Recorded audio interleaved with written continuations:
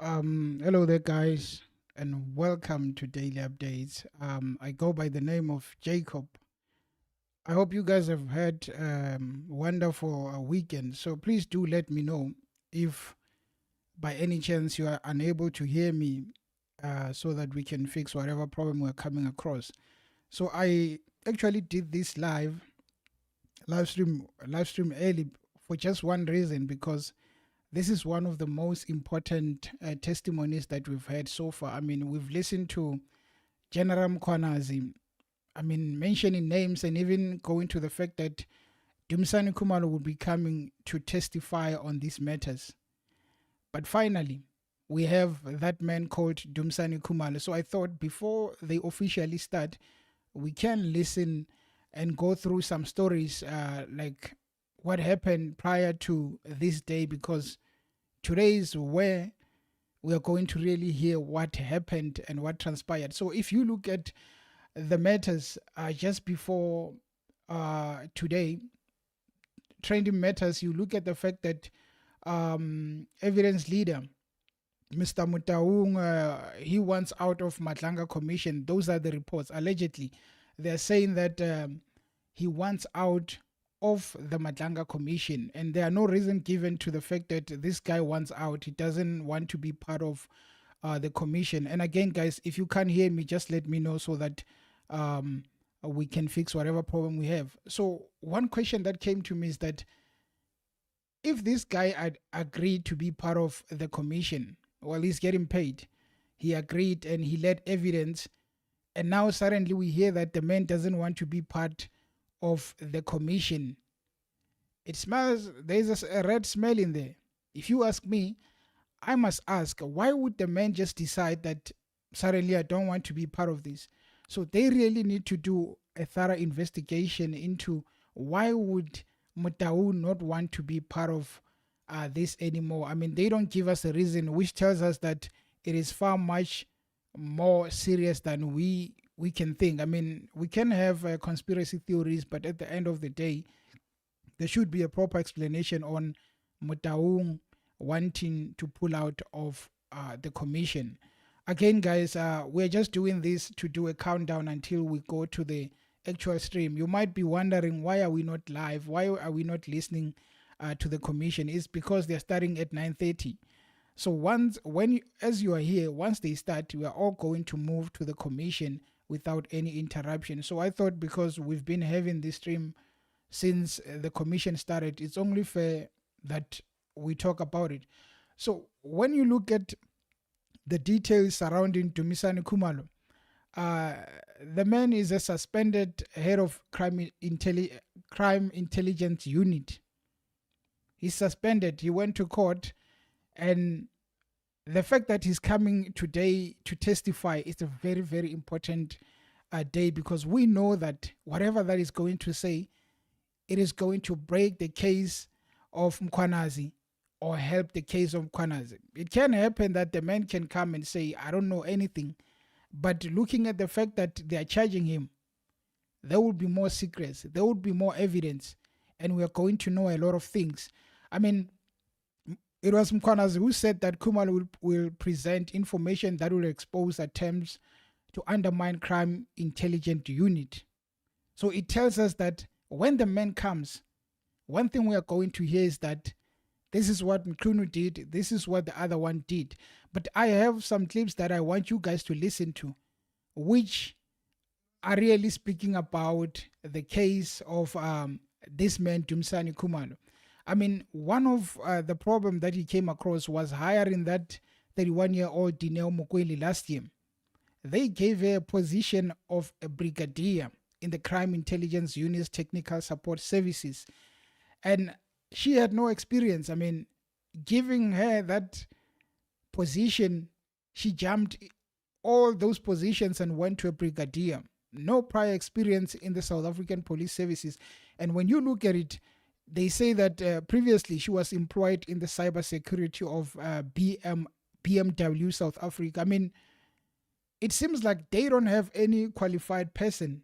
So what they did is to go and take Dineo Mukweli. We don't actually know why would they pick that person of all the people to give her the position. I mean, this was the last time they went to court, as you can see here.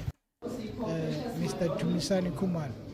They appeared on the 27th of June, but was arrested on the 26th of June for the crime relating to Dineo Mokwele, and also the corruption revolving around the crime intelligence / fund. People have been destroying that / fund for such a long time, and it's a lot of them. You remember Richard Ndulu also is involved in the allegations of that crime intelligence / fund. So some of the charges are that of Mokwele, and others involves the crime intelligence / fund. And it was General Mkhwanazi who actually said that they are trying to set him up, come up with some charges so that they can prevent what is going to happen. But hopefully we get to hear what transpired as he's going to be testifying today. And I just want to look at this issue of the lady Dineo Mokwele. So when you look at the accused people in that issue, it is people like the first one, Dumisani Khumalo, the head of crime intelligence. They are saying that the allegation is that he led the collusion to appoint Mokwele and faces additional scrutiny at the Madlanga Commission for fund misuse. The fund misuse relates to the crime intelligence / fund. And also, there is Pilani Lushaba. I'm hoping these guys are going to make an entrance at that commission at some point. So Pilani Lushaba also is also accused, and he's the CFO of crime intelligence, and he is involved in false statements to Treasury and internal audits. Nozipo Precious Madondo, head of intelligence analysis and coordination, and they're saying that part of the common purpose scheme.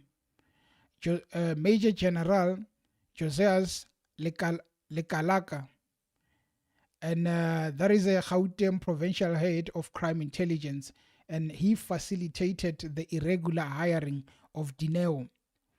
Then there is Major General Zwelithini Kapela, and head of technical management services, oversaw the technical aspects of the appointment. Brigadier Pindile Ngube, the section head personnel security vetting, bypassed vetting protocols. You see how many people are involved in this issue of Dineo. And lastly, is Dineo technical support system manager, crime intelligence, accepted the gift of the job despite ineligibility. I mean, people have their say on this matter. And guys, thank you for tuning in. Those who have just arrived, you might be wondering, why is this guy talking instead of the commission? It starts at 9:30, so it's only fair that we start now. I mean, it's like about less than 40 minutes to go. It's only fair that we start now, and then by the time they start, we just all tune into that stream and then we listen to it. I'm doing this because this is the most important. If you think about the fact that Mkhwanazi sat there and dished out all those problems that we are having in the country, the man that is coming now is going to do more justice to the case of Mkhwanazi. So Mkhwanazi and Dumisani, it's more like them working alongside each other, because whatever that Mkhwanazi said, it will be supported by Dumisani. I do hope he's not threatened. He comes and tells his story, because if he doesn't tell his story, there is a case that he has to face. He might go down without bringing those who are in charge down. We are talking about a minister who is now on special leave, and they're doing all these things because of that same minister. And again, guys, thank you for tuning into the live stream before we officially start.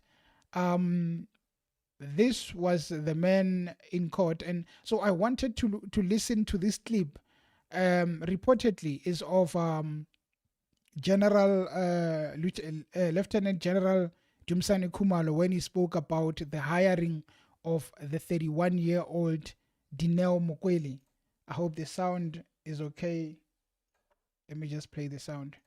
Who was previously employed at BMW SA without meeting the minimum requirements. Maybe a quick brief on those allegations.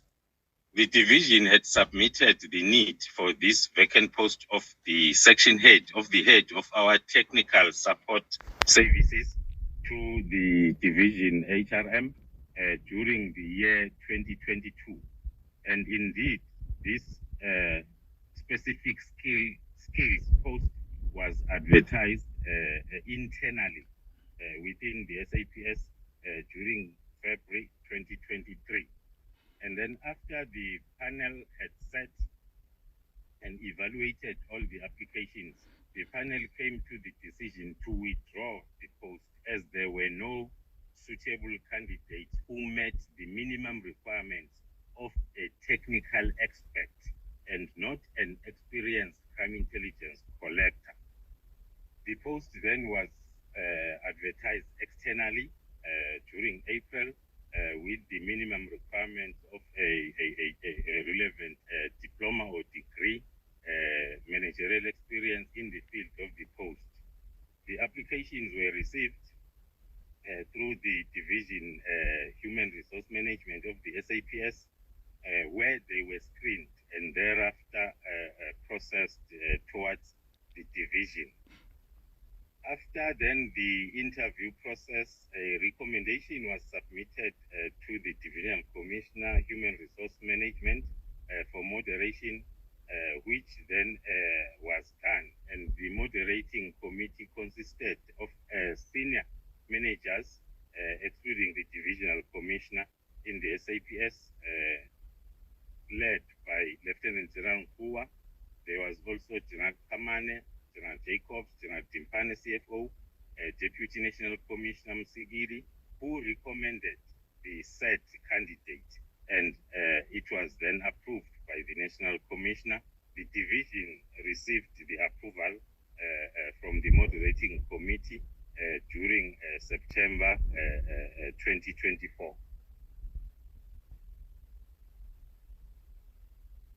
And then touching on maybe the qualifications and experience that were considered during the selection process. The successful candidate that was appointed has a national senior certificate, a national diploma in mechatronics engineering, the BTEC in industrial engineering, and currently she is finalizing or completing her MBA in business administration. She also has certificates in project management, also in the Nugela Public Service Pre-Entry Program, as well as leadership training program. When we come to experience, the candidate had 7 years experience in the middle management and supervisory level within the specialist role of fastening and planning, earning around 1.1 million per annum, which is between the salary scale of a colonel and a brigadier in the SAPS. Then the duties that were considered, that were performed by the senior manager before the appointment, she was managing a team of 15 technicians and artisans, overseeing the calibration and maintenance at the lab workshop, also conducting safety and process audits, preparing and managing maintenance budget, performing the resource planning for as well as the analysis maintenance data, as well as market. She was previously also a marketing executive in the Tshwane University of Technology, as well as a mechatronics assistant at the same BMW for the year. So the above qualification and experience qualified this candidate in terms of the minimum requirements of the post as advertised. She also has a valid driver's license, which was issued for the first time in 2014 and continuously renewed. Upon her appointment, she applied for security clearance. Sorry for that, Chair. She applied for a security clearance as required and the vetting process is underway. Lastly, it is not true that the successful candidate is related to one of the senior managers in the division, Major General Lusha. Then maybe touching also briefly now on the other appointment.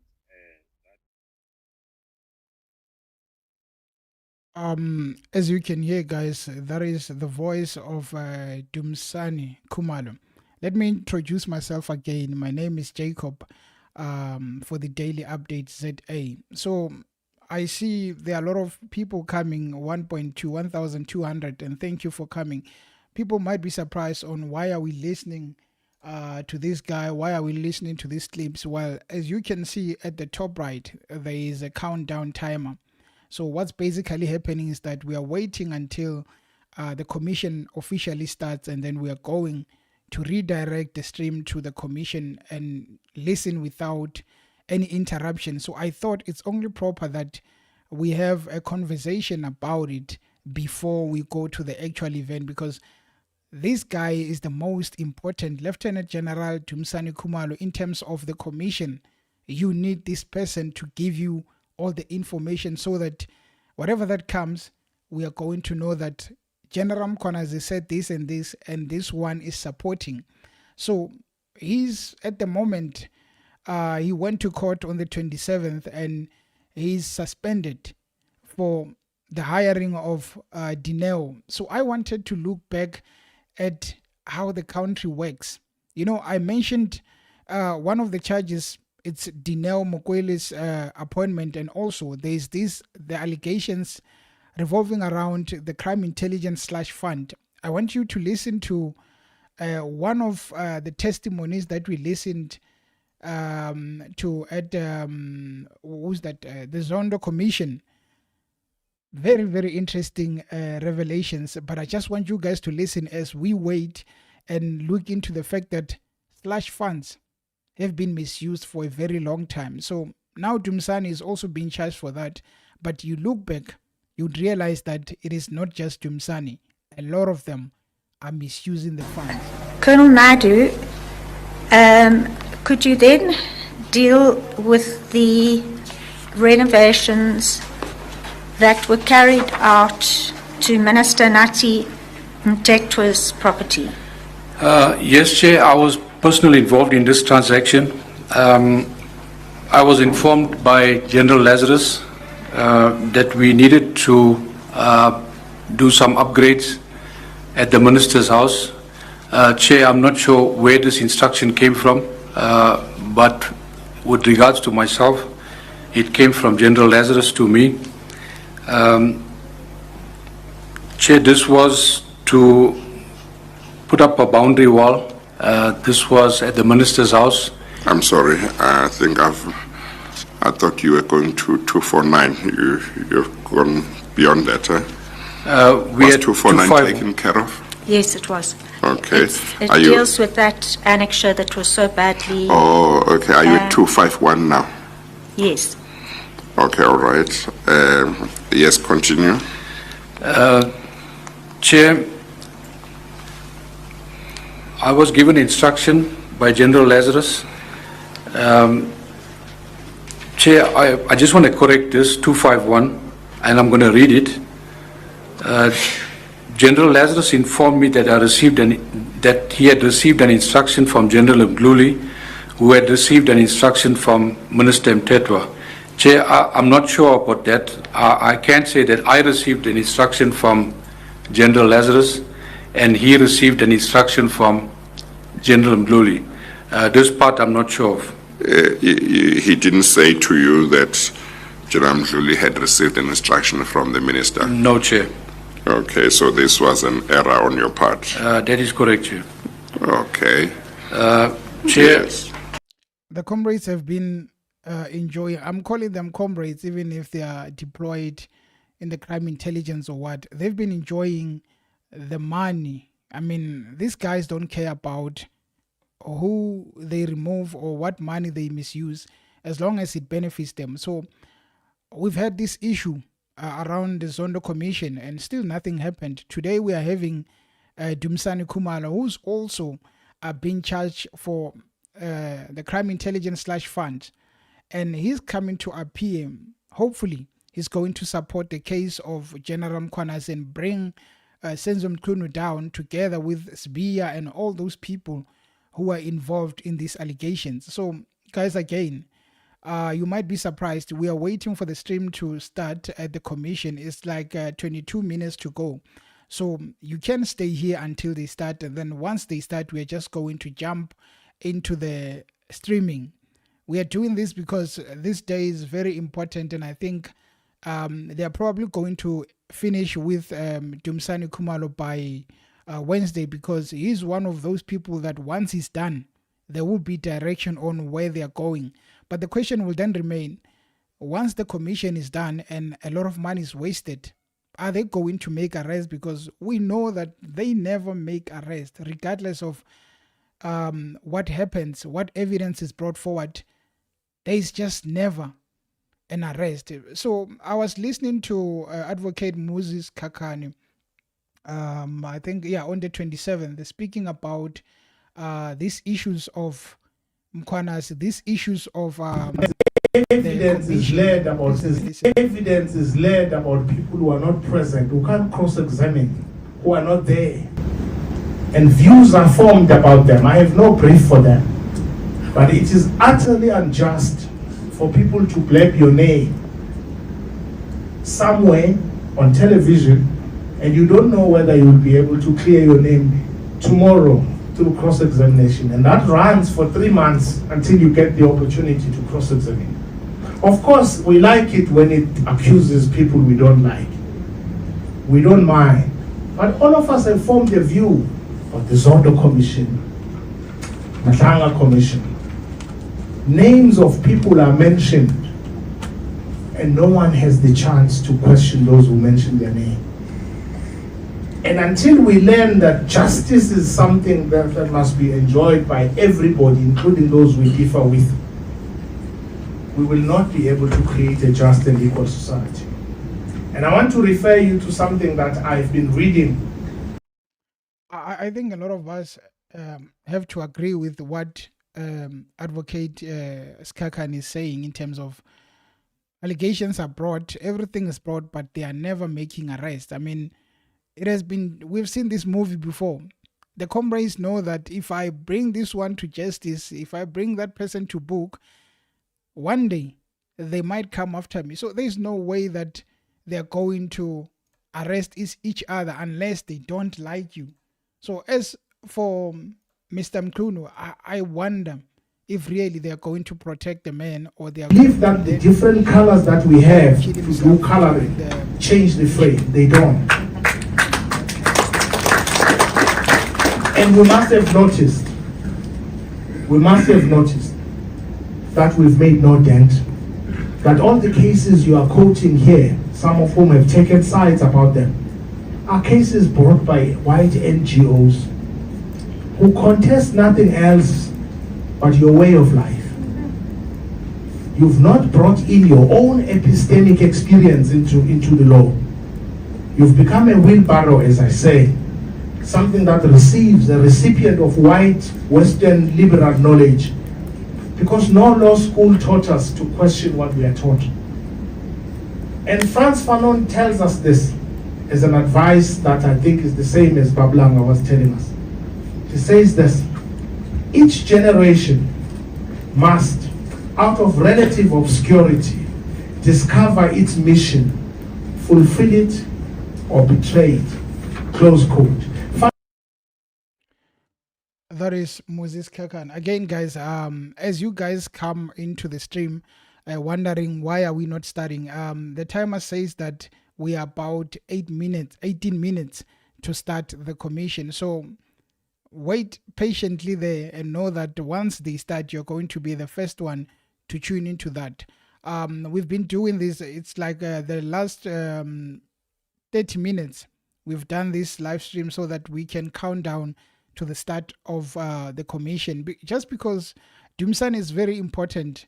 And if they have Dumisani and he comes and gives evidence, at the end we are going to know what is going on. Just remember, Advocate Terry Mutaun says that he doesn't want to be part of the commission anymore. He has already started as an evidence leader, but he's deciding that he wants to pull out. One could really ask, why would you decide now that you are pulling out and you've been in the commission so far and you've led evidence? What's so important that we can't even be told? All they're saying is that reports are that the man doesn't want to be part of the commission. Reasons, nothing is given. So that, again, it sounds very fishy. And Smani Mani Mazbugo says, Mutaung, why you want to leave? That is the question I'm also having, that why would you want to leave? Again, guys, we have about 17 minutes to go, and we are going to start with the Madlanga Commission. Very important day, and I hope we are not really let down in terms of the evidence that is given. I've heard General Mkhonazi saying that Dumisani will come and give you evidence on this part. He will give you backup proof on the fact that this occurred. And I think wherever Senzon Klunu is, wherever the rest of them are, they are probably so scared, waiting patiently, the same as us, to listen and hear what is going to be said. So I want Dumisani to really go at them and expose these people. Young woman. I also have a clip from Thabo Mbeki, who was speaking about the issue of important. The SAPS. No, I think the important issue that's being raised by correctly by Lieutenant General Mkhonazi is the kind of rot that is set in our country.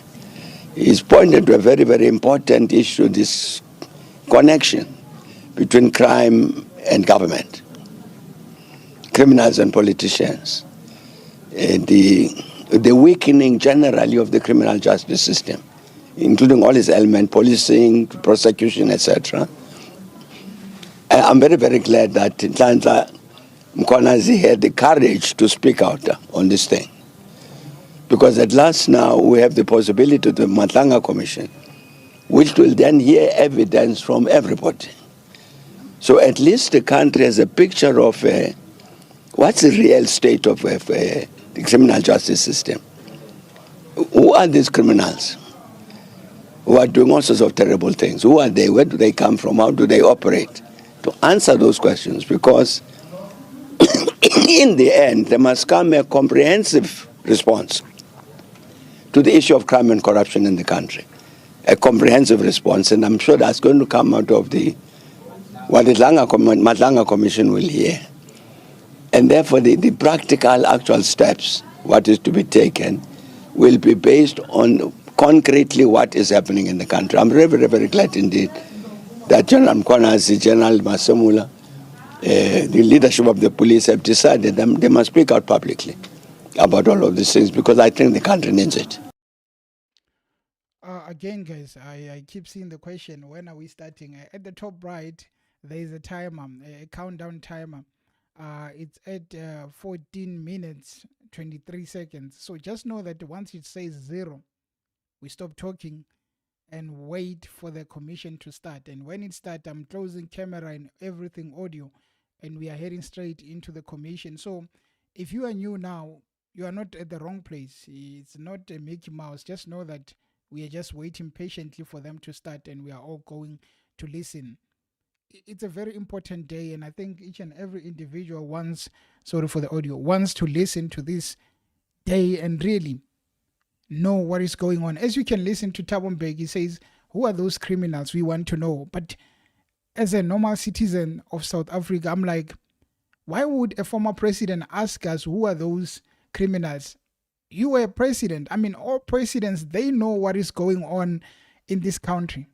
If they are criminals, surely they have an intelligence on the fact that this one is doing that one. It seems like they're waiting the same as us to say, well, evidence has been brought forward by someone who's not a coward. Many have been cowards, they couldn't come, so it's brought. What do we do now? We've head to the Zondo Commission. The video says high volume. I'll fix that next time, sorry. So what happened is that we've had the Zondo Commission.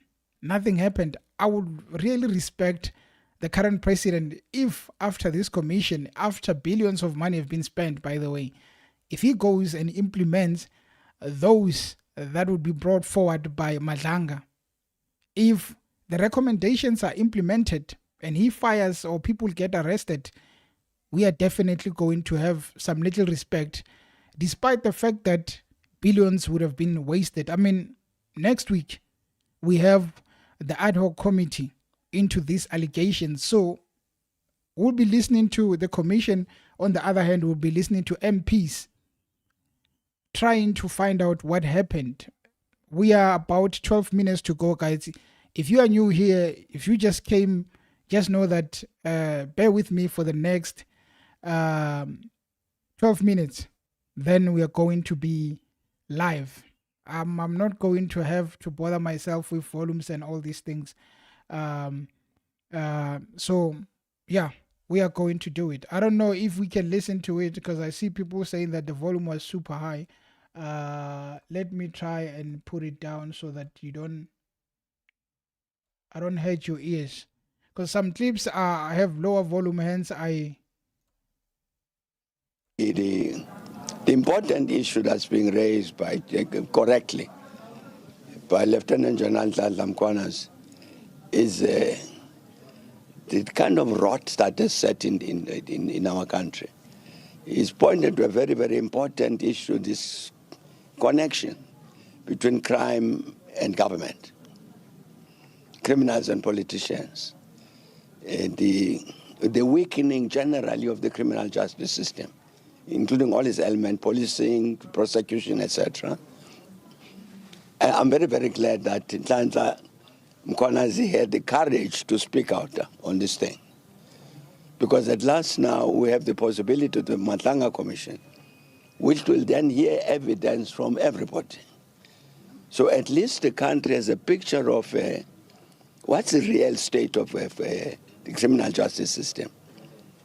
Who are these criminals who are doing all sorts of terrible things? Who are they? Where do they come from? How do they operate? To answer those questions, because in the end, there must come a comprehensive response to the issue of crime and corruption in the country. A comprehensive response, and I'm sure that's going to come out of what the Madlanga Commission will hear. And therefore, the practical, actual steps, what is to be taken, will be based on concretely what is happening. We are 10 minutes away from officially starting. So, guys, I know we are all patiently waiting, and I've seen the issue with the volume, which now I understand what occurred. But anyway, we are 10 minutes to go. As you can see, it's 9 minutes 50 seconds. The top right of the countdown, we have a countdown there, 9 minutes, and then we are going to officially start as we continue to listen to Thabo Mbeki. Happening in the country. I'm very, very, very glad, which will then hear evidence from everybody. So at least the country has a picture of what's the real state of the criminal justice system. Sorry to pause this. So this is what I'm saying. Thabo Mbeki wants to know about the real problem, the real rot of this corruption.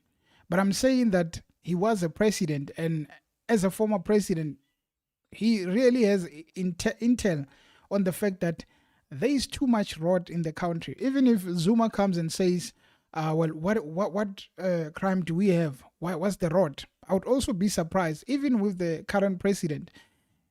Of course, they want to prove through the commission, but the fact that the commission is not binding, it's what led us here after wasting billions of money there in Zondo Commission. 8 minutes to go, guys.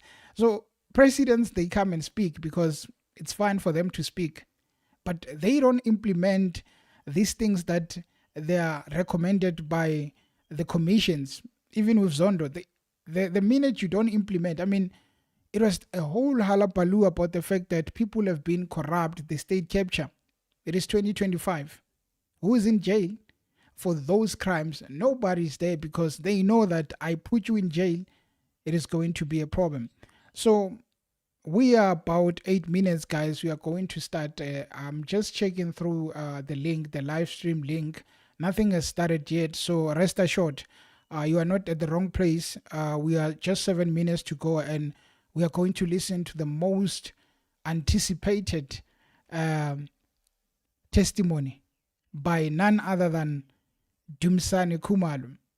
We heard what General Mkhwanazi said about the fact that this man is going to bring all the evidence, and once he brings the evidence forward, we'll hear who's done what, and when. And again, guys, it would be a pleasure if you can click that subscribe button, and also the like on the stream to help the stream go further than that. And yeah, we are about 7 minutes 15 seconds.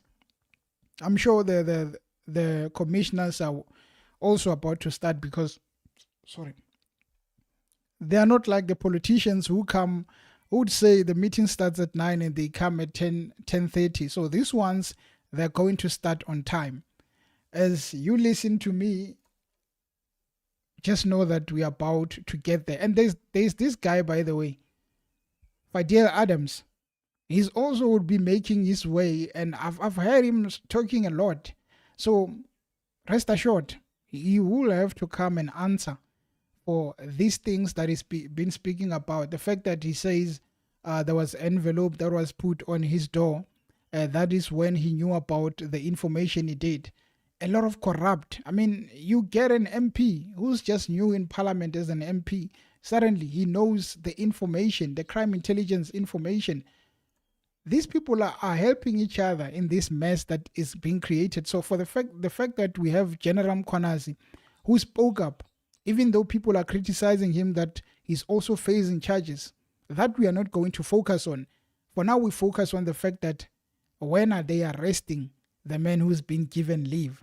So again, guys, Tabo says the sound is fine. I don't know if you guys saying it is not fine. I don't want to make it so high that it hurts your ears. But again, guys, we are about 5 minutes to go. And when that 5 minutes hit, definitely, you are no longer going to listen to me.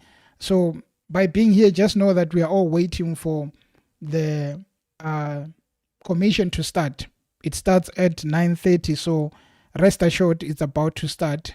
As I look at the time, it's only 5 minutes. I'm sure we can just wait for 5 minutes to see what is going to happen. I can play that clip of Tawombeki again as we just push time. No, I think the important issue that's being raised correctly by Lieutenant General Mkhwanazi is the kind of rot that is set in our country. He's pointed to a very, very important issue, this connection between crime and government, criminals and politicians, the weakening generally of the criminal justice system, including all its elements, policing, prosecution, etc. I'm very, very glad that Mkhwanazi had the courage to speak out on this thing. Because at last now we have the possibility of the Madlanga Commission, which will then hear evidence from everybody.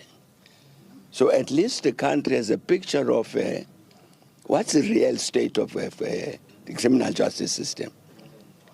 Who are these criminals who are doing all sorts of terrible things? Who are they? Where do they come from? How do they operate? To answer those questions, because in the end, there must come a comprehensive response to the issue of crime and corruption in the country, a response, and I'm sure that's going to come out of what the Madlanga Commission will hear. And therefore, the practical, actual steps, what is to be taken, will be based on concretely what is happening in the country. I'm very, very, very glad indeed that General Mkhwanazi, General Masemula, the leadership of the police have decided they must speak out publicly about all of these things, because I think the country needs it. As he mentions, okay, let me not forget to say this. It's 3 minutes to go, guys. You are not at the wrong place. In 3 minutes, we are about to start. It's officially starting. I'm going to close my camera when we are like 1 minute to go. As I see, it's 26 minutes past. So we are going to wait 1 minute until the commission officially starts, because it starts at 9:30. So as we are waiting for that, I remember when Fanima Semola was testifying, and I thought the first day was really, really bad because it looked like the guy was not comfortable, and he came the second day and did a good job. So I'm expecting Dumisani Khumalo to really do a good job in terms of helping the country know what really happened. As you can see, the top right, there is a timer there telling you how long we have until the commission starts. So rest assured, we are going to start. I know the fact that people are eagerly waiting to hear what is going on, and I'm also waiting like everybody, guys. And so I see we are just 3 minutes, the official time, and on the timer we have like 2 minutes until we prepare to just cross over to the live streaming. So as we do that, guys, please do click the like button on the stream just to help it go up a bit. And also, I see trending on Twitter, Julius Malema is in court today. I believe he has already started. He's going to know his fate. Is he being found guilty or not guilty on that firing of the gun? So as things are happening there at the commission, Julius Malema is also waiting to hear his fate. So a very interesting day today. Sylvia Motung says subscribed. Thank you very much for subscribing to the channel. So as we are waiting to hear what's really going to happen there at the commission, Julius Malema is also going to find out, is he guilty or not guilty? Anyway, the time goes. We are like 1 minute on the timer, but 2 minutes officially for the Madlanga commission to start. You guys, I hope you guys won't mind. I'm just going to transition, take like less than 10 seconds when they officially start to transition to 10 seconds is a lot, 5 seconds to transition to the live streaming at that event. So rest assured, you are not going to miss anything. We are all going to listen to that. Castro, they are starting in 2 minutes. Well, my timer says seconds, and I can see the actual time says 9:28. So anytime from now, they're starting.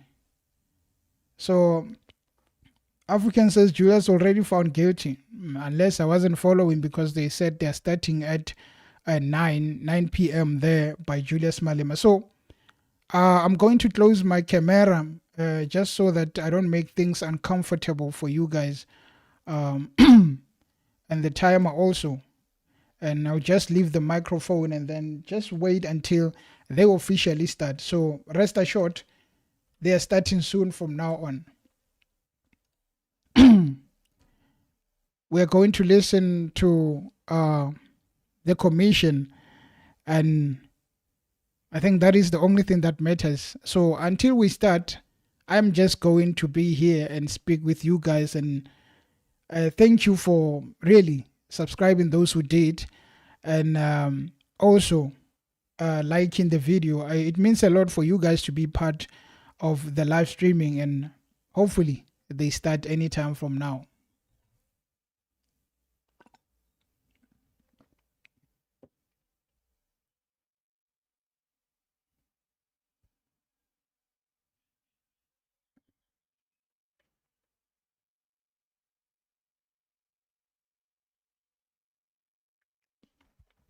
It should be starting anytime from now, as we are at 9:30.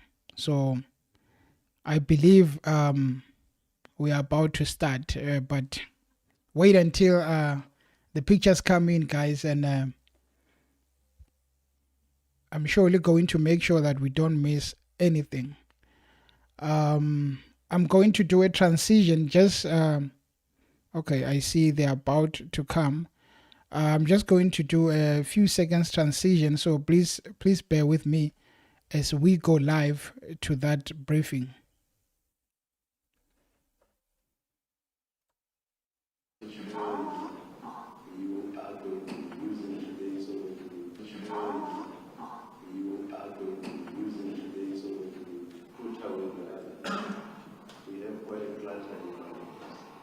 Not clutter in a negative sense.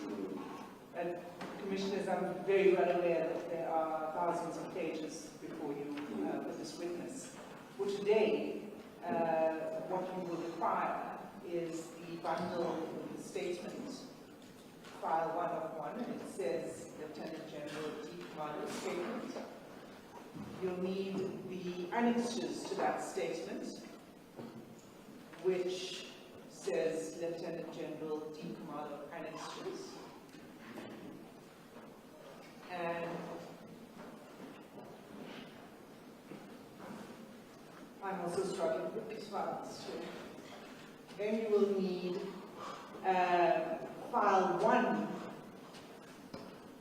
which is marked annexure WB1 and WB2. So those are the 3 we'll require today.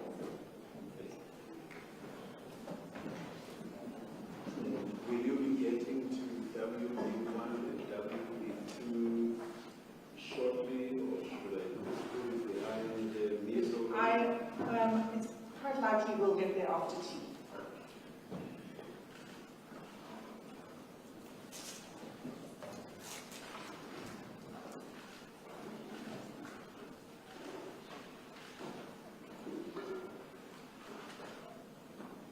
We are ready. Thank you, Chair. General Khumalo, you would have heard me explain to the Commission the files that we have in front of us. So the 3 for today is the statements folder, the annexes to the statement folder, and the file that says WB1 and WB2. Do you have those in front of you? That's correct. Thank you. So if we could begin with your statement. General, if you could please speak up a bit and bring one of the 2 mics right in front of you, please.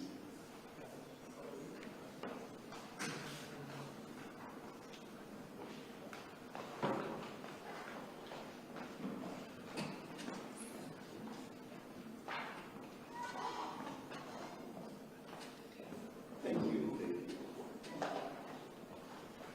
General, your statement is 78 pages. Can you go to page 78?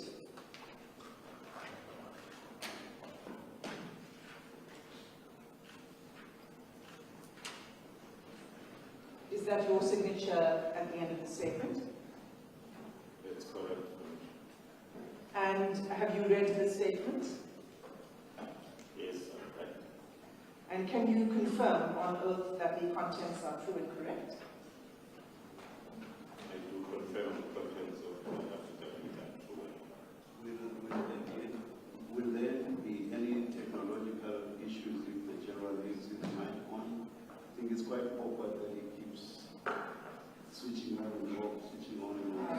I'll be guided by the techies on that. Who can give us guidance? Is there anyone, technical person?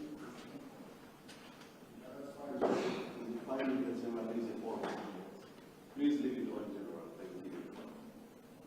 I assume that it's also fine if I leave mine on as we proceed. Is it final code? Is it final code? Okay, if we can begin at the beginning.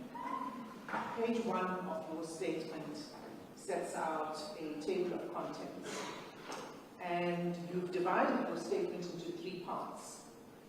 Can I ask you, for those who don't have the statement in front of them, to just go through the headings of your statement so that people have a roadmap of your evidence? I will also give my role within SAPS leadership, and then lastly, under Part A, I will take the Commission through the establishment of the Political Killings Task Team. Under Part B, I will be dealing with the evidence of infiltration and the influence of organized crime in the criminal justice system. I will also deal with organized crime in the Republic of South Africa, as well as the events that led to the Gauteng counter-intelligence operation, also, and give further evidence on infiltration of the criminal justice system. Under Part C, I will be dealing with the disbandment or disestablishment of the political killings task team, with specific reference to the 121 dockets that were returned.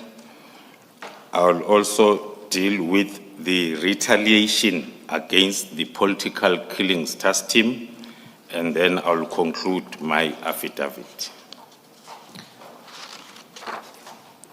Thank you, General Khumalo. So, paragraphs 1 to 4 then of your statement. You provide your current position and your reasons for furnishing a statement to the Commission. Can you please explain those paragraphs to the Commission? Introducing myself, I am Lieutenant General Khumalo in the South African Police Service, currently holding the rank of a Lieutenant General, and the post title, I am the Divisional Commissioner of Crime Intelligence since the 1st of December 2022. Coupled with my current title and position, I have also been the project leader of the political killings task team since I succeeded Major General Ramatswele, who retired at the end of September 2018. But from the inception, I was the project coordinator for the political killings task team since July 2018. In finishing this statement, I'll describe the history of the political killings task team from its establishment date, and also I will show the role that organized crime cartel played in an attempt to close down the political killings task team. It is my view that the attempt to disband the political killings task team was due to the influence of a particular organized crime cartel over the Ministry of Police, as well as the South African Police Service, who mistakenly thought that the political killings task team was investigating the same cartel. Thank you. Before we proceed to paragraphs 5 and 6, you have indicated that the evidence that you provide today is what you're able to speak of in public, and that there's additional evidence you wish to submit to the Commission. Can you address that, please, with reference to paragraphs 5 and 6? That's correct, Commissioners. Included in my affidavit is all the evidence that I'll be able to share in the public hearing. But alongside this evidence set out in this statement, there is also considerably more evidence at my disposal that cannot be shared in a public space for the following reasons. Sharing some of evidence will expose our methodologies, will expose our informants, the resources, taking also into consideration the high risk, the current threat assessment of the Gauteng organized crime, Gauteng counterintelligence investigation, as it's still ongoing. Also sharing some of the information will compromise the same ongoing investigation.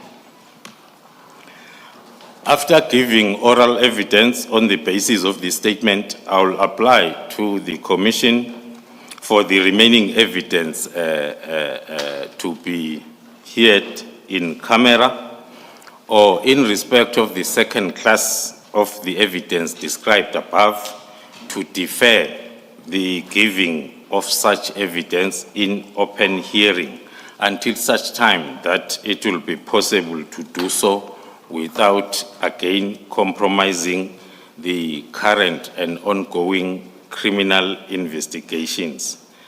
As I've said, for the safety of those involved and the protection of the investigation itself. Can I just check, Mr. Sim, the second class of evidence general that you referred to, is that what you have in paragraph 5.2, where you say giving some of your evidence in public would prejudice against ongoing criminal investigation? Is that the second class you're referring to? The second class, Commissioners, refers to if it happens that during the sitting of the Commission, there is some of evidence that can safely be shared in public, will do so. Do I understand you to be saying, General, that if current and ongoing criminal investigations reach a point where they're concluded before the Commission has completed its investigations, that you would share that publicly? That is correct, Commissioners. Thank you. Can we then turn, your next topic that you address is your service history and your background. Can you please explain to the Commission with reference to paragraph 7 to 9, your background? Thank you, Commissioners. As I've introduced myself, I've been serving as the Divisional Commissioner of Crime Intelligence since December 2022. My whole service history is contained in the SAPS 96 record of service that is attached as Annexure SDK 1, and I confirm its correctness.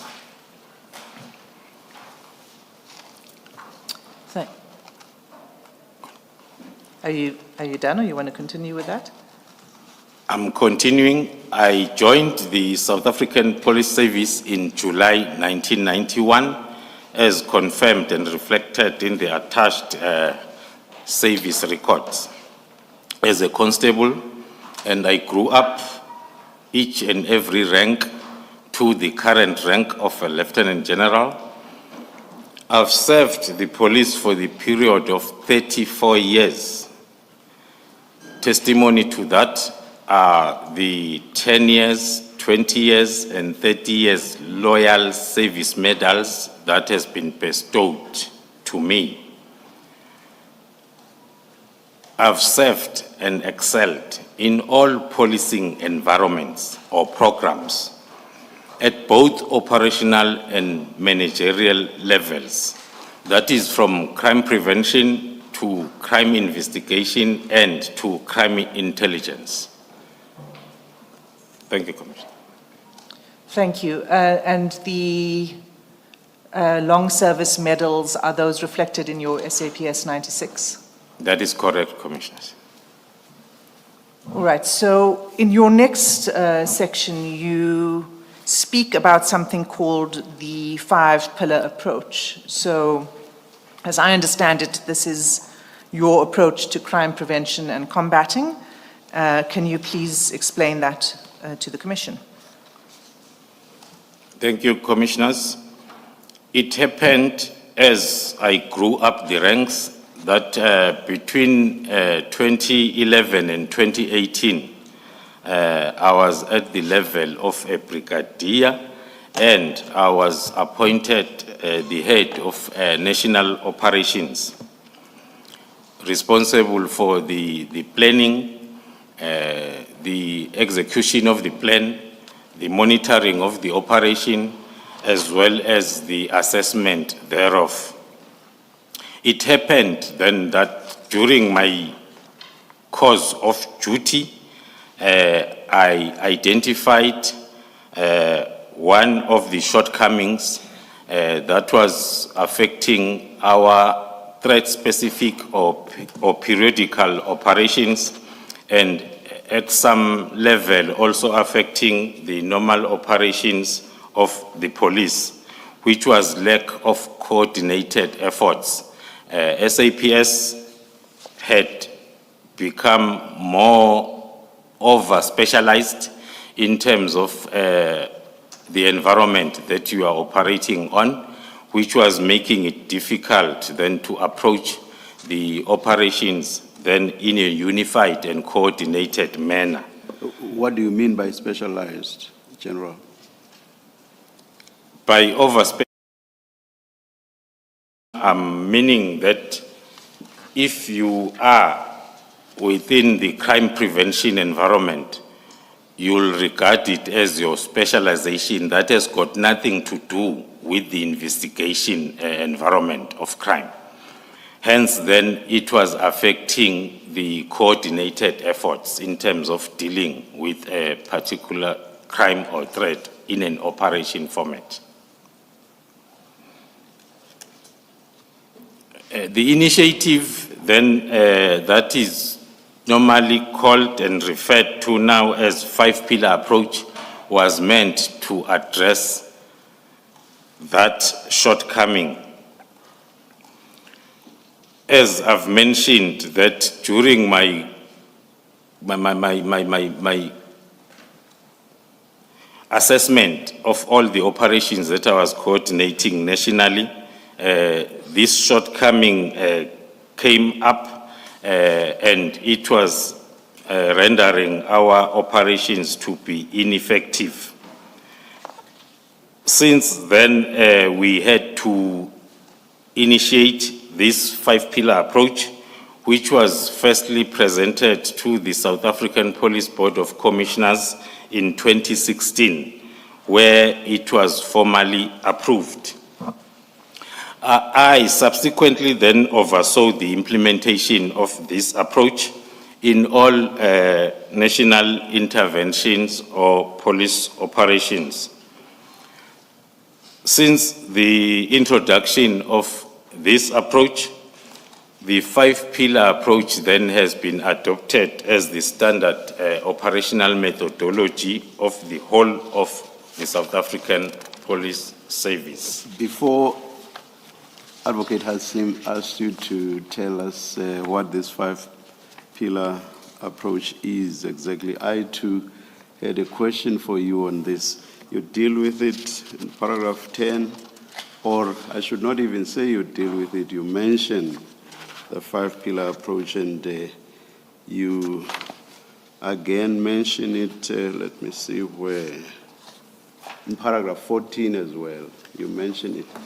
But nowhere, unless I've misread your statement, nowhere do you tell us or give us the five pillars. What are the five pillars themselves? I'm asking because of the later mention in paragraph 14, it seems that it is of relevance. If you had just mentioned it in passing in paragraph 10, I would not have bothered, but paragraph 14 suggests that it is relevant. So that's why I want to know what these five pillars are. So, General, the Chair is asking the relevance of the five-pillar approach plan and what the content is.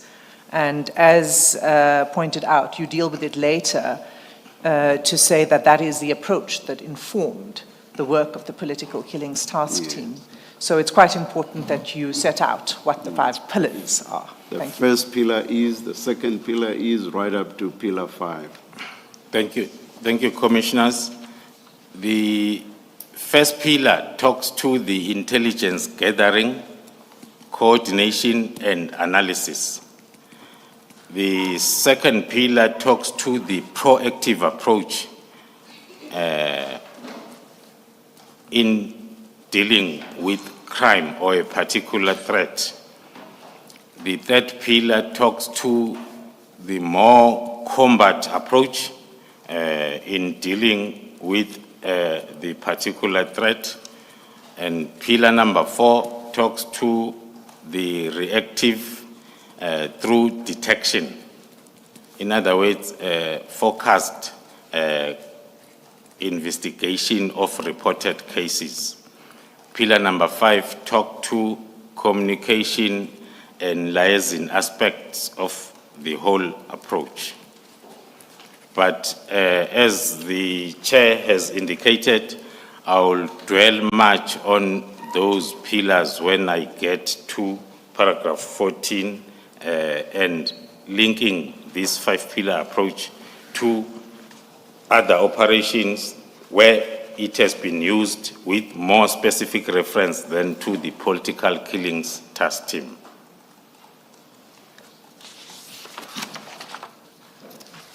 Thank you, General. You also give an example,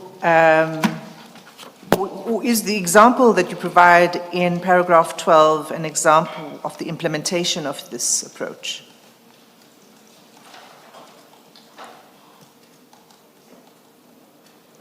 Thank you, Commissioners. Yes, indeed, in paragraph 12, we are noting one example of a successful application or implementation of this approach in one of our national intervention operations that we ran in 3 provinces, which was Madlanga, Limpopo, and KwaZulu-Natal, that was focusing on rhino poaching or wildlife trafficking.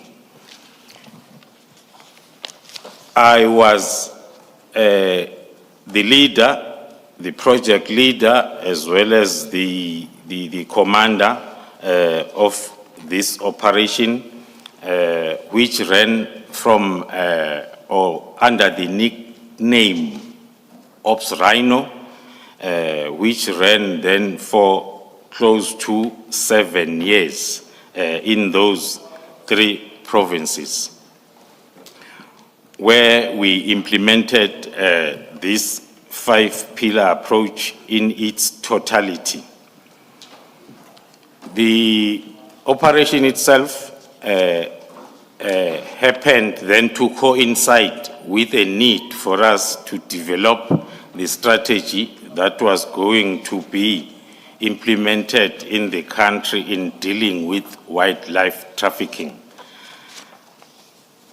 I was part of the leadership that developed the strategy that is now referred to as National Integrated Strategy to Combat Wildlife Trafficking in South Africa, which is, of course, internationally recognized as we speak, and it was the first of its kind in the country and was approved by the Cabinet during May 2023.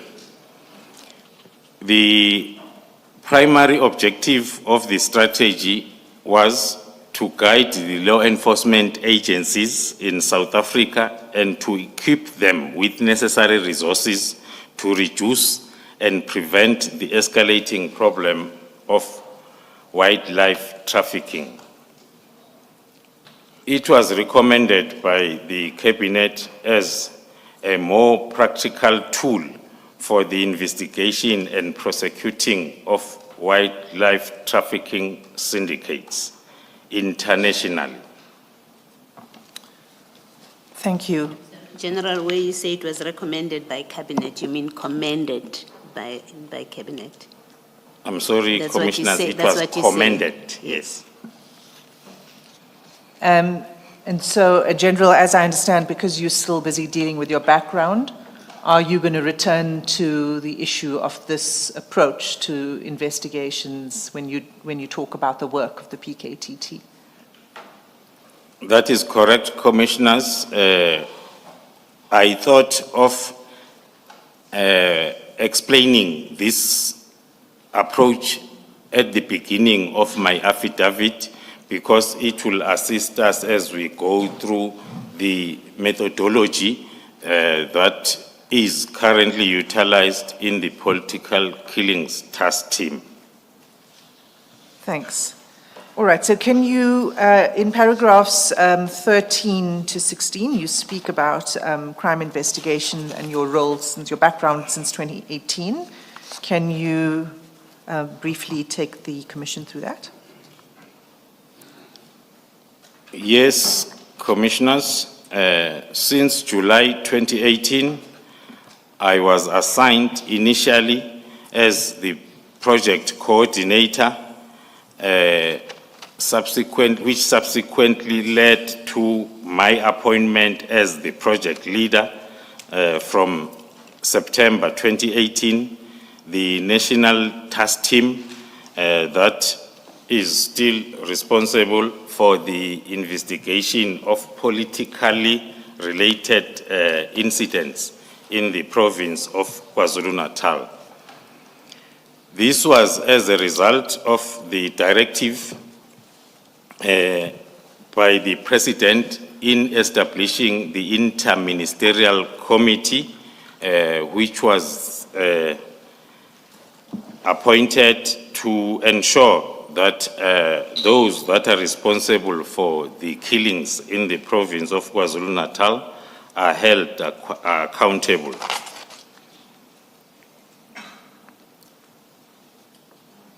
During my initial days in the project, it became clear from also the assessments by the Inter-Ministerial Committee, as well as ourselves as the new command, that the investigations in these cases were not yielding any successful results for a variety of challenges that I will also indicate as I move on with the briefing on the establishment of the political killing task team, as well as methodologies employed. It was during the initial stages that I have to develop the strategy that was going to be used. The strategy of which now we refer to it as tried and tested. It is the analysis-led investigation using organized crime approach. General Mkhwanazi and General Masemula told us about the prosecution-led investigation process. You have now added analysis and prosecutorial driven, you call it. Can you explain to us this new aspect of analysis-led, which the other generals did not mention? Thank you, Chairperson, Commissioners. The analysis-led is the initial approach or the initial plan that we developed at the beginning of the project. The integrated approach came few months down the line. Hence, then I thought that I start from the beginning just to show the investigative approach before we expand it to include then other stakeholders. The analysis-led approach was basically meant to bring different expertise from within SAPS to work in a coordinated fashion. Our approach was, let us get our house in order first before we invite other stakeholders, so as then the integrated approach will be more effective once then we have sorted our own issues within SAPS. Do I understand you then to mean that the analysis-led was not something applied on a case-by-case basis? It's something that you engaged in at the initial stage, because I do know that the prosecution-led process, the analysis-led process, was not something applied on a case-by-case basis. It's something that you engaged in at the initial stage, because I do know that the prosecution-led process, the analysis-led process, was not something applied on a case-by-case basis. It's something that you engaged in at the initial stage, because I do know that the prosecution-led process, was on a case-by-case basis. Each case involved prosecutors engaging with the investigators, making suggestions to them on what to investigate, hence prosecution-led investigations. So obviously, that's on a case-by-case basis. Now, I understand your answer with regard to analysis-led to mean that you did the analysis as different role players within SAPS, and I understand this to have taken place at the initial stage. Do I understand you correctly, or was it also applicable on a case-by-case basis? Thank you, Chairperson. Commissioners, partly it means that, but correctly so. It means the analysis-led approach is also utilized on a case-to-case basis. To explain it further, is we moved away from the investigators-led investigation. We moved towards analysis-led. Hence, even now, our team is made up mainly of different analysts that are leading the investigating team towards the direction that is directed by the information at hand, starting from the initial statement from the docket, which will need a thorough analysis from the operational analysis point of view. But then we'll line up then all the analysis capabilities that are available in the South African Police Service that we know they are there. Your forensic analyst, your ballistic analyst, your call data analyst, your communication analyst, all these different types, your financial statement analyst, we brought them together so as the plan for the investigation of each and every case moves, each and every analyst will be able to deposit their input for the operational analysts then to look at the holistic picture and be able to direct the investigation of each and every case towards the right direction. Thank you, Chair. Thank you, General. Am I right that you will be dealing with this in more detail with reference to SDK 4, which is the Integrated Strategic Plan for Investigation and Prosecution of Politically Related Cases? That is specifically correct, for the PKTT. So you will come back to the question that the Chair asked later on in your evidence with reference to your plan. Is that right? That's correct, Commissioners. Thank you. So we're still in the background. Can you explain your background in crime intelligence? So that would be paragraph 17 onwards. I think that's where you were. If there's something you wish to say before you get there, you're free to do so. I can proceed to paragraph 17, Commissioners. Sorry, you skipped 15. May or may not be relevant. I thought so. Thank you, Commissioner Khumalo. So before we get there, can you deal with paragraphs 15 and 16? Thank you, Commissioners. Paragraph 15 and 16 are the extension of the explanation as to how we assess the analysis-led investigation that was implemented in the political killings task team. Perhaps I'm sorry, Advocate Hassim. I'm very sorry, General. You were at 14 and I'm the one who moved you away from that after asking you about the analysis-led. There's something that I consider quite important, which is your last sentence of paragraph 14, the one starting the adoption of this multidisciplinary. Perhaps you might want to read that into the record. So that's the last sentence of paragraph 14. Thank you, Commissioners. The adoption of this multidisciplinary national task team, underpinned by the 5-pillar approach that is coming from the experience of how both proactive and reactive activities or operations in the SAPS were not so effective. The 5-pillar approach became also the basis of the approach in the analysis-led approach of the political killings task team and proved highly effective, and as it is now regarded as the benchmark for tackling contract killings of any kind.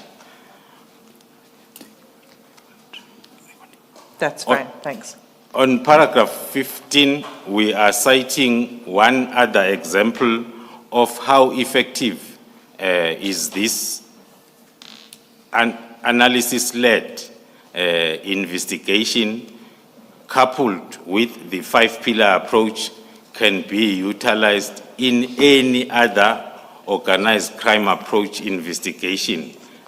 We're citing an example where the same political killings task team was assigned to the Eastern Cape in the University of Fort Hare to investigate a series of murder and attempted murder cases that are totally not related to the political environment or killings. There were incidents where the university officials and staff were targeted. It is during those investigations utilizing the same analysis-led in the Eastern Cape where then this approach proved to be effective and proved that it can be utilized in any investigation of contract killings, not only to the political killings. I will dwell much on the investigation or the extension of the mandate of the political killings task team to the Eastern Cape, more specifically University of Fort Hare later on, Chair. Can I ask you, General Khumalo, when was there already an investigation ongoing in the Eastern Cape with regard to the University of Fort Hare, or were you, as the PKTT, brought in to begin investigating? Thank you, Chair. It's one of the yardsticks that we use to assess the effectiveness of the approach, because as was the case in the PKTT KZN, the cases that were assigned to the team were the cases that have been investigated before, either by the general detectives at station level or organized crime units then at provincial level. So same in the Eastern Cape, the cases that were referred to the team were the cases that have been investigated before at station and provincial level. And why do you emphasize that? Why do you emphasize that these would be cases that had been investigated in the conventional way or by some specialized units, but were then taken over or given to the PKTT? What's the significance of that? The historical aspect of them having been investigated by some other SAPS entity before. Thank you, Commissioner. I emphasize that because our I am still in the explanation on the effectiveness of this analysis-led investigation to prove that investigations on the same case that were done utilizing the traditional way of investigation seemed to be not effective. Hence, then, as we implemented it in KZN and it became successful, and we were roped in the Eastern Cape, it also became successful. Hence, then, we concluded that it is the effective approach on the investigation, more especially of organized contract killings. I thought that's where you wanted to go, but you kept silent at some point, and that's when I decided to ask you the question. You anticipated my question, Chair. My apologies, Are you satisfied with the answer? I was too quick to the draw, I guess. No, I'm satisfied, thank you. Thank you. General, can you explain for the Commission your background in crime intelligence? And so now we will be dealing with paragraph 17 to 19 of your statement.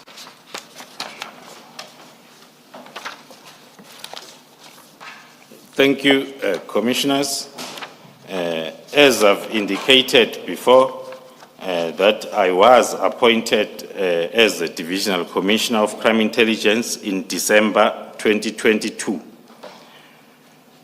This is the environment that I've spent more than a decade of my earlier career period.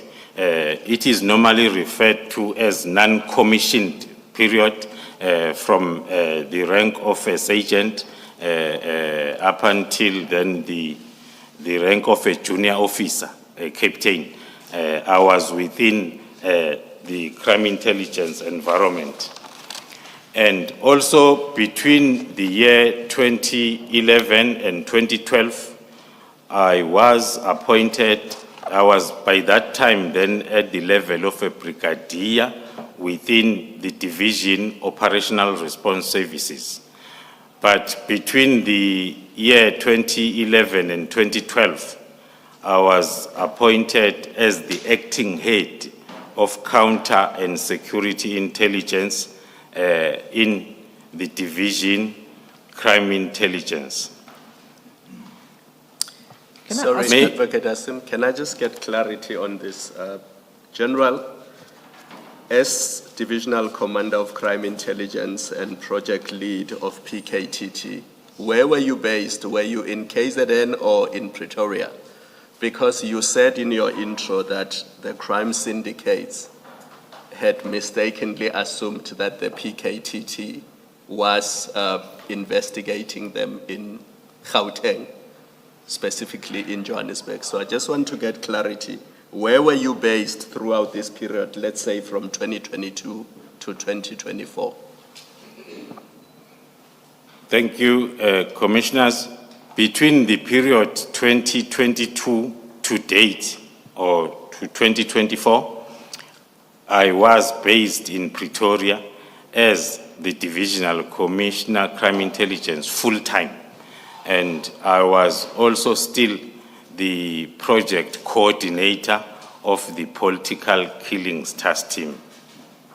No longer coordinator, General. You were coordinator until September of 2018 when General, who is it, Ramatswele, retired. You were coordinator before that and you became the leader. You referred to yourself as coordinator in 2022 to 2024. Yes, Chair, maybe then it was my mistake that I did not emphasize the fact that when I was made the project leader, I was not stripped of the title of being the project coordinator, which then happened to combine Yes. being both the coordinator and the leader. Oh, okay, okay. Yeah, it's not significant, but it's just that you differentiated between coordinator and leader. When the PKTT was established, you were the coordinator, and you said you then became the leader when General Ramatswele retired in September of 2018. So my understanding then was that there were two positions, one of coordinator and one of leader. So that's, as I say, it's not significant, and I just corrected you, or attempted to, I may have been wrong, when you still referred to yourself as the coordinator, when you said since September 2018 you have now been the leader and no longer just a coordinator. As I say, let's not get bogged down by that. It's not significant. Perhaps I could ask one follow-up question on that, Chair. When you became project leader, when you assumed that role after Major General Ramatswele retired, was anyone appointed as the role of project coordinator? Thank you, Chair. Maybe then let me link the current period 2022 to 2024 with the yesteryears. So as then we all understand. In 2018, I was holding a rank of a brigadier. It was my co-function to coordinate all national operations. I was the national operations coordinator. Hence, then I had to resume that role, that initial role in the political killings task team from July 2018.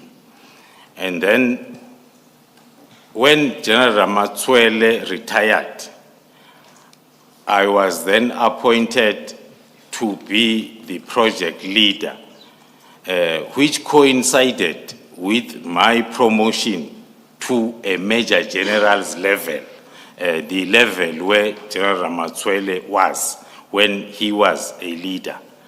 And my post then was above the National Operations Coordinator at national level. I was the head of national operations. And then there was then a head of both national operations planning and national operations monitoring. So I was then appointed to the level above the coordinator of national operations. Hence, then the coordination part of the operation that I was doing at a brigadier's level, I was still doing it now as the leader of the operation at a major general's level. So there wasn't another person who was appointed, is the answer. Thank you. I think you were dealing with paragraph 17 when the question arose. Can you continue from there? Yes. Thank you, Commissioners. On paragraph 18. Sorry, General. On paragraph 17, before you leave it, you say that when you, prior to your appointment as the Divisional Commissioner Crime Intelligence, the division was beset by numerous challenges. What challenges were you faced with? You then go on to say that you introduced a management style to deal with this, but perhaps you could just explain what the challenges were when you took that office. Thank you, Commissioners. Maybe then if I may reverse a little bit, coming to the question, starting or linking it up with my acting period between 2011 and 2012 as the acting component head within Crime Intelligence Division. So as maybe it's clear, Commissioners, I'll attach names during that period. it is the period when the current Provincial Commissioner of KwaZulu-Natal was the acting National Commissioner. And the current National Commissioner was the acting Divisional Commissioner of Crime Intelligence. And the current Divisional Commissioner of Crime Intelligence was the acting component head within Division Crime Intelligence. That is between 2011 and 2012. The reason why I reverse a little bit before I come to my second homecoming from 2022, it's because I want to highlight the issues that will then help us understand the paragraph 18 on my affidavit. During that spell between 2011 and 2012, it was during the time when the division was in the public space for more negative reasons than positive. One might say similar to what we experienced since the beginning of this year.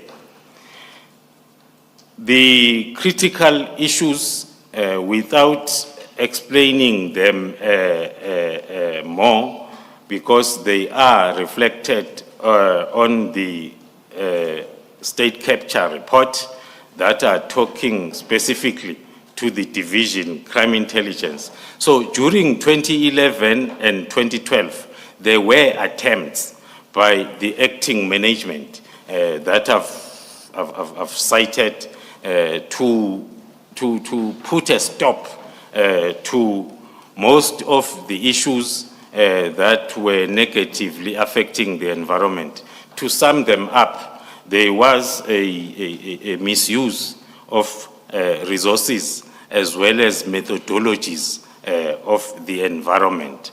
And then during those acting years, attempts were made to correct all those mistakes.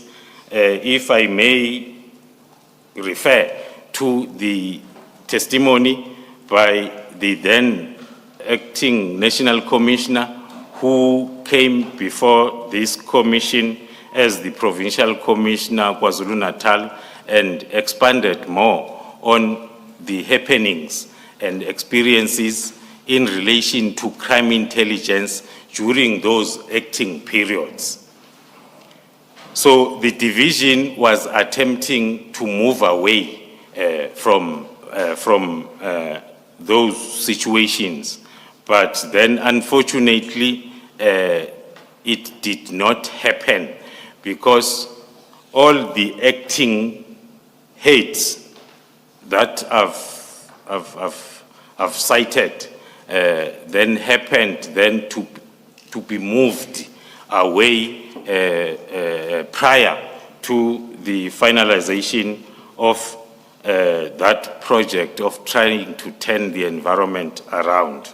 If your reference to those that were acting includes General Mkhwanazi, I understood him to say that he decided to leave and left.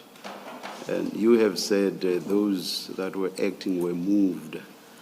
So that would not quite accord with what he said, which is that he decided to leave the position of acting National Commissioner.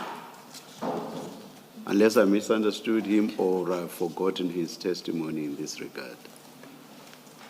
Yes, commissioners, in his testimony, it is exactly like the commissioner is reflecting, decided to move, but not out of free will. So it was the case with also the two of us, the same situation.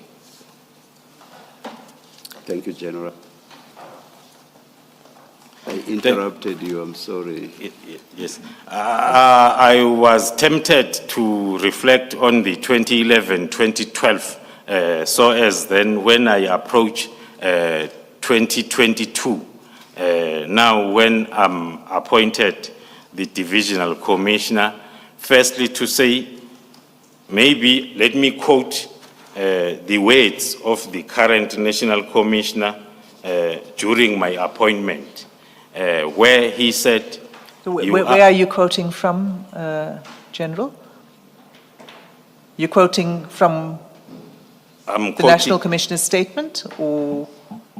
No, not the statement. Okay. Yeah, it's not in the statement. I'm quoting the words during my appointment as I'm approaching then the December 22 when I was appointed. Why I'm quoting his words is because I want to tie it up with 2011, 2012, when he said, go back there, but you must know that everything that you had implemented by then was reversed within 2 months of your departure. So as you go back there, you will start from scratch. Now I'm going to paragraph 18 to reflect as to the status of the division and the program that was put in place then since December 2022. General, you, in that paragraph 17, and remember that not everybody has got your statement, and you're missing stuff that we think is critical. In that paragraph 17, you do explain how you end up as Divisional Commissioner Crime Intelligence, and then you have spoken to the problems that beset, but then you leave out the last sentence, which starts upon assuming. So you don't explain what happens after you came into a division that was beset with problems. I think you should complete the paragraph. Thank you, Commissioner. To complete my paragraph 17, I am submitting that in the division, I introduced a management style that has since proven effective, resulting in enhanced stability, more especially at management level, and also in the improved status of compliance with various policies, as well as the cessation of resources and crime intelligence methodologies abuse. Thank you, Commissioner Baloy. You can continue with paragraph Continuing 18. Then to paragraph 18, under my leadership of the division, currently the operational performance has improved significantly. In particular, when one refers to the national security threats that are identified at SAPS level or AOP, talking to organized crime priorities. We have also managed to foster stronger relations with other operational environments. Also, the reports from most of oversight bodies, from the Joint Standing Committee on Intelligence at Parliament level, the Auditor General of South Africa, as well as the Office of the Inspector General of Intelligence, the reports for the past 2 years, they bear testimony to the improvement. What is the operational environments that you refer to here? The operational environments, Commissioners, I'm referring to both proactive as well as reactive environments of policing. General, could you be more specific? So if you're talking about reactive environment, are you talking about prosecution environment, or to be more specific? To be more specific, Commissioners, the proactive environment refers to what is normally known as visible policing, crime prevention. And then the the reactive normally talks to the investigation of crime, because our main purpose as crime intelligence is to provide actionable intelligence to both of those environments, then to effect successful policing.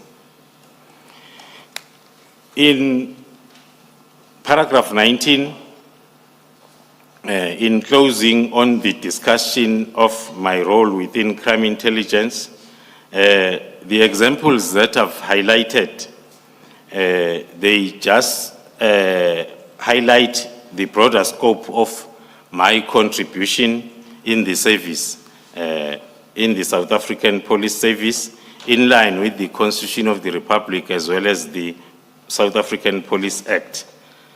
Throughout my tenure, I have sought to distinguish myself by delivering service of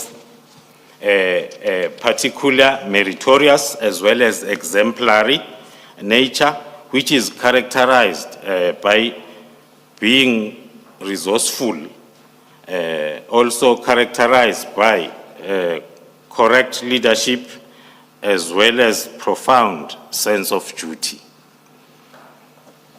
Thank you, Chair. Thank you, General. You probably come to that conclusion a little soon, because you continue to set out a bit more of your background and your leadership role. But I think that the contents of paragraph 19 are understood. From paragraph 20, you wished to set out your formal qualifications. So as I understand it, your SAPS 96 that you've addressed so far sets out your service background, but not your academic qualifications outside of your service, in-service training, if I can put it that way. Is that correct? That's correct, Commissioners. Okay, so can you describe for the Commission your formal qualifications? The formal qualifications that I possess are the Bachelor of Arts in Police Science with the University of South Africa, as well as the Certificate in Refugee Law and Humanitarian Support, still with the University of South Africa, and also the certificate from the George C. Marshall for the European Center for Security Studies. The program there was the Security, Stability, Transition, and Reconstruction that I attended then in Germany. And the copy of my CV is attached as SDK 2. Thank you. Can you then turn to the next chapter, which is your role within the SAPS leadership? And if you could just focus for now on paragraphs 22 to 26. Thank you, Commissioners. My role within SAPS leadership currently as a Divisional Commissioner of Crime Intelligence, I am responsible for the management of the whole intelligence processing process, which starts with the collection to the analysis and dissemination of intelligence to support the crime prevention, combating, and investigations within SAPS. This role, it involves overseeing the gathering component of the intelligence processing, as well as the analysis component and the distribution within our distribution centers. Moving to paragraph 23, highlighting my key responsibilities.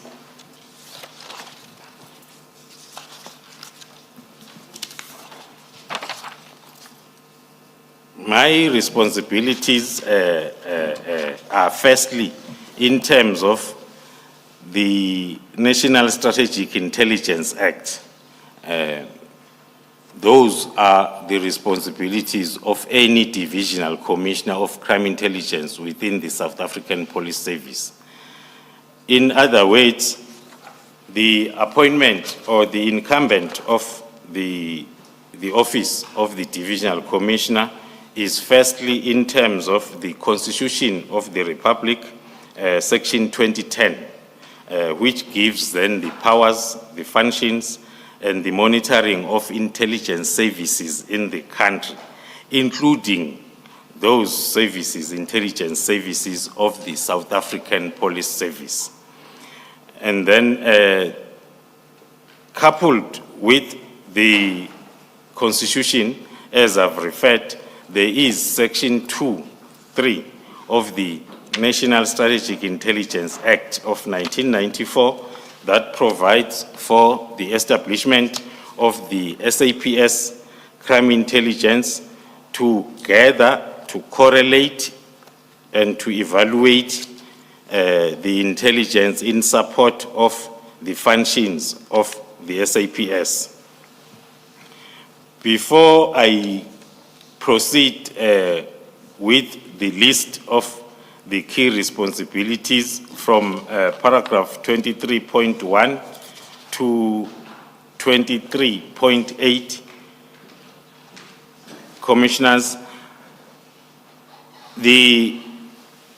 as I go through the responsibilities, I felt that I need to explain the modalities of accountability within the environment.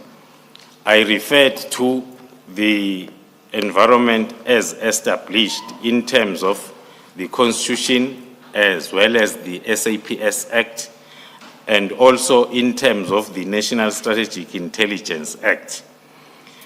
That then will tell us that the SAPS crime intelligence accounts for both overt related activities together with all other South African Police Service divisions to the Portfolio Committee of Police in Parliament, accounting for Program 4 of the South African Police Service. And the very same division, because of its establishment under the National Strategic Intelligence Act of 1994, together with other intelligence agencies, it also accounts now for covert-related activities to the Joint Standing Committee on Intelligence, also at Cabinet or Parliament level. Going back to my responsibility as listed on paragraph 23 of my affidavit, first one is the intelligence management that talks to the whole intelligence cycle from collection to analysis as well as dissemination. The second responsibility talks to the strategic oversight, where the environment is expected to collect and package strategic intelligence for the provisioning of such intelligence to the National Intelligence Coordination Center, together with all other intelligence agencies. The provisioning of actionable intelligence to the crime prevention and investigation, and to manage the resources, both overt and covert, and also to liaise and coordinate with other foreign intelligence agencies through the platforms that are in place, like Interpol and also the SADC region coordination of intelligence. As I've reflected, the key responsibility is talking to the dissemination or ensuring that the intelligence products are disseminated then to operational environments as well as at strategic level. The other key responsibility is to ensure compliance with legal requirements, both on Program 4 or within SAPS, and also the legal requirements then that are guiding the intelligence agencies of the country, and to ensure that there is support services then that is looking after all operational environments of the division. You can continue. In explaining those key responsibilities, commissioners, one will then deduct that it means crime intelligence remains the cornerstone of SAPS operations. More especially if we look at the shift of our traditional crime threat analysis moving or leaning more on organized crime, that then will tell us that this is the crucial time where then the effective intelligence within SAPS will be required. Without getting into details on paragraph 25, I am indicating that crime intelligence utilize both conventional and unconventional methods in terms of collecting intelligence for operational purposes.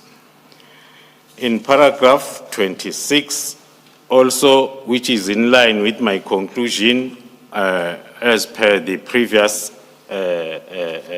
stanza on my affidavit, my extensive experience within the division crime intelligence is positioning me to address the critical issues, more especially that are referring to the infiltration of both the division as well as the South African Police Service by criminal cartels. Having served in these key leadership roles and also managed sensitive intelligence operations, I've gained in-depth understanding of sophisticated methods that are applied nowadays with organized crime groupings to compromise the operations of South African Police Service as well as the operations of the division itself. This background allows me to identify vulnerabilities in advance and then implement the most effective countermeasures, and also because one of our responsibilities as the division crime intelligence is to implement counter-intelligence measures that are directed towards protecting the operations of the South African Police Service from both the internal within SAPS and outside of SAPS from making our operations then unsuccessful. You mean the internal and external threats Yes. to the work of the SAPS? Okay. Yes, commissioners. It is very unfortunate, commissioners, that nowadays these 2 points of threats are more made possible with the strength of the internal part. The interventions in the SAPS have never been so important like nowadays because of the level of threats that are from within the department or the organization itself. On my next part of the statement, I will be focusing on the PKTT, its establishment, expanding on its working model as well as successes, and also to demonstrate the reasons related to the ineffectiveness that have never been seen before or made to be ineffective of the political killings task team as a reason for its disbandment. Thank you, Chair.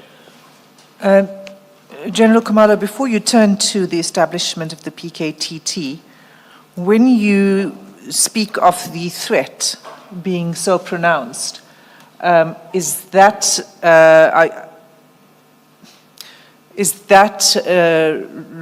related to the evidence you will be providing to the Commission in Part B of your statement, and perhaps in camera? Is that what you mean by the threats? Will you be speaking to those? That is very correct, Commissioners. It refers to the level of internal threats that are making it easier for the external threats to thrive, more especially facing the levels of organized crime that we have to deal with within the country. And it will be contained in my further evidence that I will produce then when I talk to the infiltration of SAPS. Thank you, Chair. Thank you. You may turn now to the topic of the establishment of the task team. And you can begin with, from paragraph 27. Thank you, Commissioners. Talking to the formation of the political killings task team, the background thereof was placed before this commission by the National Commissioner as well as the Provincial Commissioner of KwaZulu-Natal, and I can confirm that the political killings task team was established at a time when then these political killing incidents were increasing in KwaZulu-Natal during the period leading up to 2018, roughly from the year 2011 up until 2018, when then there was a need for the establishment of this political killings task team. Following the directive by the President of the Republic when establishing the interministerial committee that was specifically mandated to ensure that there is accountability for these politically motivated incidents. The IMC then was established by the President, which was made up of the ministers from the State Security Agency, the Defense and Military Veterans, the police, as well as Justice and Correctional Services, which by then was still a one department. The IMC was chaired or led by the Minister of Police, who was then, during the time of establishment, General Begicele. The IMC was mandated, as I've said, then to ensure the accountability for these incidents, but most importantly, to ensure that there is corroborative effort between the national as well as provincial governments in terms of dealing with these issues.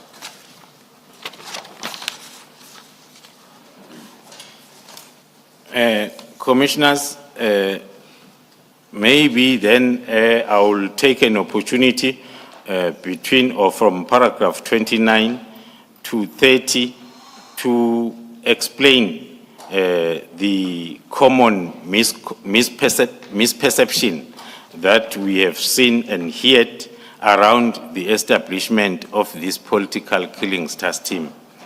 There is a perception that talks to this political killings task team as formed as part of response to the findings of the Moerane Commission. of inquiry into political killings in the same province of KwaZulu-Natal, which is not the case or not correct.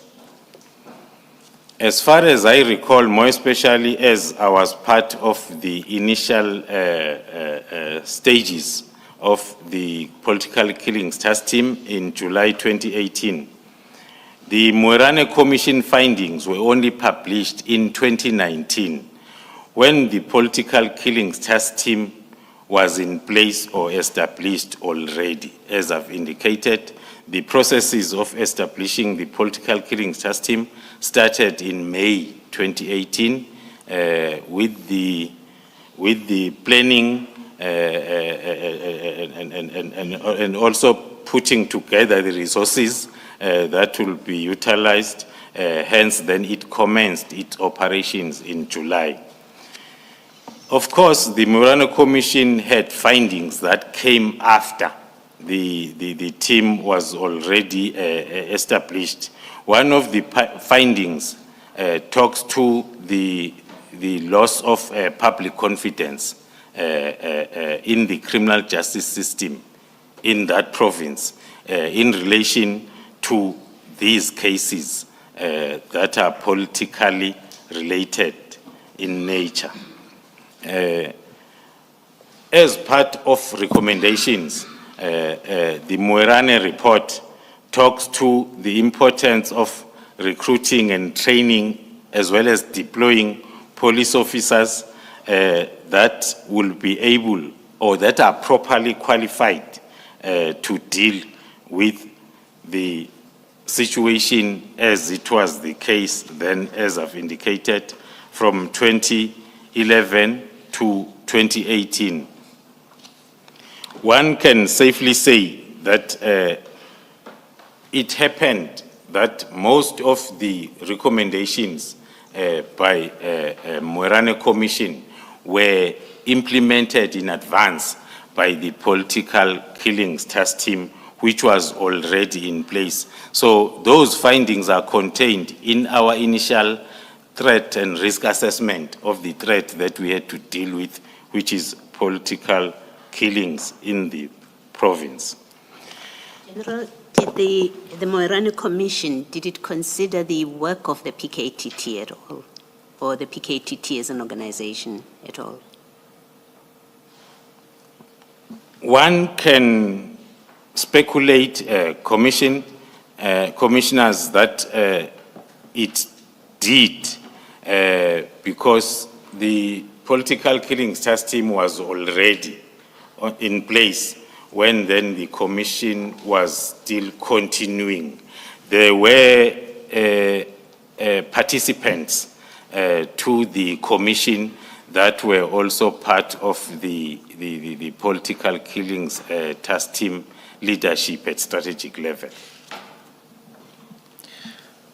Thanks, General. Would it be correct then to say that the extracts that you've quoted from the Commission, from the Moerane Commission, resonated with what you were observing in your leadership role as the PKTT? Would that be correct? Yes, Commissioners, that will be correct. As we moved along implementing our concepts within the political killings task team, we were also putting the Moerane Commission findings and recommendations on the table, so as then we can see that we are not off track. There are areas that are talking to the recommendations of Moerane Commission that were implemented after the Moerane Commission's report. Thank you. Can you go to paragraph 31 then, to 34, where you speak about the constitution of the PKTT?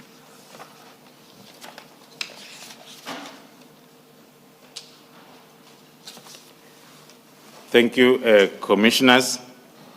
On paragraph 31, I am submitting that the political killings task team was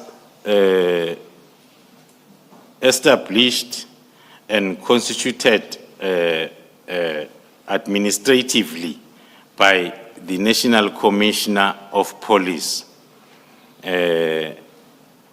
which was by then the retired General Sithole. And it was not created through any legislation or regulations. It was, and it is still one of the task teams that will be established by the National Commissioner from time to time. It was established as an ad hoc intervention to deal with the threat of political killings in the province, focusing in the province of KwaZulu-Natal. Of course, then, as I've hinted earlier on, that the mandate of the political killings task team will now and again be extended then to other provinces and to other threats other than the political killings. On paragraph 32. Can I just check something with you, General? Does that apply to all other task teams that you are aware of? Are they usually established by a national commissioner and not, say, by ministers? That is correct, commissioners. The task teams, maybe before I get straight to the question, let me refer to the background of this particular political killings task team. There was a provincial task team that was in place in KZN dealing with the same matters, which was not established by the IMC. It was established by the provincial commissioner in consultation with the national commissioner. By then, it was provincial-based and using the provincial resources. Then, when the matter or the issue of political killings caught the president's eyes or the national level eyes, that is when then the president appointed the IMC, because the province as well as the provincial SAPS seemed to be failing to address the problem. Hence then when it was escalated to national, it was the national commissioner who had to establish or upgrade the provincial task team to the national task team, which was going to be overseen by the IMC that was established by the president. The question, more pertinently, as I understand it, is whether other task teams were also set up in the same way by the national commissioner. Yes. I see that it's 11 o'clock. General, I trust that you will remember what the question was and respond at 11:15, or Advocate Hassim will repeat the question. Let us adjourn until 11:15.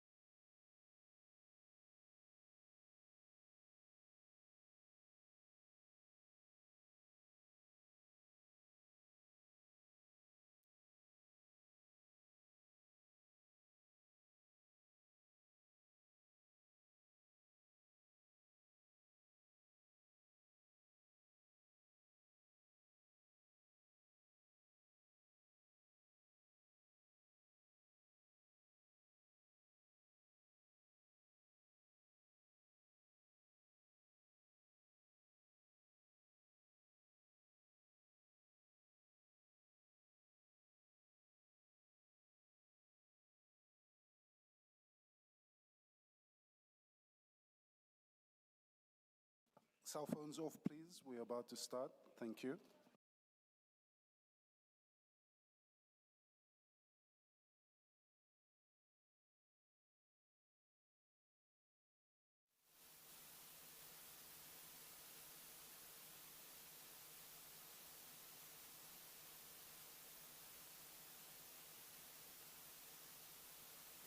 Yes, Advocate Hassim. Chair, when we left off, the witness was about to answer a question, and the question, General, is you were discussing the point you make at paragraph 31 about the team being constituted administratively by the National Commissioner, and the question is whether this is how other task teams, national task teams, have been constituted, or is it only the PKTT? Thank you, Commissioners. All the task teams are constituted administratively by the National Commissioner, who has to assign the resources to the task team, including financial resources. The IMC is appointed or established by the President. It's appointed at a cabinet level to ensure that the resources of national are then also taken down to a province where then the National Commissioner has to implement the safety and security measures that are talking to the identified threat or complaint. So the answer to the question is yes? Yes. Okay. Ms. Hassim, if I may, if I can just take you one question back because of an explanation that you gave later on. I asked the question whether the Moirani Commission considered the role and the work of the PKTT. I just want to clarify, when you said PKTT, there was participation, did you mean the PKTT is now constituted in 2018 or the provincial task team that participated in the Moirani Commission? Thank you, Chair. The provincial task team that was in place when the Moirani Commission was constituted, and looking at the political killings incidents that the provincial killings task team was working on, they were participating at all levels, from the police to provincial government to the Moirani Commission.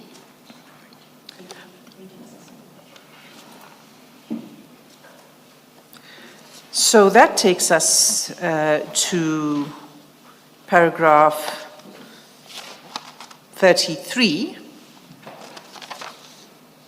No, sorry, paragraph 32.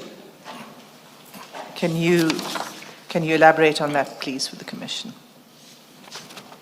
Thank you, Commissioners. Paragraph 32 talks to the second level of the strategy when then the IMC had directed that an integrated strategic plan needs now to be developed, so as then other criminal justice stakeholders can be part of the intervention. Then that strategic plan was then approved by the IMC, which was then talking to the two main stakeholders, which is South African Police Service as well as National Prosecuting Authority, taking a leading role in the development and implementation of such strategy. Moving to paragraph 33, one is highlighting the fact that the PKTT as an operational level or operational wing of this intervention. Its work was overseen by the National Steering Committee at national level, the IMC, as well as the Presidency of South Africa, of the Republic of South Africa, that had established the Interministerial Committee. And what do you mean by overseen in this context? The overseen by the National Steering Committee, I'm referring to the fact that the resources that were deployed in the PKTT since July 2028 were no longer the provincial resources, but were national resources. That is why then the National Steering Committee had to oversee and account for the deployment of those resources. Thank you. Thank you. Can you conclude then on paragraph 34? Thank you, Commissioners. In conclusion, the PKTT that was operating in KwaZulu-Natal under my direct supervision, as well as Lieutenant General Mkhwanazi as the Provincial Commissioner, focused on addressing politically motivated incidents in that province of KwaZulu-Natal, as I've said, directed by the National Steering Committee, and then accountable to the Interministerial Committee as well as to the President. And then in the Eastern Cape, the PKTT investigated crimes within the University of Fort Hare as designated or directed by the National Commissioner. General, what does that entail? PKTT operates primarily in KwaZulu-Natal under my supervision. What does that supervision entail? As I understood your earlier answer, you were based in Pretoria and the PKTT operated in KZN initially. So what was the nature of your supervision of the PKTT? Was it merely reporting or what did it involve exactly? Yes, thanks, Commissioners. One of the good practices that we have implemented in the political killings task team is to improve on accountability, which talks to continuous reporting. I will explain that when I get to the reporting structures. But it means that even if you are not physically in the operational area, you are still supervising and giving guidance because you are getting daily reports that are talking to the activities as well as the feedback on each and every activity. So practically, how would you do that if you are in Pretoria? Based in Pretoria, I still receive those daily reports. I'm still able to guide the investigations with continuous interaction with the commander, operational commander that is on the ground, and then I'll do visits now and again if there is a need. But then there are those periodical visits that one will pay to the team. General, the minister, you say at the time the minister was Minister Cele when the PKTT was established.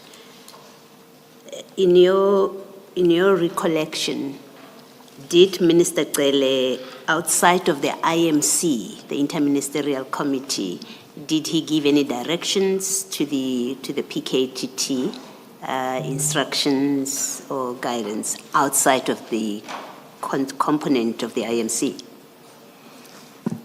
According to my recollection and my knowledge as I've been there, there were no instructions that will come from the minister as a chair. The chair as well as the IMC, they will receive the progress report from the political killings task team on continuous basis. Thank you. General, we're going to be going through a section now. You deal with the issue of reporting structures. As you do so, could you provide the Commission with information as to how often these structures reported to each other and what the reporting line was? So you would begin now at paragraph 35. Thank you, Commissioners. From paragraph 35, where we are talking to the reporting structures of the political killings task team, as it's always, or it's part of the 5-pillar approach, that you first determine the operational area. In this case, the mission or operational area was the province of KwaZulu-Natal. Now, for the proper implementation of the strategy, it has got that requirement that you need to cut your mission area into small, manageable parts, so as then you are able to be everywhere. It is taking the mode of, I will refer to the SAPS, the organization that I know very well, that is represented or that is managed at national level, but represented then up to grassroots or station level. So our approach in this project was the same.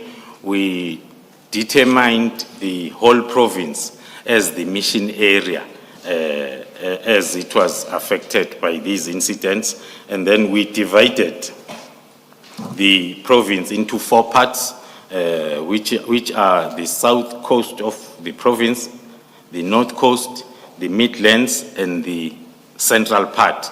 And then we had to put then those small manageable teams in those areas that will be responsible for the daily activities which are reported on daily basis at the Mission Area Coordination Center that is, or that was situated then at the provincial office.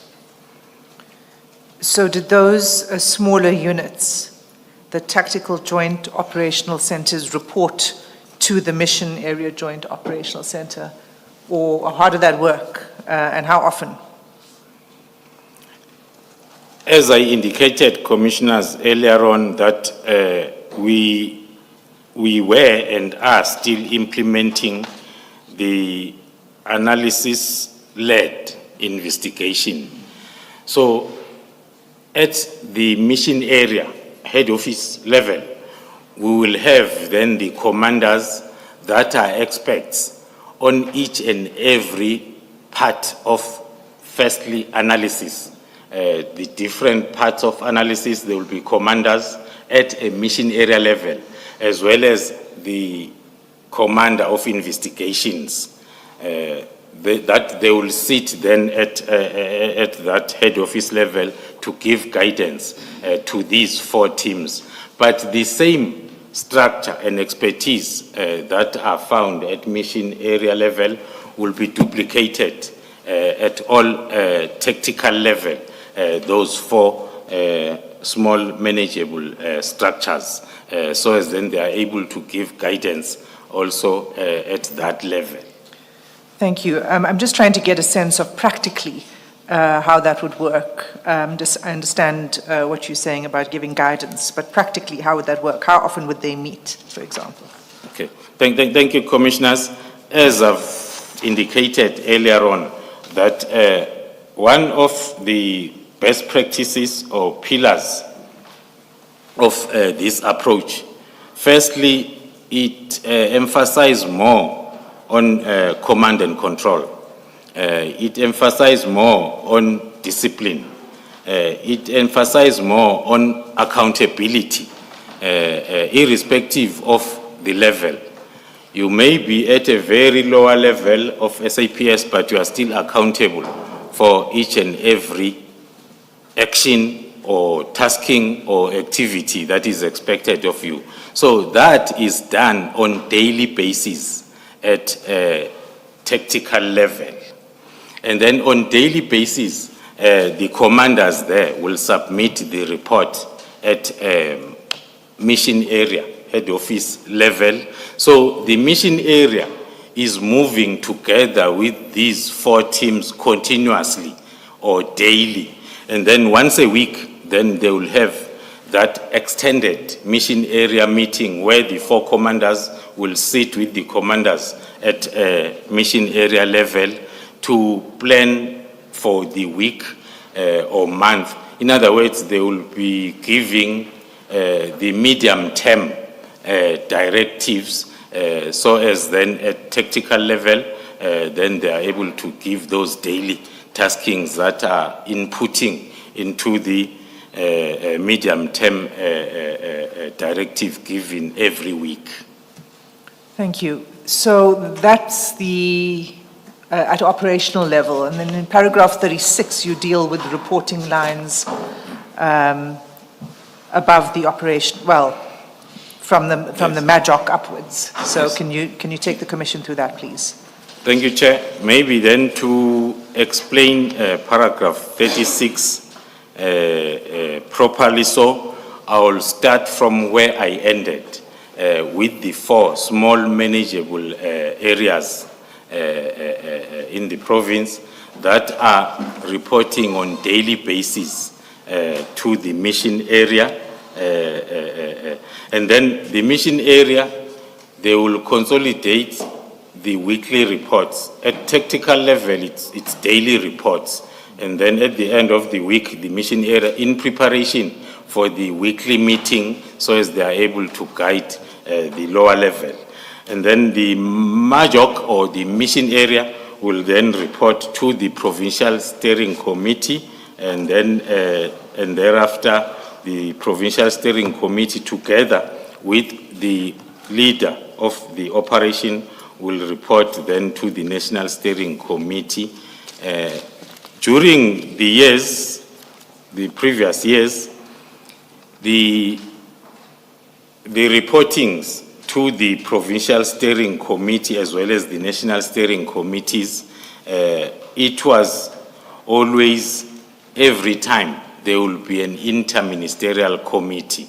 So as then all the structures from grassroots level will be having the common understanding on the progress in preparation for the reporting to the inter-ministerial committee. Thank you. Is there anything further on those reporting structures? If not, then we can go to the organogram.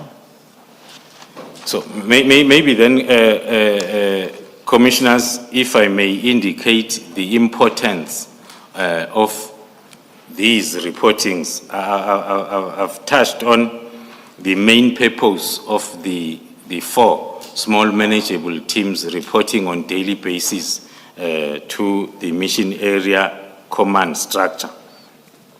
The further reporting, it's not only about like to the provincial steering committee as well as the national steering committee. It's mainly to escalate the challenges that cannot be attended to or resolved at provincial or at MAJOC, at the mission area level, so as then the provincial steering committee can intervene. Same applies then to the national steering committee that is responsible for the deployment of the national competencies. Same applies then to the IMC. I will make an example of the report that was made to the IMC, which was then escalating the challenges that were coming from tactical level. the 4 small manageable areas to the mission area, and they were not successfully resolved, and then they were moved to provincial, to National Steering Committee up until the IMC. Those challenges are contained in a letter that was compiled, citing all the challenges that are at operational level, which was then signed off by the chairperson of the Interministerial Committee to attend to those issues that could not be addressed at operational level.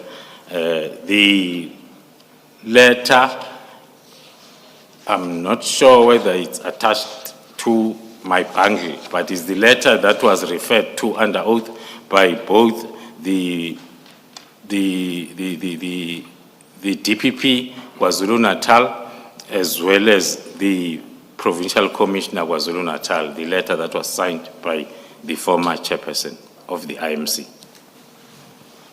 I don't I'm sorry, just for clarity, a letter that I remember that was signed by then Minister Ele, which was referred to by the KZN Director of Public Prosecutions, is a letter which, on my understanding, preceded the formation of the PKTT.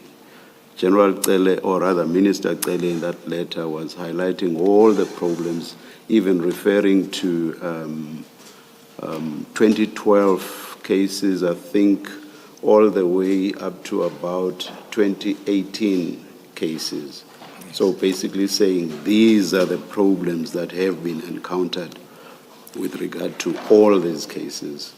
And after all the engagements that then followed, the PKTT was formed. Now, I understand you now to be mentioning this letter in the context of an already existing PKTT, and I'm a bit confused. Thank you, Chair. As I've indicated, that the preparations, the assessment, the compilation of plans started during May, when the National Task Team was preparing to come on board. Then from May, June, July, the letter was written when the task team was already on the ground. So most, if not all of the challenges were experienced by the task team at operational level that were escalated throughout up until the IMC level. General, it's a pity we don't have the letter readily at hand. I would have been very interested in its date so as to relate it to the date, of the formation of the PKTT. Are our techies in a position to show us the letter? I'm just interested in the date, that's all. And while we're trying to find that, would this question also be answered through your annexure SDK3, which is the information note that was prepared to report on the challenges and what needs to happen going forward?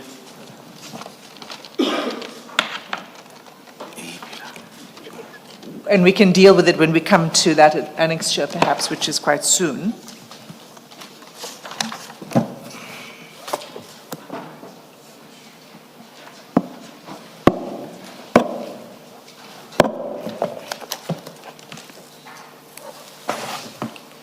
It's SDK3.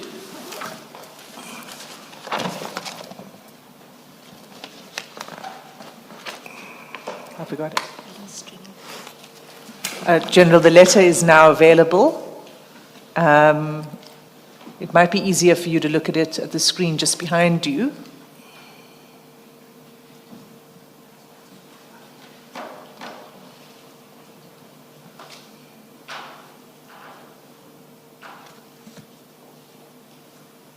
Oh, I see it's 24 May 2019, so the PKTT already exists.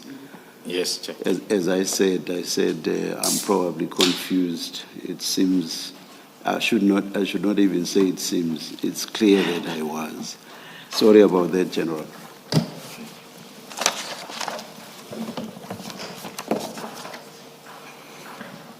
Chair, if I could I pause for 1 minute I actually intended to hand up as an exhibit for the assistance of the commissioners, and I think it was going to become even more important as we continue with this witness, a working chronology. And so it'll give you a quick guide as to where the witness's testimony fits in the overall timeline of events. May I seek leave to hand up that as exhibit CJC1?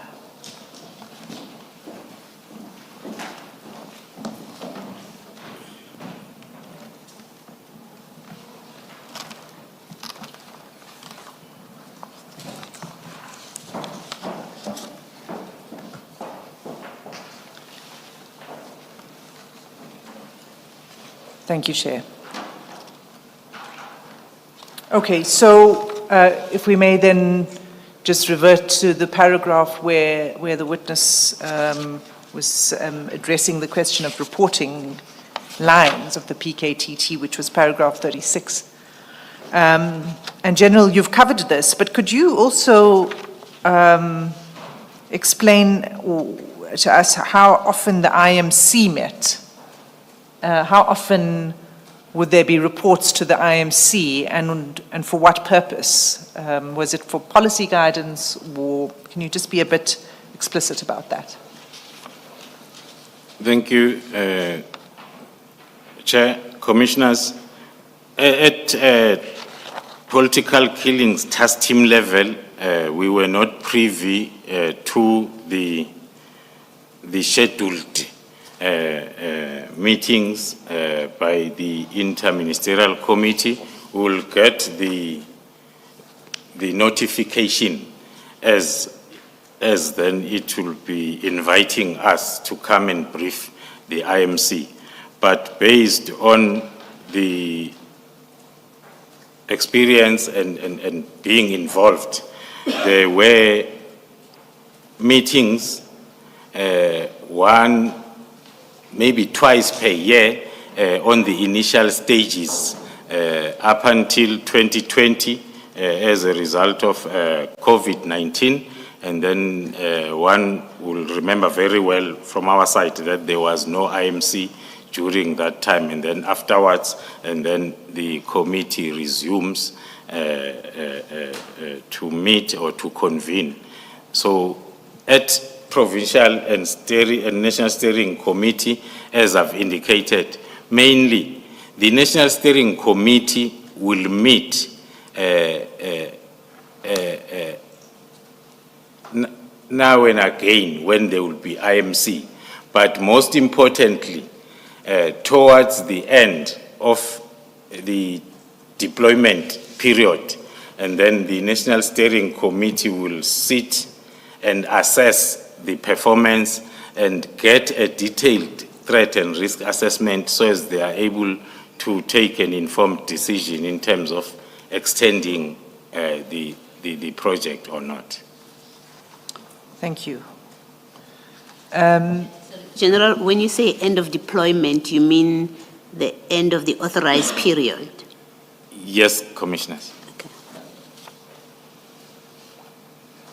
So at the end of each, as the end of the authorized period was drawing closer, there would be a report to determine whether there's a need for the extension of the work of the PKTT, in essence. Yes, Commissioner, that will be the case because the National Steering Committee is made up of national directors generals that are deploying the resources. That meeting will take place towards the end of each financial year, so as then they can determine firstly, the need for the extension so as then they can inform the IMC in advance of the extension or termination based on the current threat and risk assessment. That will be the practice then each and every financial year.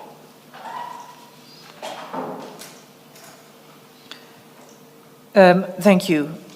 Your next topic then is on the organogram and the structure of the PKTT, but you begin with an assessment of the work that was already ongoing by the provincial team and the challenges. So can you start at paragraph 38? Thank you, Chair. As I've indicated briefly when I'm discussing this part of the establishment of the National Political Killings Task Team, that the IMC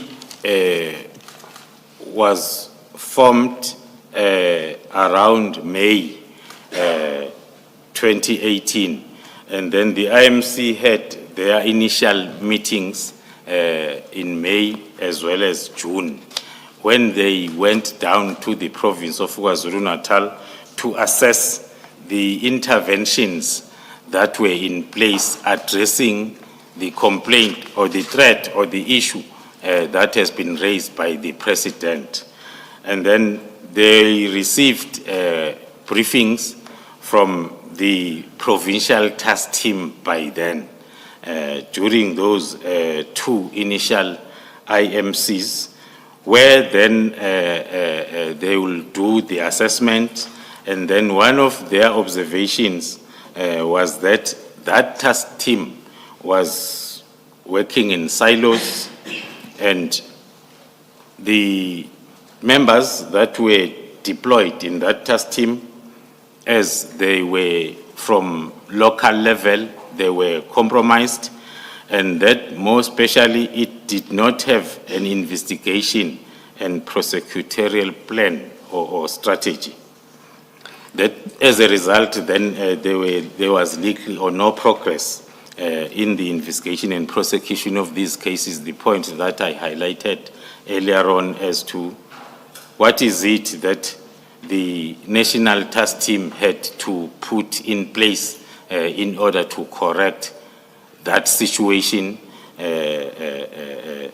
I touched on the plan by the Political Killings Task Team that was informed by the 5-pillar approach, which was confirmed as a solution to most of the problems that were identified by the IMC.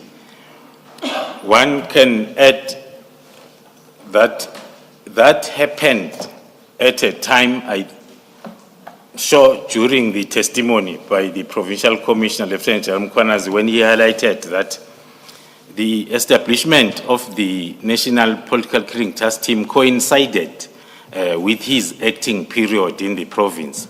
And I was also seconded to the province, not for political killings, but for provincial operations in the office of the Provincial Commissioner.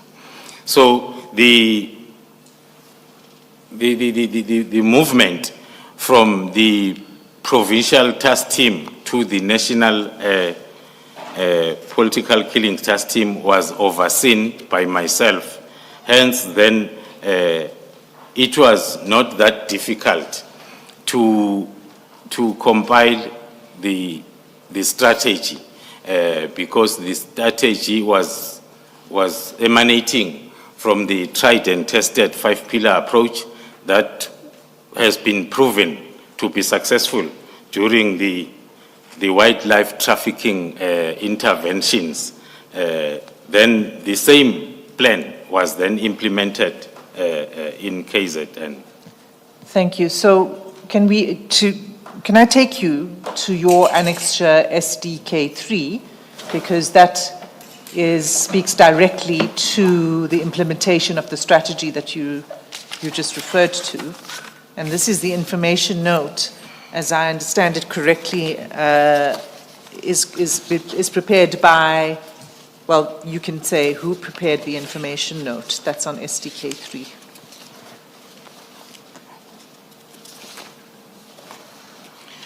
The information note was prepared and compiled by Brigadier S.D. Khumalo, who happens to be the Lieutenant General Khumalo, the witness to the commission, on the 15th of June, 2018. You, in other words. Me. It was prepared by you. Thank you. And in paragraph 3, perhaps you could just read paragraph 3 of the first page.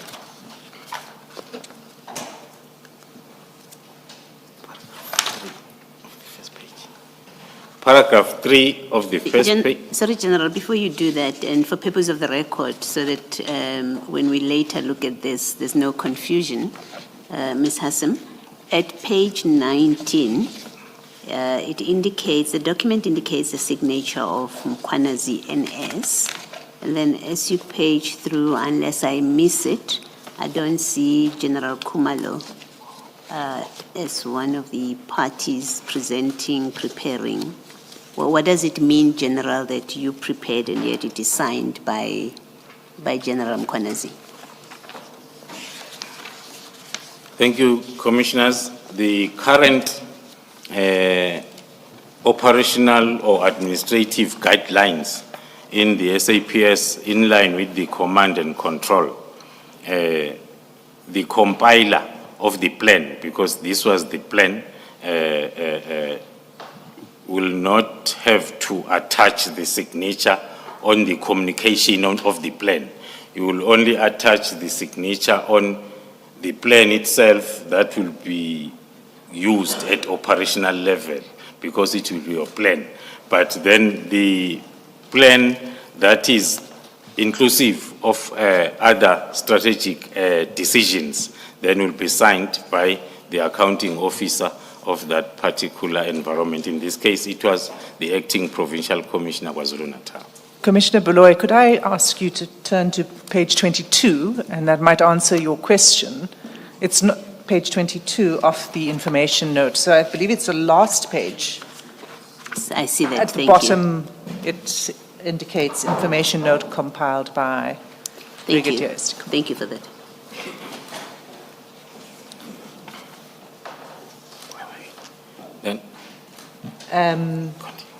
Sorry, to go back to where you were, General, you were talking about implementation of a new strategy now, right?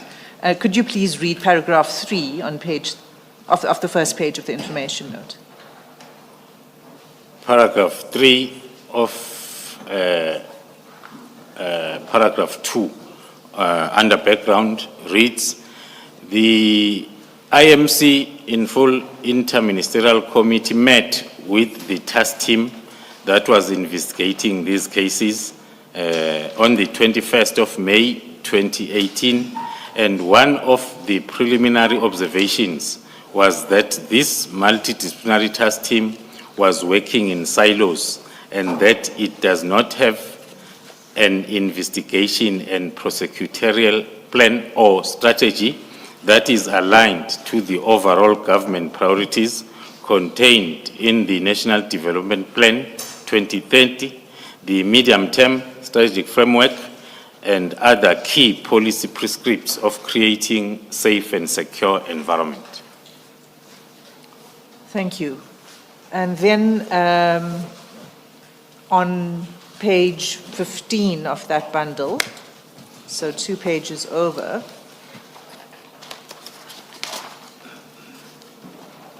is paragraph 3 addressing then the proposed strategy? Is that what is being set out in paragraph 3? And related to that, is this your 5-pillar approach? Thank you, Commissioners. Yes, indeed, paragraph 3, that is having a heading, the operational approach and concepts. It talks to the approach that I've explained of the establishment of the mission area and tactical areas, and also further on it lists the competencies or expertise that will be needed in terms of the 5-pillar approach to implement the plan. Thank you. And if we then turn to page,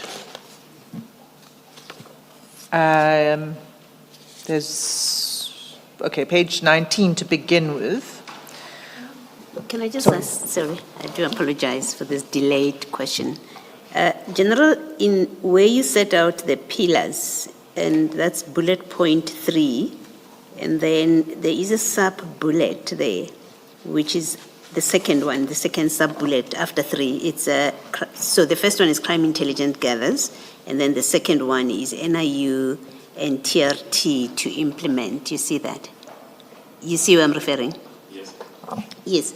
Are you able, without disclosing anything that you shouldn't be disclosing, if there are any anxieties coming from my question, why it is that it is the NIU and TRT that are deployed for this kind of project as against the usual policing units that you may have? And I ask because they both in urban legend have the reputation of being tough, and when they appear, no nonsense. We are told to stop our nonsense when they appear. Is there a particular reason that it is these units that are being used?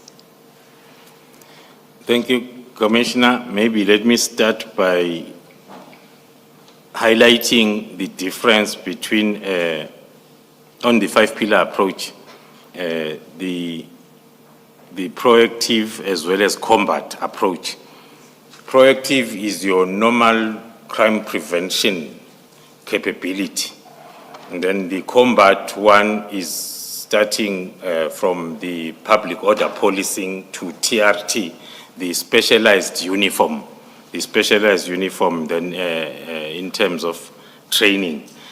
So coming back to the question as to why in this case, Pillar 1 talks to crime intelligence gathering and analysis. So that is the pillar that will be deployed in advance in any operation to conduct a thorough threat and risk assessment that will help the determination of the deployment capabilities. So in this case, and then based on the threat and risk assessment that was conducted, then it was determined that the proper and suitable level of deployment from the specialized uniform will be from tactical response units and national intervention units.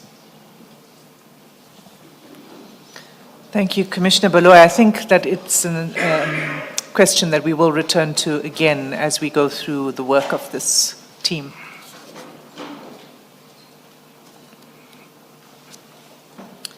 So,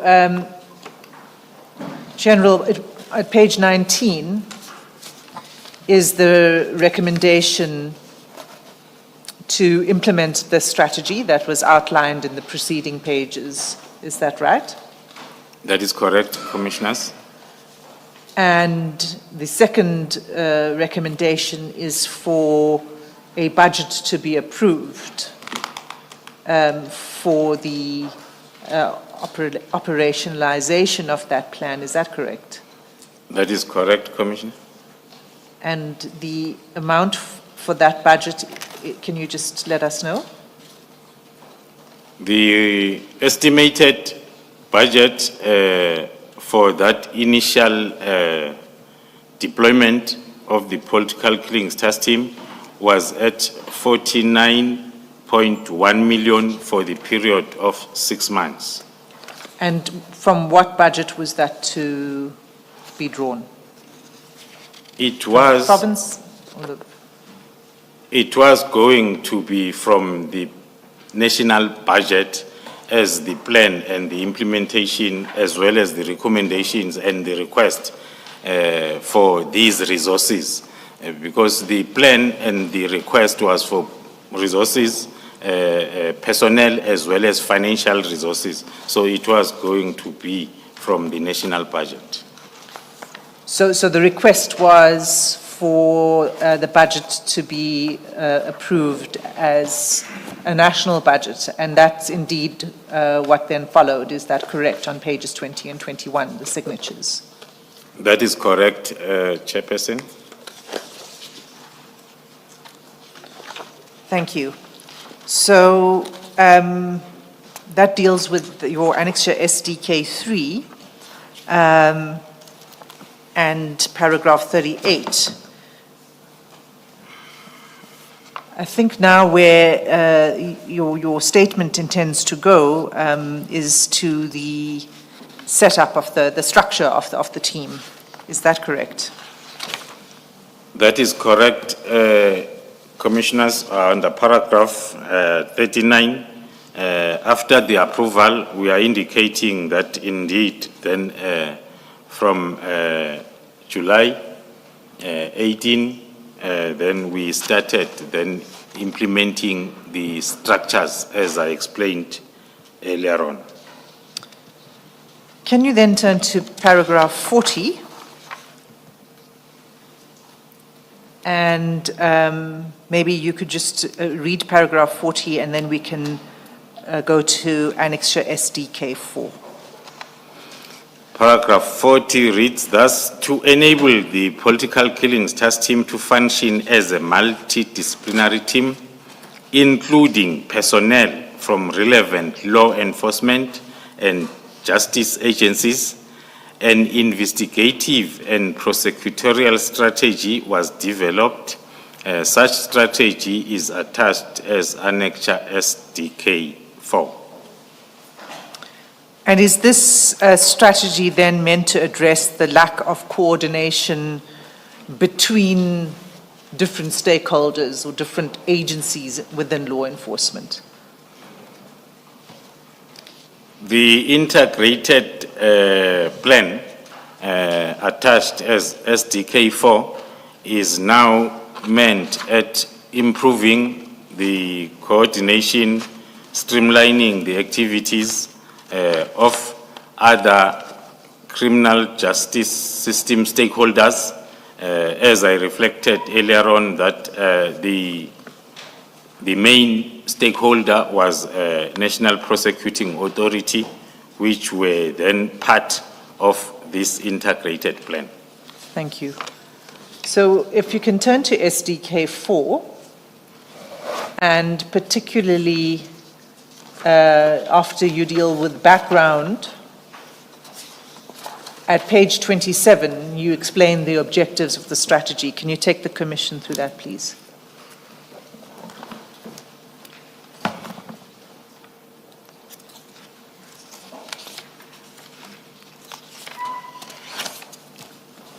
The objectives of the strategy, Commissioners, was to immediately attend to, investigate and prosecute reported incidents of politically related cases in KwaZulu-Natal, to implement the multidisciplinary Troika methodology consisting of intelligence gathering, crime investigation and prosecution, to ensure perpetrators of politically related cases are arrested and prosecuted as speedily as possible, to instill the public confidence as well as stability, to identify and successfully prosecute the kingpins or masterminds behind the politically related cases, and lastly, to optimize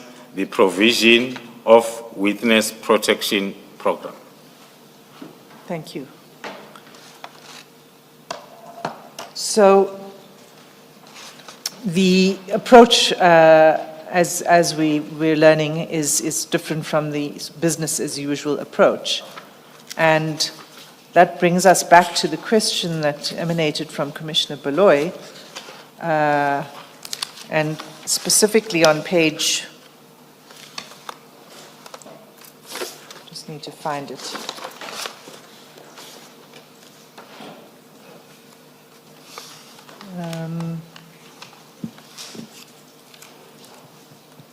Oh, no, it's fine. It's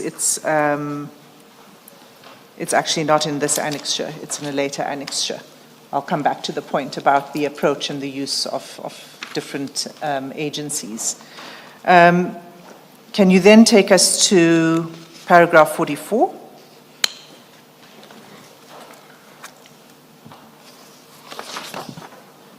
Thank you. Of your statement. Commissioners, paragraph 44 reflects to the extension of the mandate for the political killings task team, as I've hinted during my introduction, that it happened that during the year 2023, there was a complaint from the Vice Chancellor of the University of Fort Hare about the slow or no progress at all of the cases that were related to the university.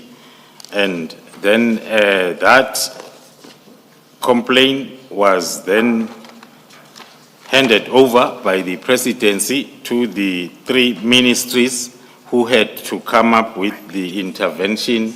Those 3 ministries included the Minister of Police, through the National Commissioner.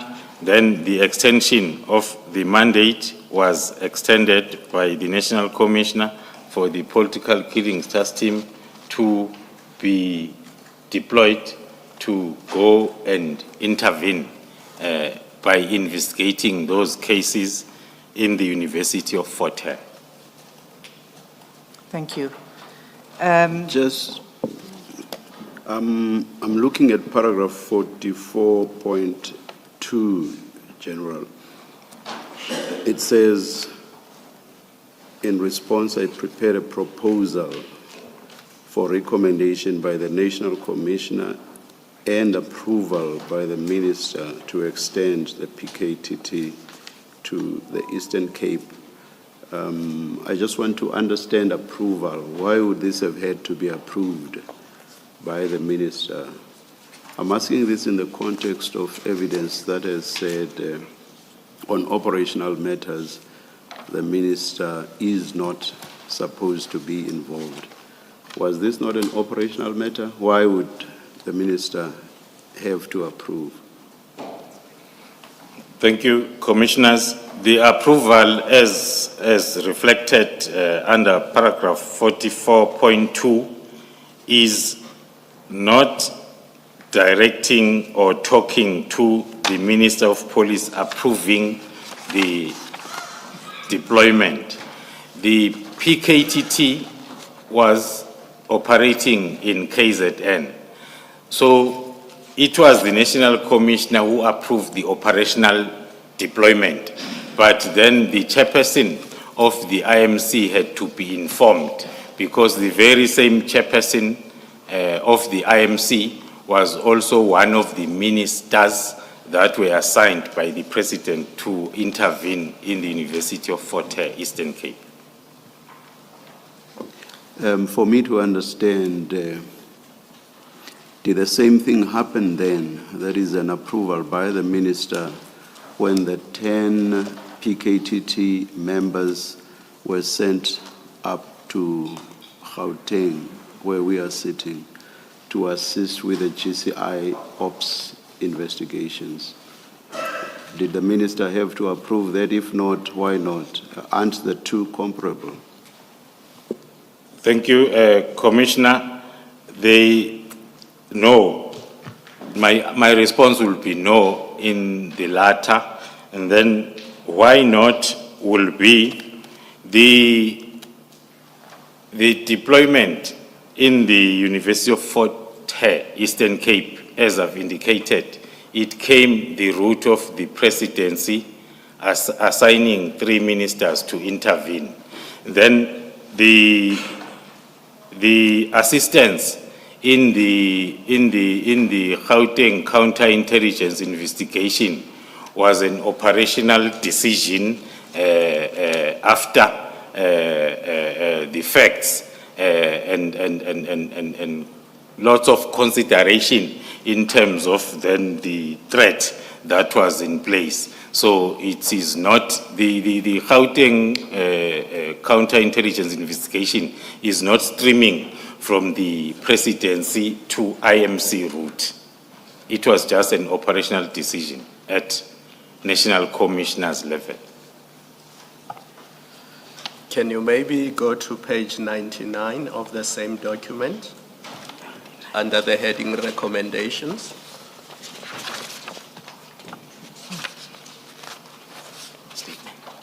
Page 99. Of this statement? No. It's page 99 of SDK 7. SDK 7.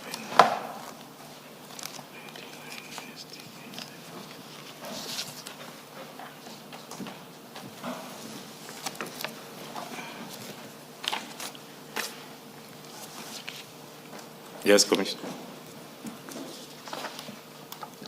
Does that assist in answering the chair's question? Remember the chair asked you, why does the minister need to approve this document? Thank you, Commissioner. It assists a lot. This was the progress report that was directed to the president, who had assigned the 3 ministers. So it was not an approval of the deployment, but is to give progress to the president on the signature of the Minister of Police, who was one of the ministers that were assigned. General Khumalo, could you read the sentence under recommendations, just so it's clear for the record? Because that was, in effect, what was recommended by you. It is recommended that the minister takes note, the Minister of Police takes note of the progress report and approves the draft response to the president as attached. Thank you. It seems to me then, General, that 44.2 is not quite accurate. Or am I missing it altogether? You are correct, Chair. Yes. Reading it together with the National Commissioner in one line referring to this information note is not quite accurate. Thank you. Thank you, Chair. Thank you, Mr. Sim. Thank you for the correction. But Chair, sorry, we skipped a beat. We will jump to paragraph 44 without dealing with paragraph 43 and annexure SDK 5. So, General, could you go back to paragraph 43? And in paragraph 43, you talk about a briefing to the IMC, which you attached as SDK 5. Can we go to SDK 5? Thank you, Chair. Paragraph 43 reflects on the first IMC briefing that took place on the 3rd of August 2018, where it was during this briefing where the PKTT gave their first progress report to the IMC, which was for the period the 9th of July up until the end of July. During that time, the PKTT had only those 20 days lifespan, as it was formally established on the 1st of July. But then the reporting period, maybe, Chair, to explain the difference of the official establishment and the commencement. As the national deployment, it is impossible to have the operations beginning on the same day. You need mobilization week So between the 1st up until then the 9th, the 8th, that's when then the operations started. Then SDK 5 talks to the briefing that was presented then to that first IMC of the National Political Killings Task Team. Thank you. And then on page 51 of SDK 5, does this depict what you are saying in your last sentence of paragraph 43? That it was in that short period of time that 126 dockets had already been referred to the PKTT. That is correct, Commissioners. Within those 2.5 weeks, the team was already allocated a total number of 126 dockets. And in page 51 of the annexure, we are reflecting the distribution of those 126 dockets in line with the plan that I explained earlier on, that we had divided the province into 4 small and manageable areas of operation. The 126 dockets were then distributed accordingly to those 4 teams. Thank you.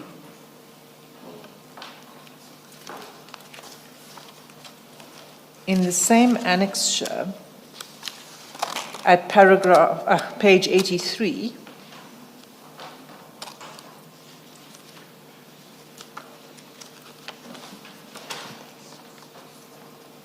there's a, if you could just explain to us what are these cases that you're referring to. You've got a list of cases. Is this a report on the status of those dockets that now were within the remit of the PKTT?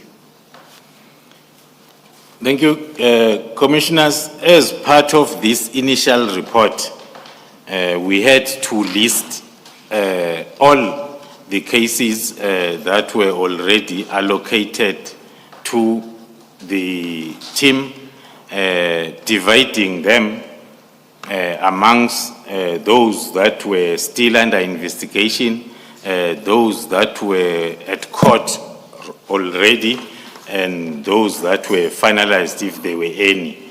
So under page 83, we are reflecting one of the cases that when the team came in was still under investigation. There was no accused that was charged on that case, and as it is reflected on a different color, it was the case, I think on this report there are other 2 or 3 cases that are highlighted.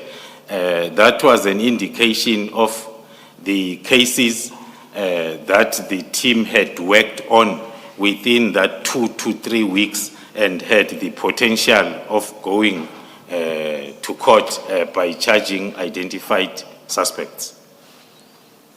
Okay, so the point of the highlighting is to say those are the ones that are now ready to go forward to those are the ones in which you've made significant progress. I just want to understand the highlight.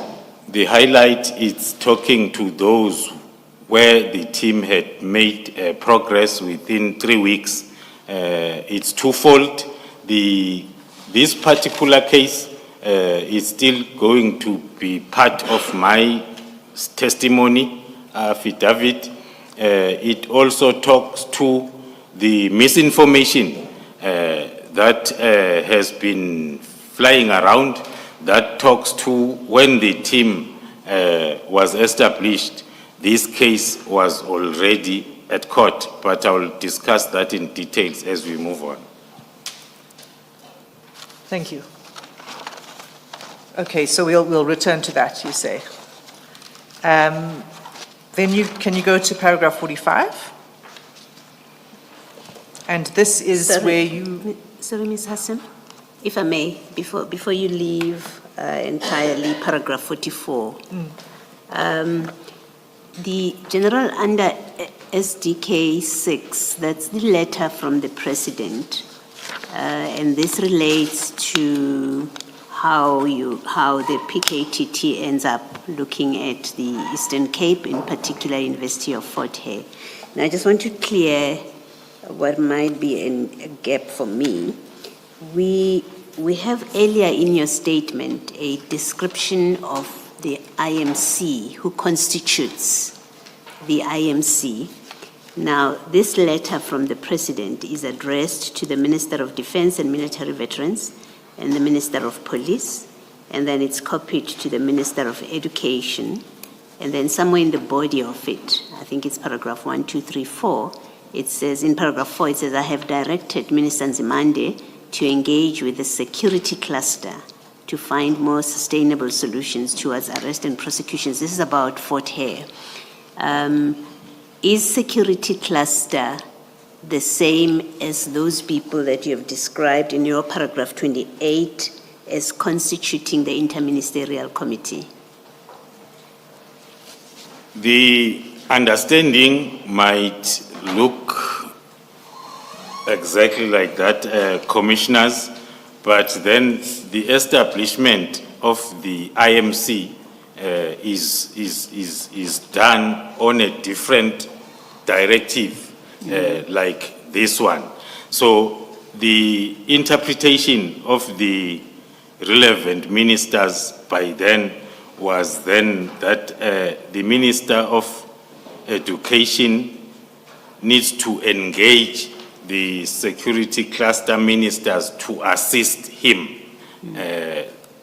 That was the understanding of this directive from the presidency. Yes, I'm asking the question to clarify because if you recall, earlier I asked the question whether in your recollection or knowledge, Minister Cele had ever issued instructions to the PKTT or relating to the PKTT, and your answer was no, not to your recollection. And I think I understood you now to say in this case of Fort Hare, he did, and yet there's also, well, you said he approved the plan, but also there's the reference, it being a referral by the President. I'm just trying to see where does the IMC fit in this referral of the Fort Hare issues? Thank you, Commissioner. In response, maybe one has to tap from experience because one was part of this process. Maybe starting by explaining the timeline, looking at the date of the letter from the presidency, which is dated the 8th of March 2023. The 8th of March 2023 came when the intervention was already in place. The initial complaint by the Vice Chancellor was telephonically, it happened on the day when the driver of the Vice Chancellor was killed. So the deployment and the decision and the deployment happened prior to the letter directing. So the initial decisions, operational decisions by the National Commissioner was responding to the agency of the matter as then came up during the engagement between the National Commissioner and the Vice Chancellor after the complaint telephonically to the President, which was followed later on by the directive dated 8th of March 2023. General, that clarifies it.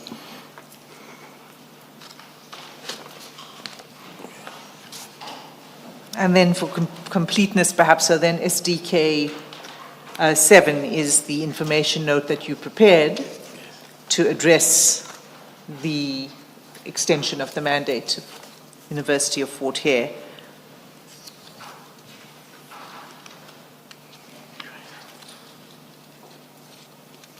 Is that correct? I think it's more a report. SDK 7. SDK 7. Commissioners, Yes, it's a report. The progress report that talks to my previous explanation that the written directive by the presidency came after the intervention was already implemented. Hence, the response is in the form of progress report. Understood. Thank you. Does that explain, if you go to page 97 of the progress report?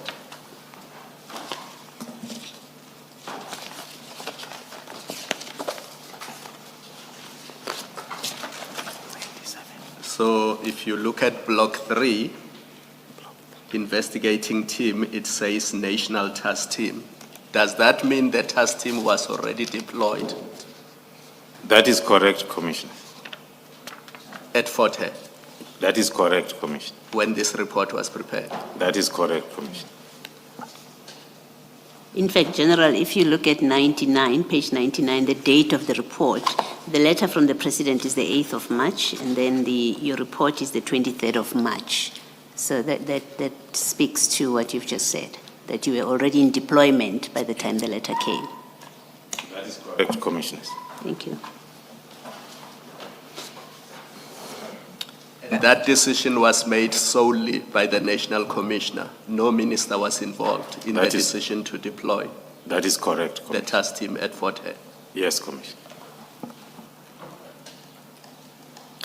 So that addresses the deployment to the Eastern Cape.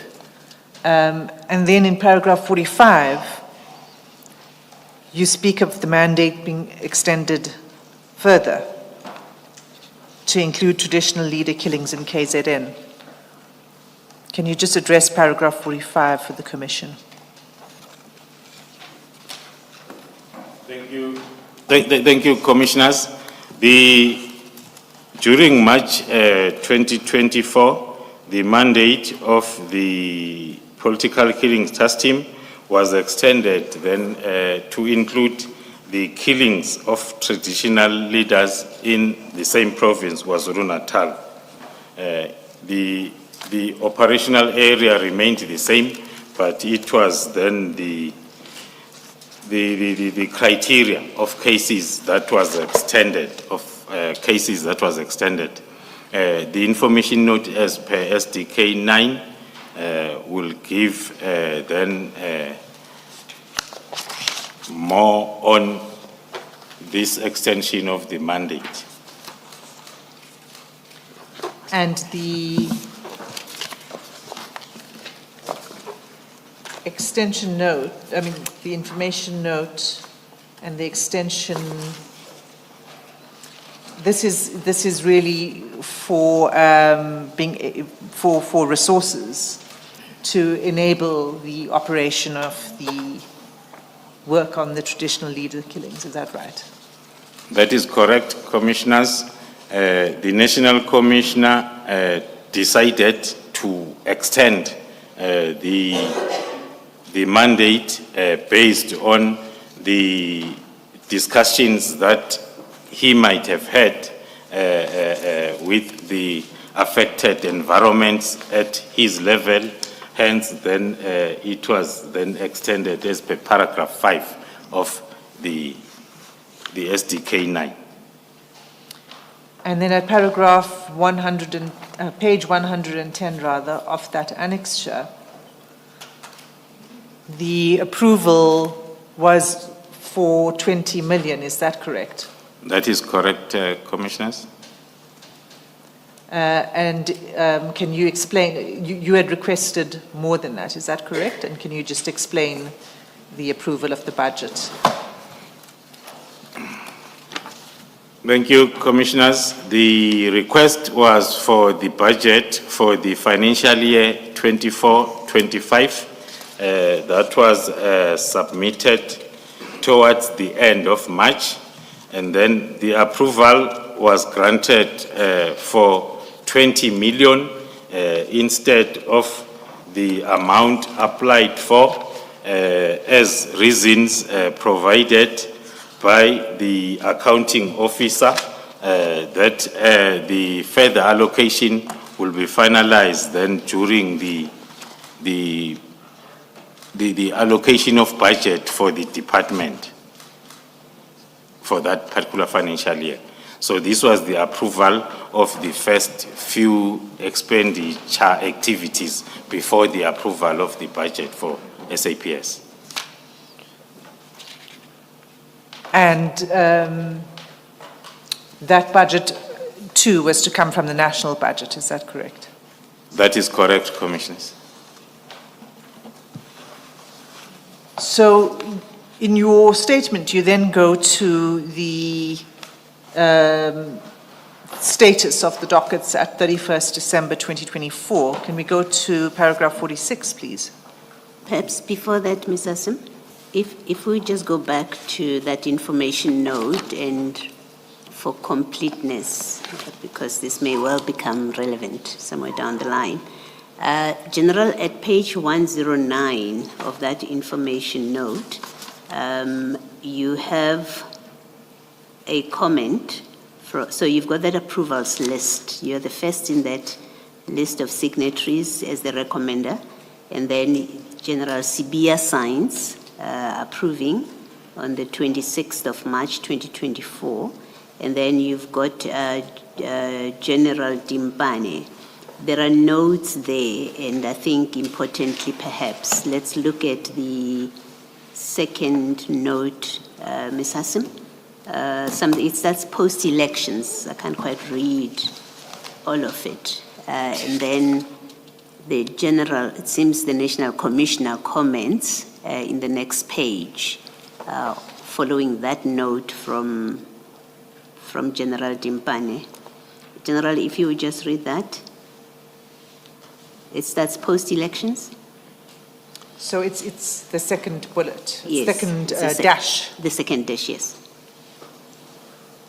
The second dash, post-elections, the task team be deactivated as it has been in existence for the last 5 years. Yes. It's not quite clear. Yes. But I think it reads for the last 5 years. Yes. Sure. And in the next page, where the National Commissioner approves the amount of 20 million, he says something, and I really, again, can't quite read it. If you can, perhaps you should read that into the record. The National Commissioner, on his approval, responding to the comments by the Chief Financial Officer, states that the task team will continue beyond elections so long there is work to be done. Team cannot be localized to KZN. Okay. Now, following this, and this is in 2024, March, April, when this new approval is given, or extension is given, has there been discussion as leader of the project? Has there been discussion internally about relocating or deactivating, to use General Dimpane's language, deactivating the team, the task team? No, Commissioners, there has been no discussions about the deactivation of the task team, political killings task team. Until the 31st of Until the December. 31st of December. Thank you. Thank you, Ms. Asa. Thank you, Commissioner Beloy. If I can ask a follow-up question on this.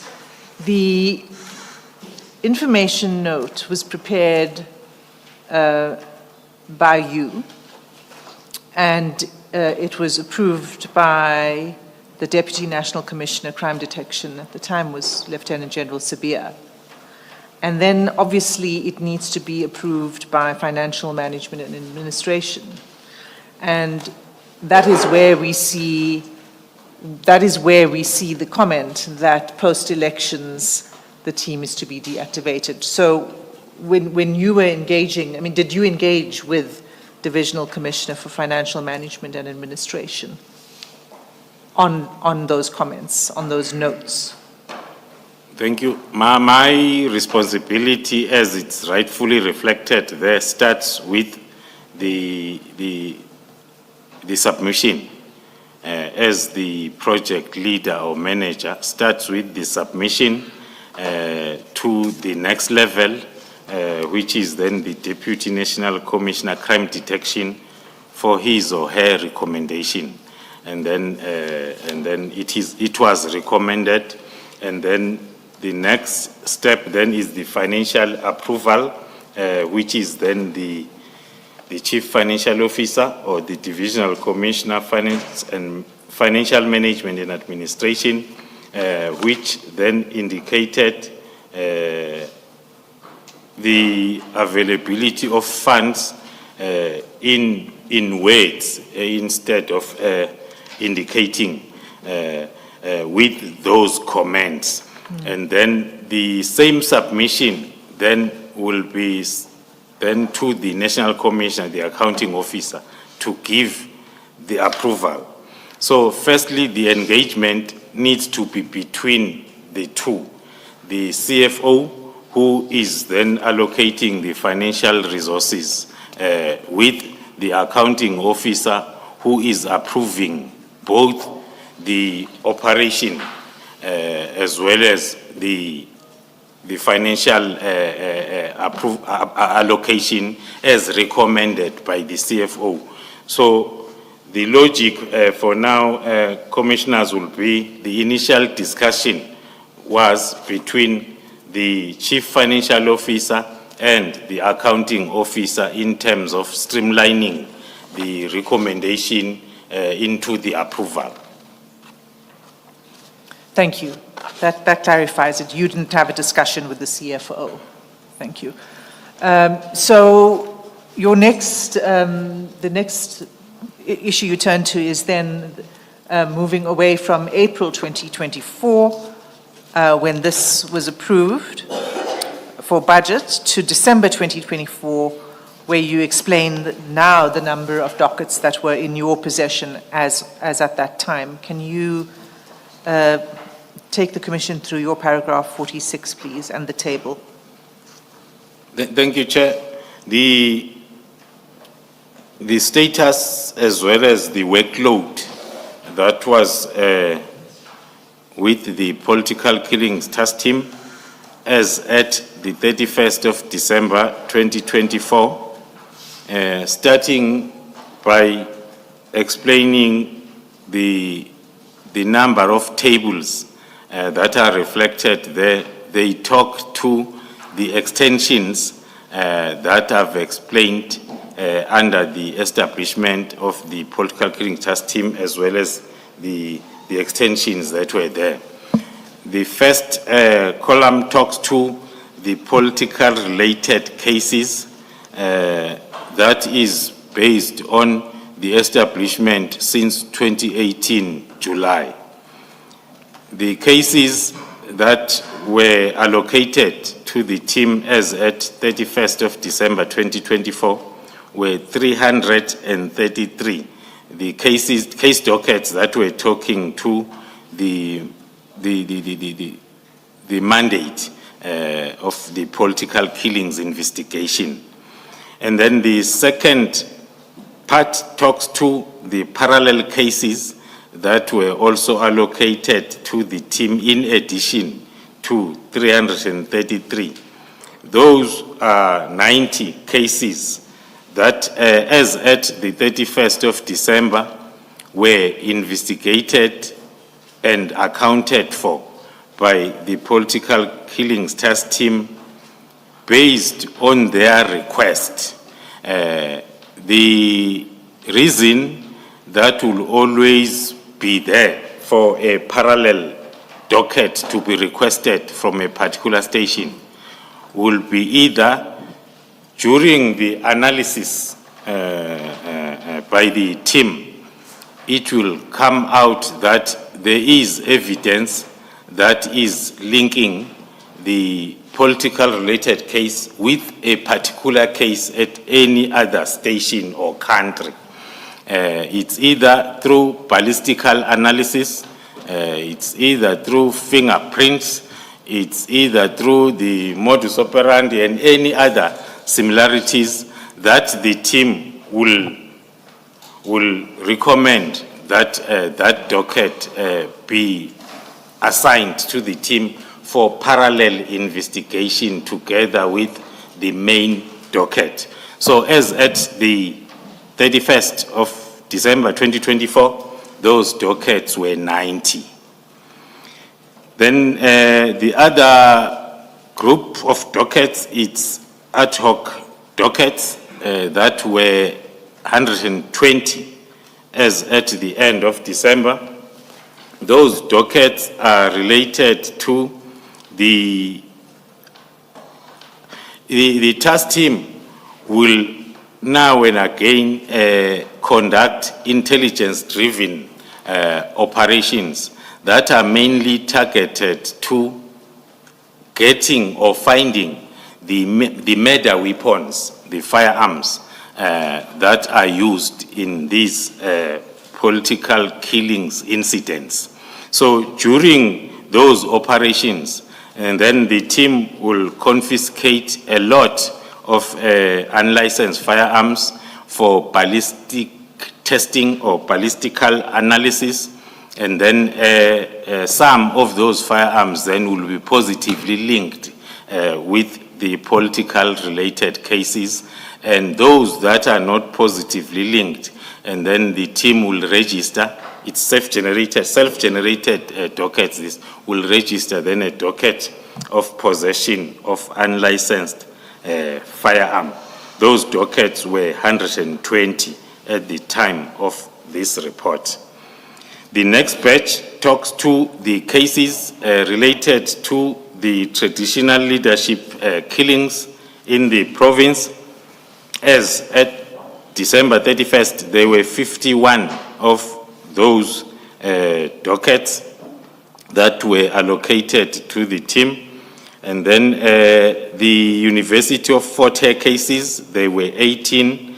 And then we are giving then the sum total in terms of the dockets allocated to the team as at the end of December to be at 612. Thank you. So is this, General, is this the report that was presented to the Minister in February 2025? It is part of the report. It is. When was this report prepared? The case management docket status report. I'm assuming it is after 31 December 2024. Yes, that's correct, Commissioner. It's soon after 31st of December, but the report was at the end of December. So if there were 612 dockets as of 31 December, how do we come to the number 121 that we have been talking about in the Commission, that the 121 dockets that were to be handed over to head office? Thank you, Chairperson. Commissioners, fast forward to the famous number of 121 to explain it at this stage. This is the report as at the end of December. So the number 121 became famous around after March. Then that will mean that some of the, or four of the cases that were still under investigation as at the end of December were now no longer under investigation, but they were at court. Hence, then the difference between 125 dockets under investigation in this report as at the end of December and the 121. So the 121 dockets are dockets that were under investigation? That is correct, Commissioners.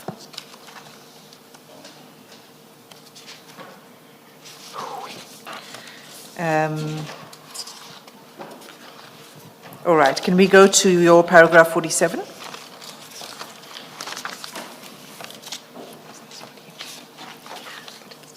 Thank you, Commissioners. Then going to paragraph 27, unpacking the stats as provided on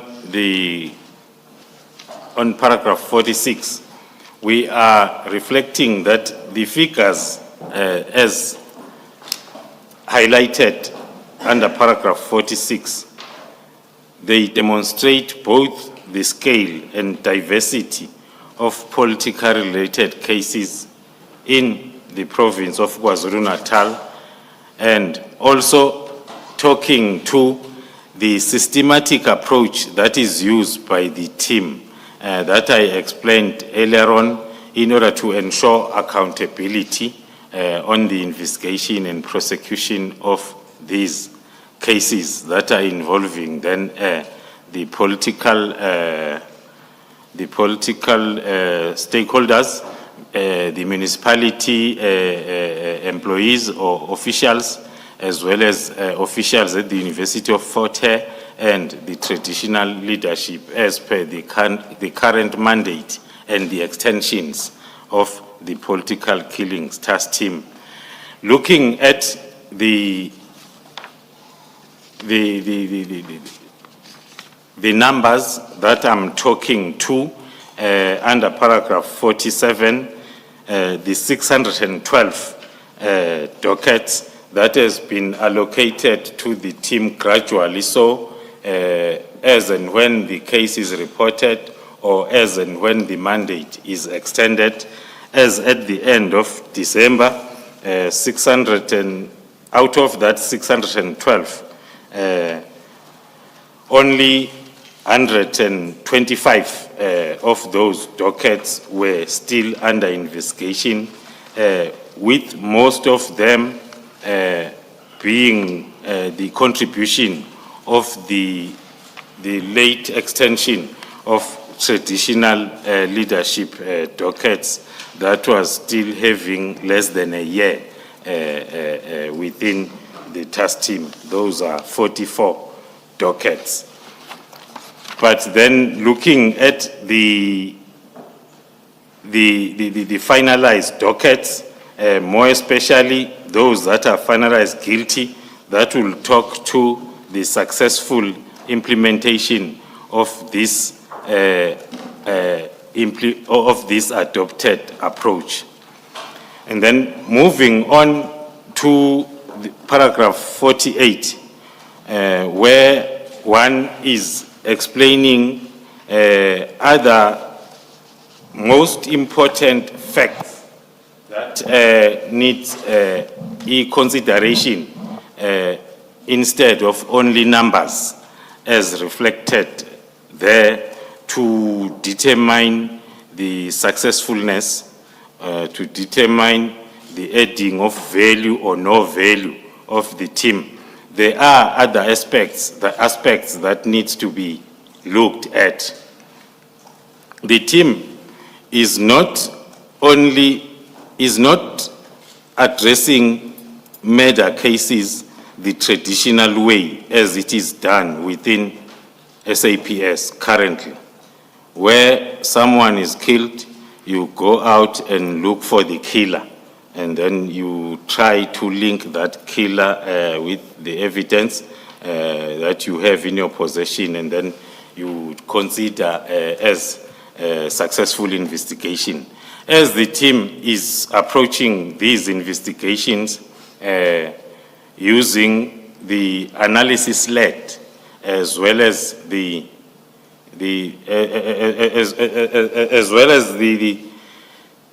model of investigation. As the team approaches the docket, the first phase of investigation is not directed towards finding the killer. The first phase is directed towards determining and confirming the motive of this killing as to who might have wanted this particular deceased dead, instead of asking as to who's responsible for the killing. The first part talks to who might have wanted. It is that thorough motive investigation. Is that the so-called hit orderers that Yes. the National Commission Yes, referred to? yes, I'm going there, commissioners. Once the motive is identified, then automatically it will come up with identification of persons of interest. That will be plotted on the organized crime blocks because the contract killing has got permanent stakeholders that needs to be there. So it will be the replacement of a spotter by a name identified as a person of interest. Thereafter, the next phase of investigation will talk now to the collection of evidence that will be directed towards the linkage of identified persons of interest with that particular incident. Hence, then that will talk to the team having a successful rate in terms of charging also the hit orderers. Those that will, under normal circumstances, will be very impossible because they are seldom present at the scene of crime. But then, based on the methodology that is in place, the team has managed for the past few years to charge some of them. Also, the other advantage that is, or the other successfulness of the team stemming from that particular model of investigation is within the motive investigation, it will be clear as to not only who wanted this person dead, also why that particular person will want that person dead. And then that's where, in most cases, also in line with the findings of Morane Commission, in most cases where the political principals or office bearers are attacked or killed, it will mainly be for fraud and corruption, sometimes for positions, but in most cases, with the current threat assessment, is for fraud and corruption. So the team then will register that docket as a motive docket to be investigated together with the murder docket, so as then the one who benefited with the disappearance of the deceased will also be held accountable. I am very slow, commissioners, to explain that part because now and again one will get accusations or allegations that are unfounded or baseless, that the team will go as far as choosing which fraud and corruption docket just to investigate outside the mandate. All the fraud and corruption dockets that are currently accounted and investigated by the team are linked parallel to the murder docket, and they are motive dockets. Also, we have seen a decrease on the... So, just before you, that's the encapsulation of your... 49. Of your paragraph 49. So, yes. And the aim, as you say, is to target the person who is ordering the killing, the contract Yes. killing. So Yes, would it be fair to say that if you're successful in the approach that you've described, that contract killings would go down? That will be my next explanation under paragraph, or towards the end of paragraph 49, that looking at the timeline when the team managed then to implement all the concepts, the methodologies, that's when then the decrease of contract killings into the space of political killings were showing decrease in terms of the next page of 49, under paragraph 49. So you'd like to go to the table? Yes, please. I think that the table needs a bit of explanation. And can you just first explain to the Commission what this table represents? The table represents the number of dockets, not the incidents, the number of dockets that are allocated to the team as defined in the mandate in the province of KwaZulu-Natal from 2011 to 2025. Then the separation per year is for the number of cases in total versus the number of murder cases, in other words, where people were killed. So as then one cannot lose sight of the magnitude of the killing themselves. I will explain later on as to what made the team to get to that determination. So, to be clear, the blue bars are the numbers of politically related cases. Yeah. And of that number, the red bar reflects the murders. The murder cases, Commissioners, that's correct.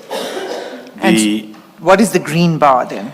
The use of the green bar from 2018 up to 2024, excluding 2022, was just to see the periods where the killings were decreasing. But they are still supposed to be red, representing murder incidents. But the use of green is just to try and understand the decrease or increase of murder cases. So, yes. Sorry, General, what's LGE and NPE in that graph? Thank you, Commissioners. The LGE and NPE, LGE stands for local government elections, NPE stands for national and provincial elections. So the threat assessment has always been correct to say during those particular periods in our country where we have local government elections or national elections, will experience the increase on these cases. That was the threat assessment since that was done by the team since 2018.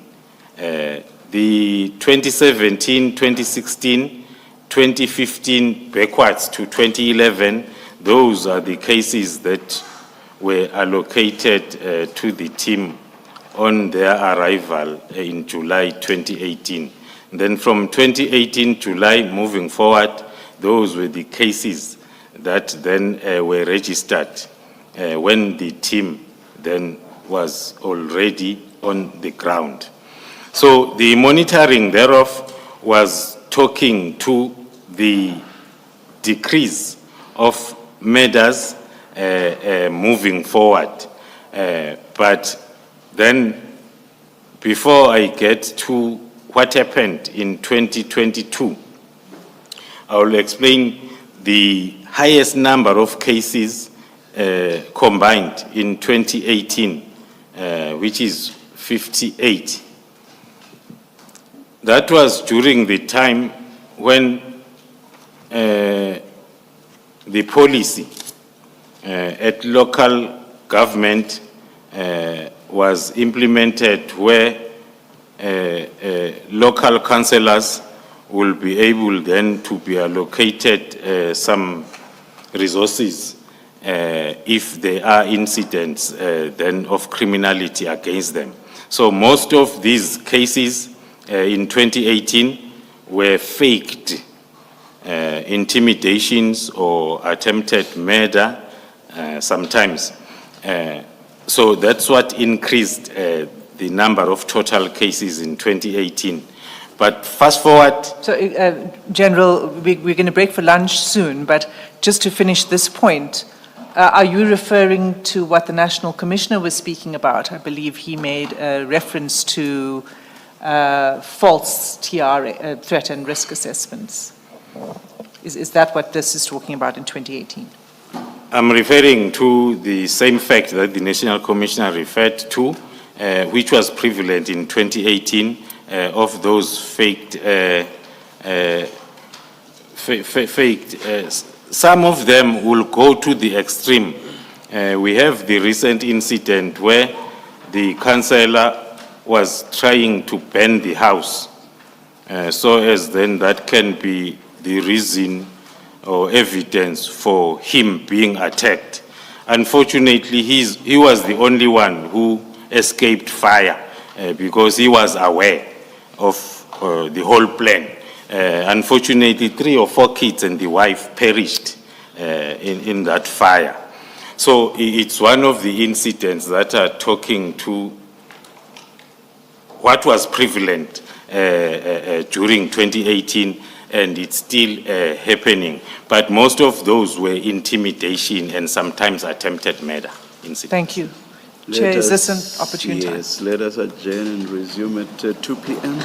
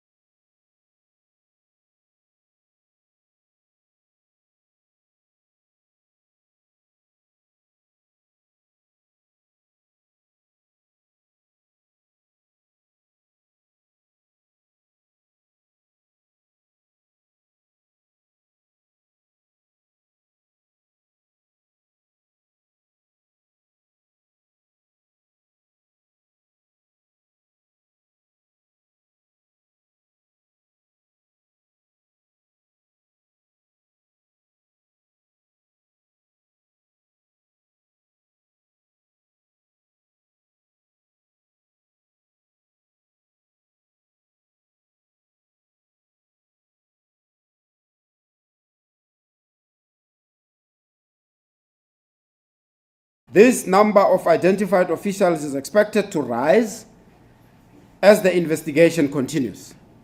The officials range from entry-level clerks to a lower level management level officials.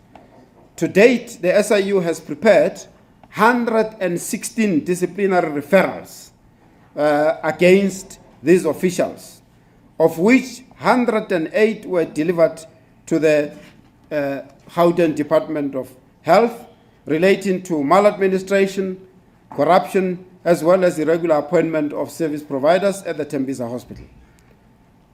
There's been one matter that has to date been held back. As I said, the other officials' names may still come up because the investigation is really working hard to link them to the losses. Other officials have already been referred, as I indicated. We have observed that these officials implicated are at a lower level of employment. If you look into the report, in fact, I've asked my colleague to make a list of those officials, but if you look in the report, those officials are itemized. Again, because they are at a, you will really realize that it is at this lower level, particularly at the procurement SCM level, where the most damage is caused. We have observed that they are at the lower levels, and these are the employees who have to date caused more losses to the Tembisa Hospital. As I indicate, we are investigating in other areas. The phenomenon of lower level officials causing more damage has been observed in other investigations. An example I can make is in the Home Affairs investigation, the refugee processing. You know, those lower levels that are processing refugee applications, they are the ones really causing damage.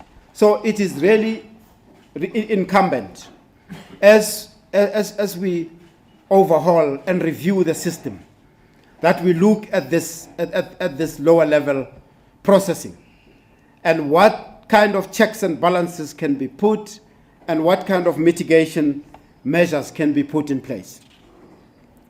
Right, we would like to share with the public the method which was used by these syndicates and go about committing all of these fraudulent and corrupt activities. We found that they commit procurement fraud.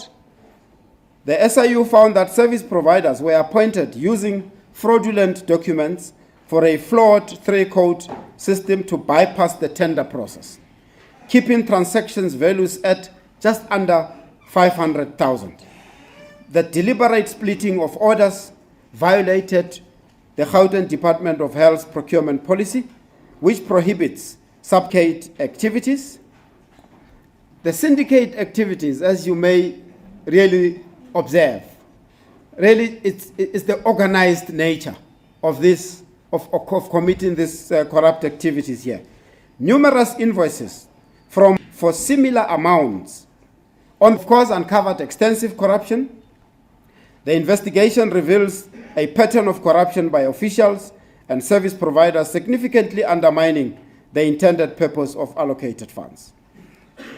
A sound procurement process typically includes a purchase request form guidelines. However, the SIU found that these protocols were circumvented, allowing for further irregularities and authority within the department and Tembisa Hospital's operations, including fronting. Request for quotation procurement process involves the following steps. This is really just high level. You can read in the report where the details are. It involves a purchase request. This form outlines the available budget, required items, and estimated unit price, and must be signed by the end user and authorized by the CEO. Number 2, submission of submission to supply chain management. The completed form is sent to the SCM section, which handles the distribution of RFQs, evaluation, adjudication, and recommendation for service providers. Each bid should include quotation, relevant CIPC documents, director identifications, and so on. In this investigation, all of what, in fact, most of what was submitted were fraudulent. This is what the investigation picked up. Now, in the report, you'll also see that we depict the procurement process overview, which would include the purchase order and composition of the procurement bundle, There is what's called the transit office. The transit office receives all order. Goods are categorized as either store deliveries, items like toilet paper and bandages, or direct deliveries, specific items for certain wards, right? And then receiving store items, receiving direct deliveries, procurement, a procurement conclusion. But this process, we're stating it as a required process, but it was circumvented in this case. Right. In any procurement process, there would be losers, called unsuccessful bidders. But evidence and our investigators uncovered that the unsuccessful bidders also were part of this scheme. So they would have been requested to submit quotations through these syndicates, but they would know already that they are not going to get it, and that when they don't get it, they get paid. So the SIU identified various links between the winning bidders and the unsuccessful bidders through electronic money transfers, shared directorships, and collusion amongst family members, etc. To date, the SIU has been able to identify patterns to the combined value of more than 1 million, which were made directly or indirectly on behalf of the successful bidders or the syndicates to the unsuccessful bidders who purportedly competed against the unsuccessful service providers. Right. The actions of SCM and relevant authorities as required, the CEO of Tembisa at the time authorized the appointment of non-compliant bidders, raising questions about the lack of oversight from the previous CEO's office, given the frequent approvals of requests for quotations. Tembisa Hospital SCM official requested purchase orders for these non-compliant bidders from the Gauteng Department of Health. We're calling it head office, but it's the department level. Yet, no concerns were raised regarding the unusually high number of POs processed. Right, we also looked at the actions of the Gauteng Department of Health officials. We found that non-compliant bidders were issued compliance certificates without raising any red flags. The SIU found no evidence of concern from the department regarding the RFQs processed. The same individuals who issued these irregular compliance certificates also approved purchase orders for non-compliant bidders, violating the principle of segregation of duties. Irregularities were only suspected at the time when Ms. Babita Jokran, in August 2021, as I indicated when I started, she at the time flagged about 850 million worth of transactions. At the time, and this is where her intervention proved very, very immensely valuable. At the time is then when the Office of the Premier and SIU entered into a secondment agreement, and we started investigating and digging deep. And some findings were made, actions was taken, but that led to a proclamation, which then dug even deeper. There is an office called the Transit Office. The SIU confirmed that goods received vouchers were recorded in the system before the transit supervisor signed off on deliveries. There is an inconsistency in delivery records compared to the number of purchase orders, suggesting that many goods may not have been delivered at all. Right, now, at the end, or even during the investigations, I indicated that some of the processes would have been completed. We have referred some of the service providers to the authorities, and we call those administrative referrals so that administrative action can be taken. To date, SIU referred 25 matters to the South African Health Products Regulatory Authority, called SAPRA, relating to the contravention of the legislation related to the Medicines and Related Substance Act. And amongst others, we have already referred matters to the National Prosecuting Authority, even during this investigation at this interim stage. As I indicated already, NPA and the Asset Forfeiture Unit are already taking action. They are collaborating with the SIU team, the Hawks. The Hawks is already investigating as well. So to date, SIU has referred about 4 matters to the National Prosecuting Authority for corruption involving the officials at the Tembisa Hospital and implicated service providers of Tembisa Hospital. Only these service providers that have been referred to NPA at this stage. There's more that will be referred. The value thereof is more than 42 million. Right. As I indicated, we as SIU and the Asset Forfeiture Unit, we will be working hard to ensure that we recover the monies that the department or Tembisa Hospital has lost.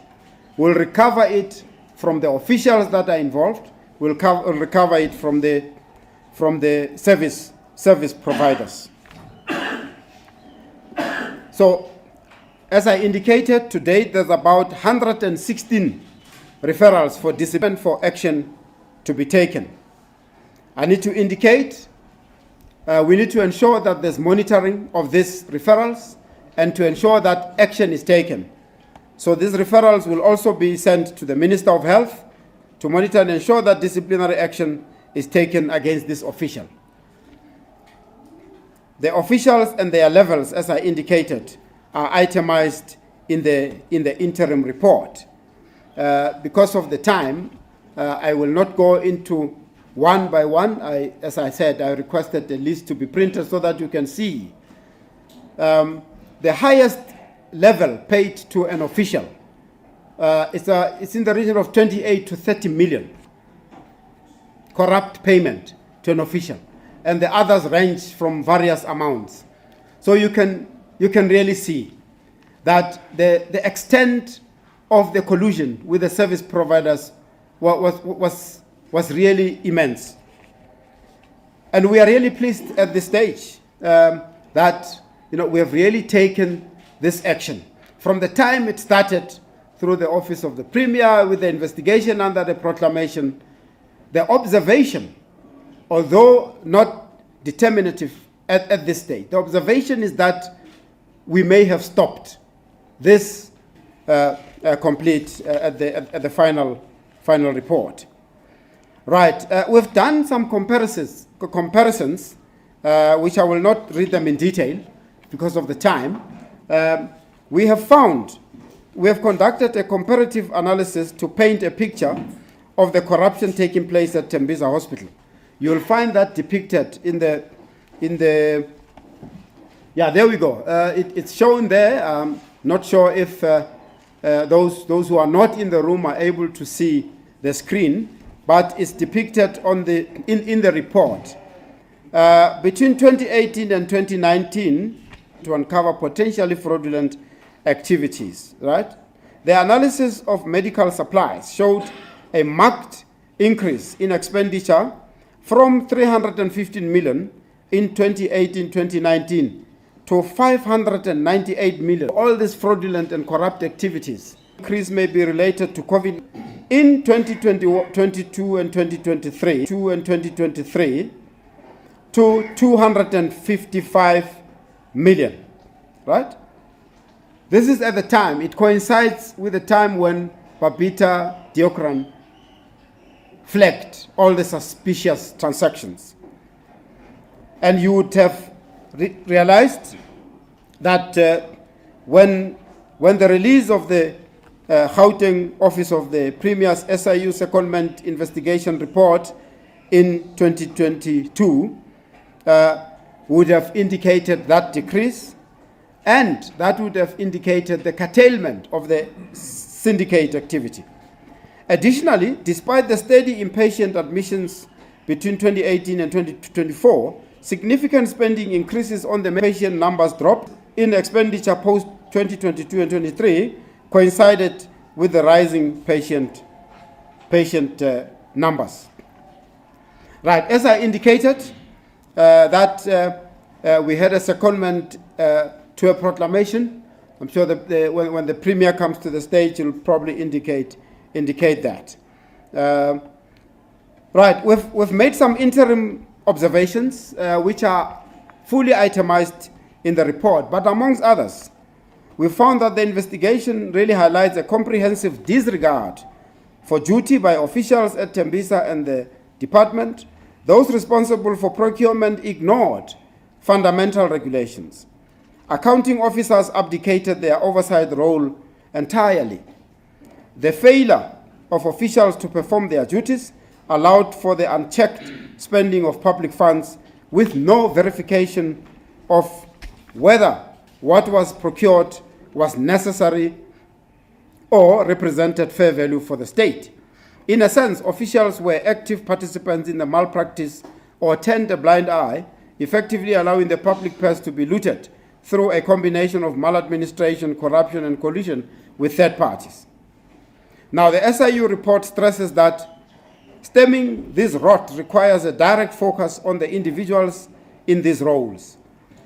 And it recommends appointing officials to prove that extent to family members to uncover illicit gains. Critically, the environment must really be overhauled and changed.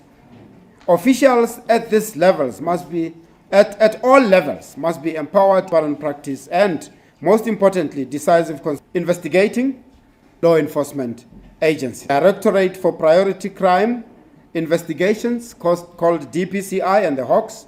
We also collaborate with Financial Intelligence Center, where they assist us in following the money. And of course, we also collaborate with South African Police Service in general. We also collaborate with the South African Revenue Service. In line with the Special Investigating Unit and Special Tribunals Act, we will, when we pick up evidence pointing to criminal act, refer all these matters to NPA, collaborate with NPA to ensure that criminal prosecution follows. We will also ensure that officials that have involved themselves in procurement, corruption, and maladministration are referred, and consequence management should follow. As I conclude, we anticipate, we are releasing the interim report today. The investigation will continue. And I would like to really emphasize the complexity of this investigation really required that I give the team further time to investigate. So we anticipate, the team said to me that they will finalize the completion in November of 2027. But I indicated that no, November 2027 is far, and we don't want to perpetuate the perception that we take long to investigate. So I can assure you, as members of the public, that this investigation will be completed earlier than November 2027. I've requested them to go back and come back with a date into next year, where we can complete this investigation and ensure that there's certainty in the environment, there's certainty in the health service. Now, we acknowledge, really, we wouldn't have done this to this stage had it not been for the whistleblowers who really risk their lives. And we know, I still repeat, the intervention and the contribution of Babita Diokran really saw us kickstart this investigation to where we are today. We really are greatly indebted, and may her soul rest in peace. We know that there's continuous acknowledgement. But the question that always comes up is the issue around whistleblower protection. And we are on record as saying measures are being taken as SIU particularly, we have set aside budget to ensure that where there's a need, whistleblowers are protected. As government, the Department of Justice is reviewing the legislation that relates to whistleblower protection. The current legislation is narrow, as you know, that it focuses on employer-employee prejudices.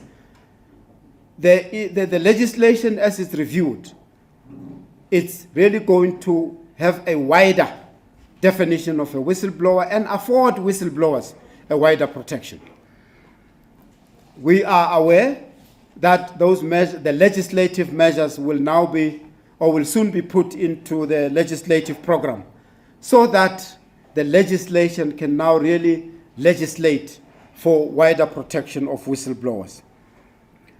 I would like to also acknowledge the investigators and also indicate that we take steps to protect them where necessary. And I would really want to ultimately also acknowledge the role of the media. Media has also played a key role in really reporting some of this maladministration and corrupt activities. We continue and we urge you to continue to report those. So, at the end, the interim report can be found at SIU website, www.siu.org.za. Thank you very much. Thank you.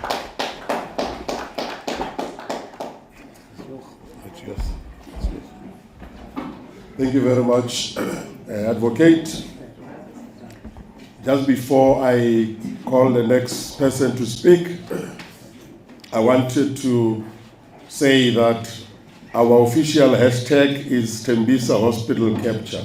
Hashtag computer Tembisa Hospital Capture for all that wants to tweet on, so that we can make this trend. And then secondly, Advocate Mutibi was talking about a list of all the officials and how much they got. We have now released the report to all of you through our WhatsApp group, and they are all of that is in page 29, 30, 31, and 32. You will see with the highest person getting around about 30 million rand, one person. Therefore, I just wanted to make note of that. At this point in time, can I ask the Minister of Health to come and respond to what he has just heard? Minister?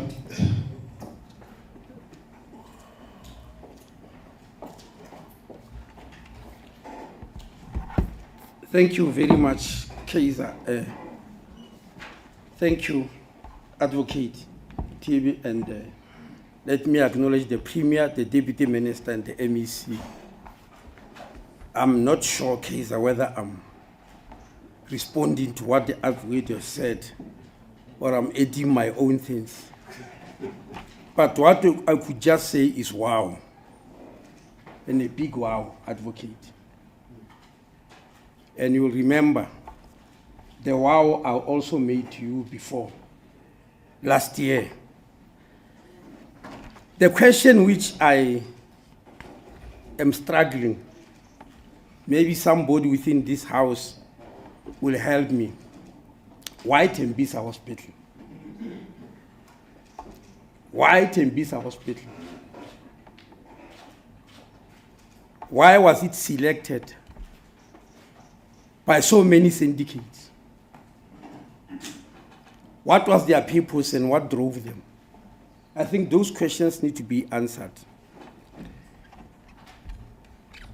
Advocate, you mentioned Home Affairs quite a number of times. And you also mentioned the issue of small fish and junior officials. And I'm very, very happy about that, because I'm one of the people who was getting worried that every time people who do malfeasance are caught, if they are junior, people get discouraged and say, no, where is the big fish? why was the big fish left behind? And they don't get happy and they don't regard that as an achievement, the issue of small fish and big fish. I'm saying so because my experience, as you said, in Home Affairs, showed me the amount of damage that is done by the so-called small fish. But before I go into them, let me mention here, okay, that these syndicates we have mentioned here, whether it's Maumela, whether it's Mazibuko, whether it's Ket Matlala, whether it's X, even with their infinite wisdom or thuggery, they could not have achieved what they did without the cooperation and participation of government officials who may happen to be junior, who you call small fish. It will not have happened without them. If they did not want it to happen, these syndicates will have been nothing and they will have achieved nothing. And so we must, while we're chasing the syndicates, we must also look inside about our own officials and how we are going to make sure that in future we don't have that. The second thing I want to mention, I see similarities here. Many of you, as the advocate has said many times today, about the late Babita Deokoran, may his soul rest in peace, who led us to this investigation and lost her life. Many of you don't know. It's me and the Kaiser and the advocate who know that we nearly had a Babita Deokoran, or that there was another Babita Deokoran look-alike in Home Affairs. And it looks like the modus operandi is the same. And because I'm going to make proposals on what I think should be done, I think I need to outline these two cases. In Home Affairs, our Babita Deokoran was a gentleman who was commonly known as Mr. T. It's not because of your legalities, advocate. It's because he has got a very complex vendor name, which will twist the tongues of those who are not from Limpopo. So they just call him Mr. T. He was working at the biggest refugee reception center in the country. And he discovered corruption there. A very diligent gentleman who hates corruption with all its manifestations. And when he testifies against an official, that official is gone. There's no way you'll survive. He's very diligent. He keeps records. If he appears in front of a tribunal or whatever to testify, you are gone. And the so-called small fish, people who are working in that reception center, are very, very junior, as you're saying, advocate. This small fish decided, just like here in Tembisa, they decided that Babida must go, must be removed forever. They also decided that Mr. T must go. And a few days before he was due to testify against some 11 officials, they sent an assassin who pumped 4 bullets into Mr. T. And Mr. T was taken to hospital, to ICU, and he survived those bullets. He was given a 6 months leave. And after 6 months, he came back. He started where he has left off. He continued doing exactly what he was doing before he was shot. And 2 days before he was due to testify again, 2 more bullets were pumped into him. And just like the first 4 bullets, he survived them. Mr. T survived. And how I knew about him? We had a very strong counter-corruption unit in Home Affairs. They just told me that there is a Mr. T who has just retired minister, and this is what happened to him. And we want you to visit him. And so that he must realize that he has not been thrown away or thrown to the wolves, because he's in hiding. I visited Mr. T, as you remember, advocate. I sat with him for 2 hours. When he finished his story, I said, wow, this is not for me. From what he told me, I decided not to go to the police. I went to Advocate Mutibi. I said, this is bigger than me, Advocate. Come and listen to this man. And I took him there, somewhere within the Republic of South Africa, to talk to Mr. T. And when he listened to his story, he said, wow. He went to fetch his team to come and sit with him. And when they finished, they went straight to a judge who did not hesitate. From the information Mr. T gave, who did not hesitate to give an order for a search and seizure. Many of you in the media attended that. The search and seizure at the Maraba Start Reception Center. It used to have the name of Desmond Tutu. It has been changed. And it was 10 days before the elections last year. And people thought it was just electioneering. They told me so. Many journalists told me this is just electioneering. Nothing will come out of it. Now, why am I relating this story?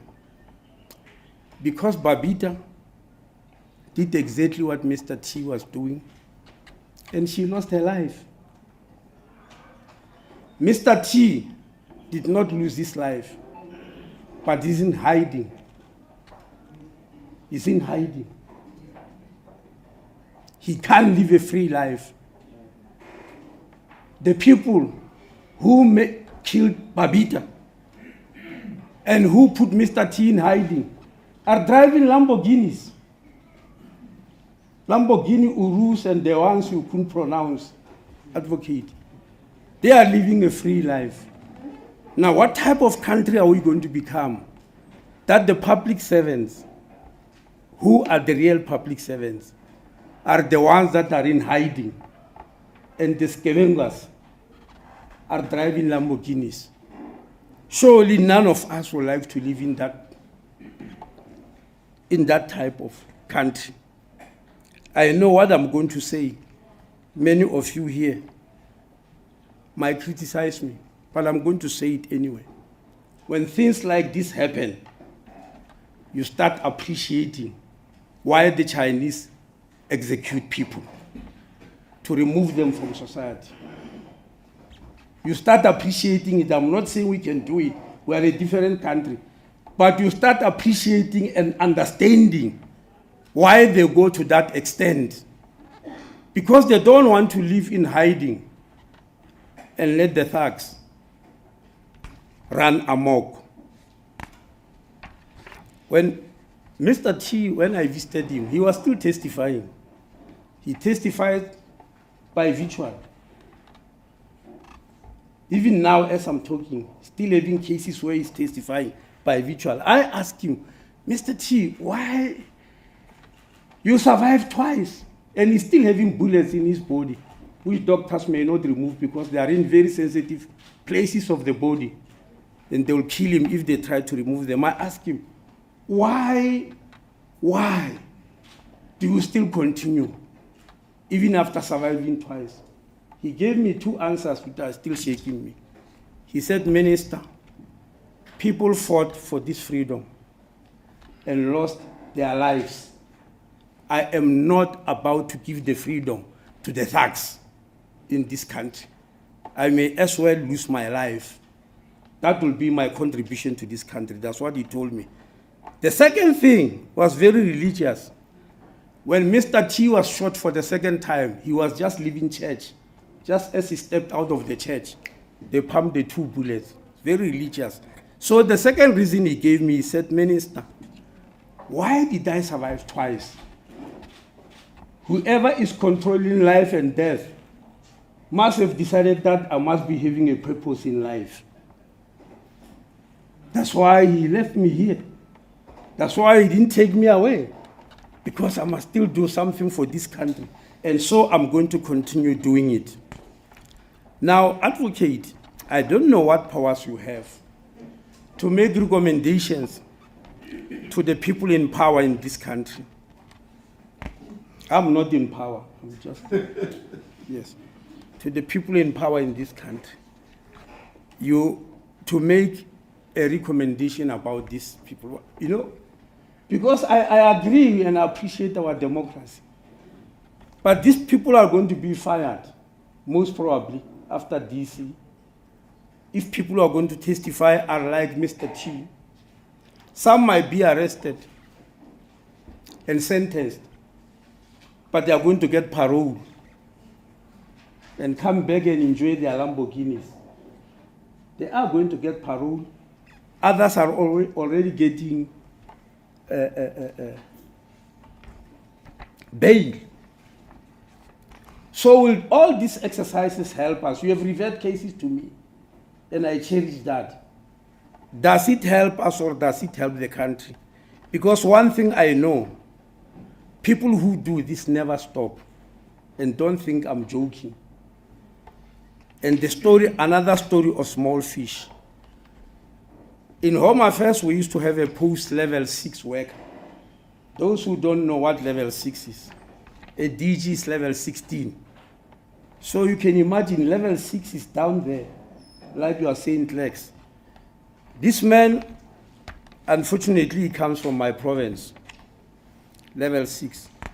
He used to have 5 luxury cars, among them a Porsche and a Mercedes, and a huge house somewhere in Raskororo in Limpopo, with a garage for each of the cars, because he was working with people who want to come into the country illegally, rich people who were paying him, by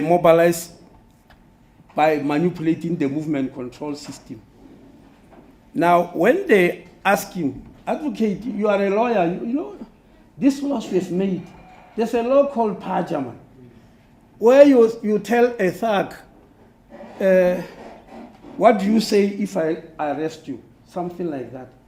They call it Paja. Yeah, the letters which you write, they call them audio. Yes, we have lost many cases because of audio. You are telling a thug that we know what you are doing. Can we do it? And you accept them, you know. So this man was asked, can they remove him from the movement control system? Because he had some codes. You know what he said? He said, yes, take this thing off yours because I'm not going to be able to stop what I'm doing. And they thought he's very arrogant. And when they told me the story, I tried to analyze for the whole night. And I came to a conclusion why this fellow say he can't stop. Look at these people. Lamborghinis, what? Property. How do you maintain that? You can't stop. That chap, how was he going to maintain it? You can't stop. Some of them, I'm sure, have already got children in very expensive private schools and all that. How are they going to stop? And why am I emphasizing on that? The only way for us to stop them is to remove them from society. So remove them from us.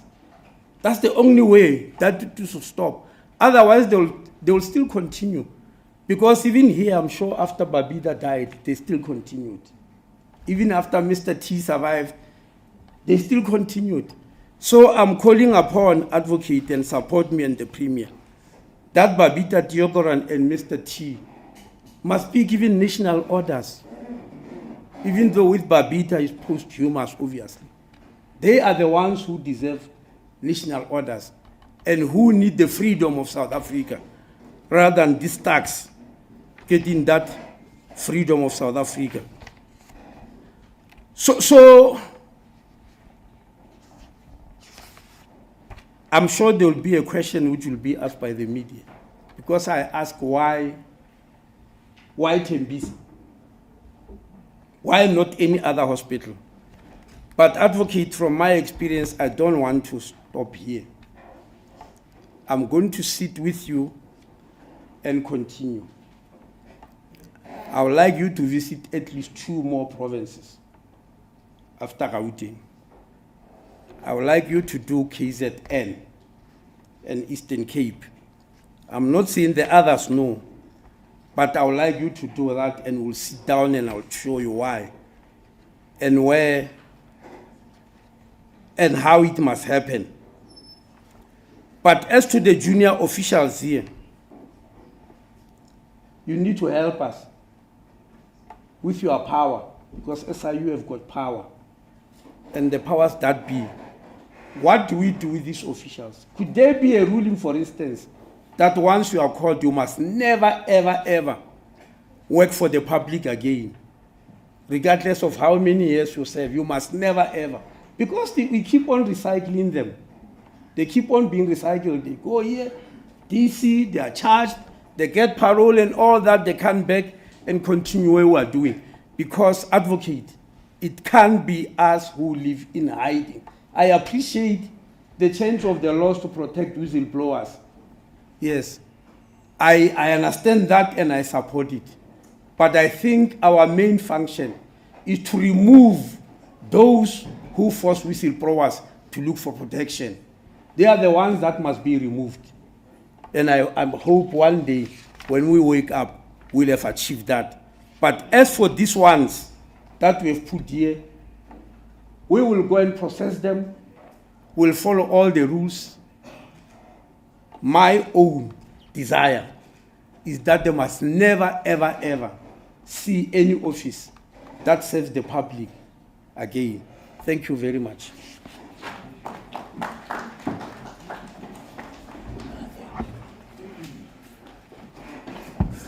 Thank you very much, Minister.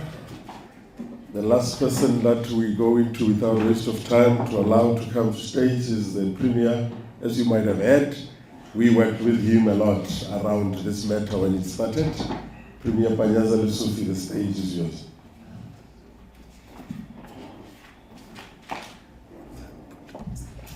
Thank you so much, Program Director Keiza Khanyao Ralibo. Let me acknowledge the Minister of Health, Dr. Aaron Mtswaledi, the Deputy Minister of Health, Dr. Joe Pasha, our MEC responsible for health and wellness, Menkomo Oralihuku, Advocate Mutibi, and your entire team that has been working on this matter. Members of the media. It was on the 13th of December 2022 that the Gauteng Provincial Government publicly released a SIU commissioned report on the state of SCM procurement at Tembisa Hospital. This was done almost 2 months after I've taken office as the Premier of this province. And when I got the report, we immediately expanded the contract that we had with SIU and requested them to extend their mandate by requesting a full declaration by the President of our country into Tembisa Hospital. So the release today of the preliminary report on Tembisa Hospital, as per the presidential proclamation, is a continuation of our efforts to fight corruption in all our institutions in this province.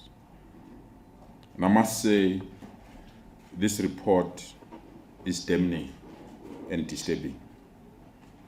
It confirms our suspicions that the Tembisa Hospital probe needed to be expanded. And we are grateful that SIU executed this mandate so diligently and professionally. We are ready to immediately implement these findings as contained in this report. From this report, it is clear we need to broaden this investigation to other hospitals in the province, especially those that had an unexplained hike in procurement expenditures in the last few years. There are indications that the same modus operandi is taking place in other hospitals in the province, and therefore we need to move with speed. As earlier indicated, we remain the only province that have an agreement with the SIU to perform these functions on our behalf, even before the President can proclaim, because we want to exploit the capabilities of the SIU to assist us in this regard. I'm of the strong view that the SIU will accept our request to continue with this mandate in other hospitals. It is also worth noting that the corruption involved here, even though the report says can be low level, entry level, or any other level, to us corruption is corruption and it must be hunted regardless of those that are involved and the levels in which they occupy within government. So we'll stop at nothing to ensure that the managers of these institutions, or those that are leading these institutions, account for their acts. As indicated, we remain the only provincial government that have now concluded and finalized lifestyle audits of all their HODs, the DGs, as well as the MECs and the Premier, so that those that lead our institution must lead our institution fully aware that they've been watched and their lifestyle is being monitored. We've also taken a decision, the first of the province, that all those that are working within our supply chain management, they must undergo lifestyle audits. There was serious resistance to this because this is part of lifestyle audit, is not legislated. But as the provincial government, we insisted, and I want to thank the SIU, we are at the tail end of receiving reports of lifestyle audits of all supply chain managers. We are strengthening our open tender system, where tenders are adjudicated publicly in the presence of members of society, rather than in offices of managers. To date, we've released 89 forensic reports that were commissioned by departments, and we are more than willing to implement as well the recommendations that are coming from these reports. So we want to thank those that have been part of this report, those that have cooperated, and those that have provided the information that was needed. In conclusion, we also received summonses from the information regulator requesting our office to appear before the information regulator on all investigation and forensic reports that are within the care of the provincial government. We commit ourselves to cooperate with this process, as we have nothing to hide, but to be as transparent as possible on all these matters. This morning, we were also requested by the Gauteng Standing Committee on Public Accounts, SCOPA, to provide full reports of all investigations that have been conducted by the Auditor General, the Public Protector, the SIU, the National Prosecuting Authorities, the Public Service Commission, including our internal investigation. A detailed 53-long report has been dispatched to SCOPA, and we've asked our communication team to release it to you, that outline all our investigation, the progress that we've made on all these investigations. We also reiterate our call to fast-track the legal processes to establish and protect whistleblowers so that their efforts can be recognized and be supported. As Minister indicated, we support this call for people like Babita Dokaran, Sindiso Makaka, Mpho Mafole, and many others, that they should be rewarded for the hard work, the sacrifices, and the commitment they've demonstrated. Today, the Minister added Mr. T. We are also supporting the Mafule family, who on the 2nd of October 2025, the killer or killers are back in court, and will continue to monitor this case to ensure that we get the relevant information. So our sincere gratitude once more to the SIU for job well done on the release of the preliminary investigation into corruption at Tembisa Hospital. And we remain grateful to you, Advocate Mutibe, and your team for this work. As indicated, our 4-year partnership agreement with the Gauteng provincial government, we will continue. And every report, either from whistleblowers or forensic reports, we will immediately dispatch it to you for further investigation on matters that need this kind of investigation. I thank you once more for your attention. Thanks so much. Thank you very much, Premier. The issues, and also please make sure that you indicate who you want answers from, so that it is easy.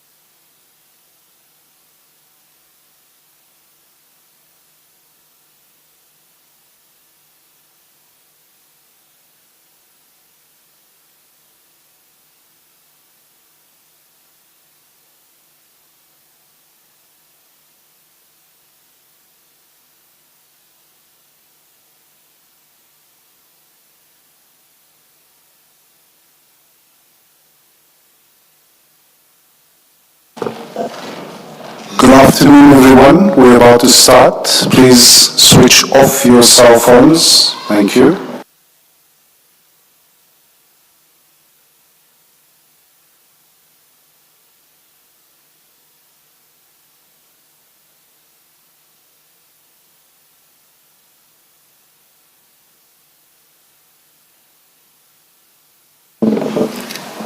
Yes, Mr. Sim.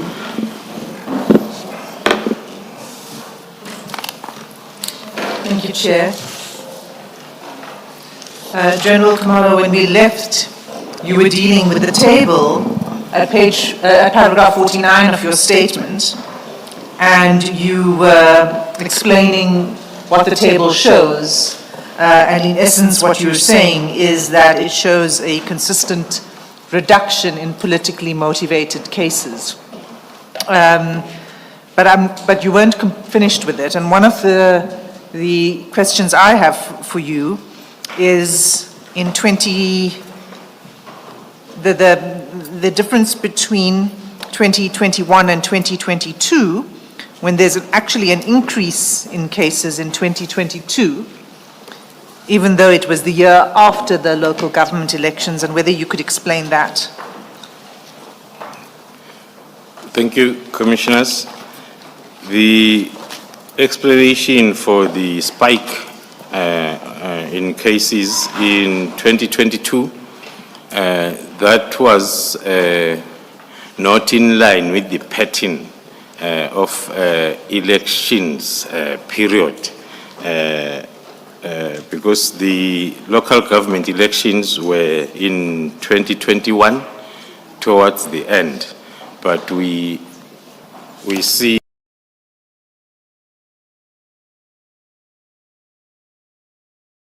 new pattern was identified based on the outcomes of elections.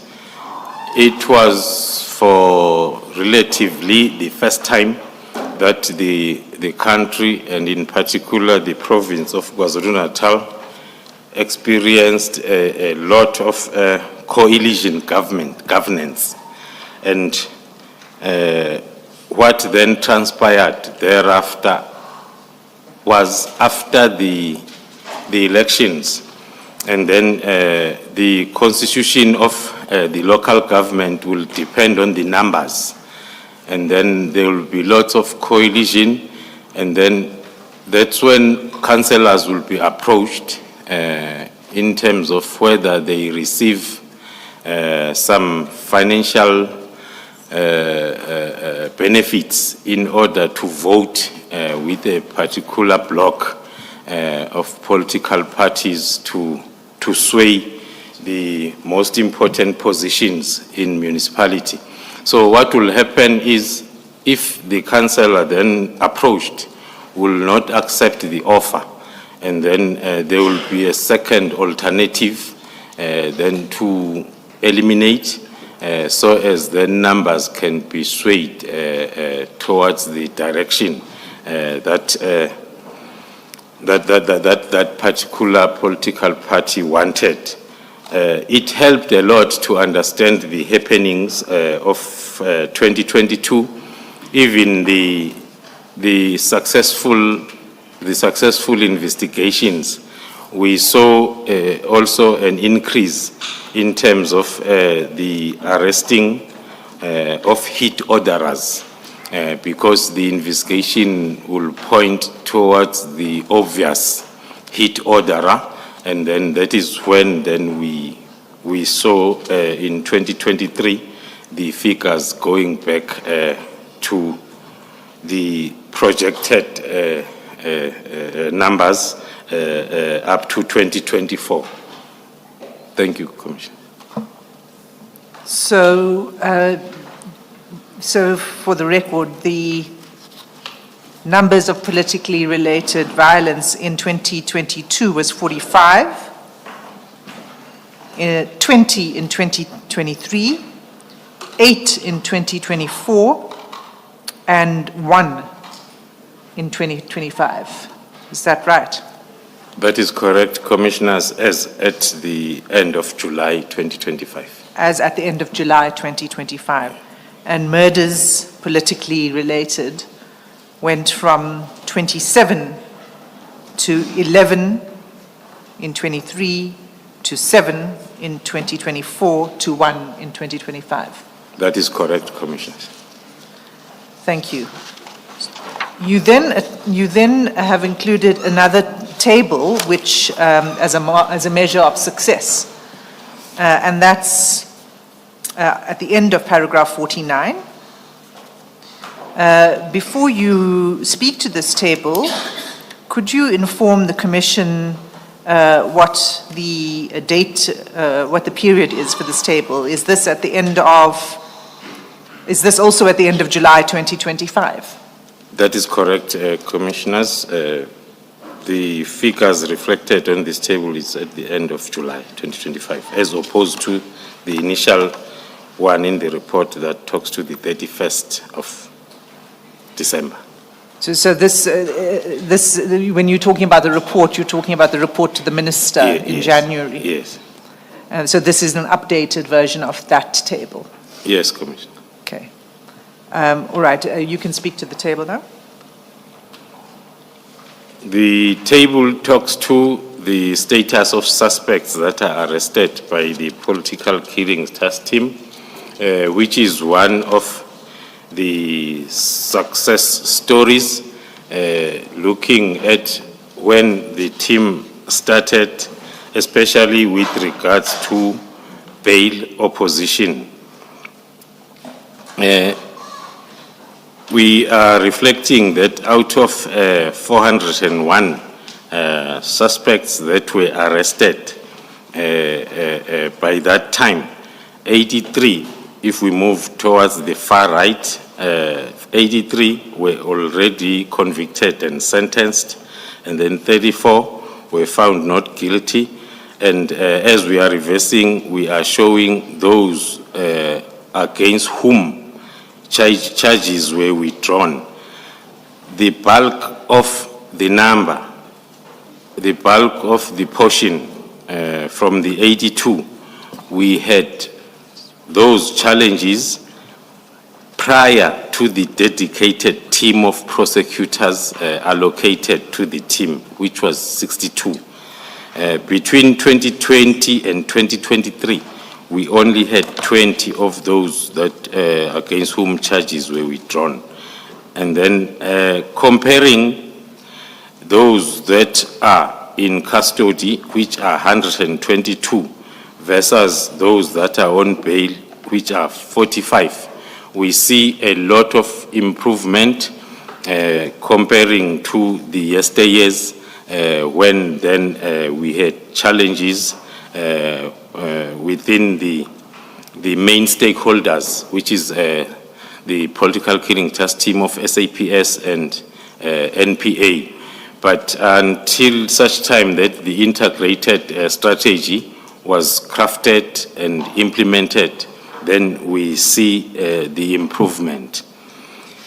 Then on the next, we are showing now the status. Before you continue, there's an explanation that you give. Maybe it will help explain a difficulty that I have, General. I've done some arithmetic, maybe too simple, if not simplistic, I don't know. I've added the not guilty, which is 34. I added it to the withdrawn, which is 82. That gives me 116. As against 83 convictions. So my question is, how is it that 83 as against 116 is good? Thank you, Commissioners. We are acknowledging the weakness that we had before the implementation of the integrated strategy that contributed the bulk of the portion of 82. Then the other reason will be when the charges are withdrawn against an accused. In most cases, because the accused that are charged are more than one.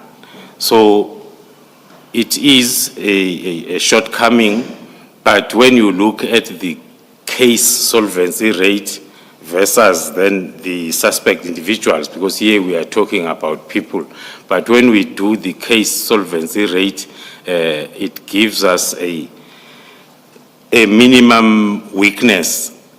If I may give an example, on the same case that I touched on earlier on, the IBIS 54, the Makaka case, the way it's known. Initially, we had charged all the identified suspects, including the mayor as a hit orderer and a municipality manager who was recently re-arrested. but then charges were withdrawn against the two during that time of 2018-2019. But we did not lose the case because some of the accused remained.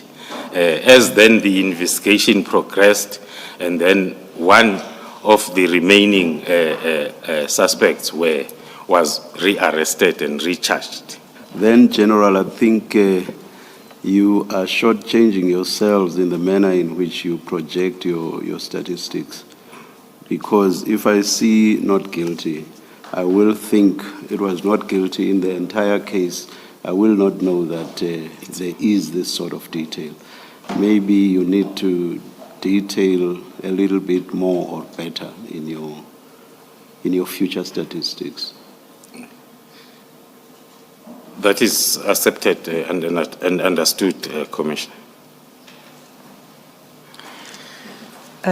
General, just to correct one thing on paragraph 51, I assume that the 16, it's meant to be 16 are section 204 witnesses. Yes, that is correct. That correction can please be noted. Just check, General, these statistics don't include the Fort Hare cases in this table. I'm talking about the tables, because you speak about, you have a table for political related cases, and then you have the traditional leadership cases. That is correct, Commissioner. They don't include Fort Hare cases. It's only KZN picture of political related and traditional related cases. Okay. General, you then wanted to give your final, I think, description of success via some tables which you would like to refer to. Is that correct? That is correct, Commissioners. Chair, could I ask leave to hand up another exhibit? These tables got handed to us after the statement was prepared, and it's marked CJC2.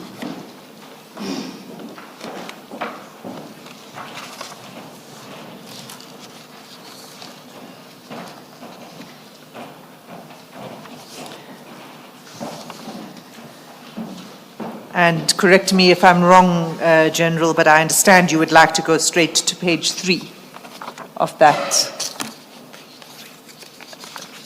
batch of documents. That is correct, Commissioner. Okay, can we begin then on page 3 of the slides? Okay. No, thank you, Commissioners. In an attempt to illustrate the successfulness of the approach, we are highlighting just 5 of the cases that, according to us, proves that the approach is really effective if implemented accordingly. And secondly, the choice of these examples is also influenced by the unfounded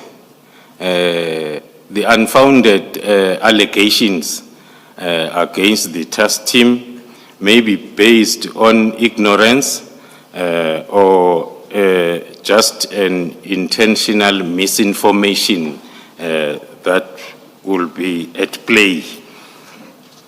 The first case that is the one that I've referred to a lot, or maybe before I even get there, the critics of the political killings task team, they don't use any other cases other than these that are set here as an example of the successfulness of the team. So we are approaching this from different angles. That is us as the political killing task team and the critics, which then maybe needs us to ask ourselves a question as to why the choice, because most of the critiques are along the cases where the high-profiled hit orderers have been charged and in most cases denied bail. Then the first one is talking to IBIS 54, the Magaqa case, where I've highlighted that we managed to get our organogram 100% green. 100% green talks to, we managed to get everybody who was involved, including the resources that were used May I from... just find out, don't we have this available electronically somewhere for it to be shown up there? We do, Chair, and I believe that we're just struggling with the technology.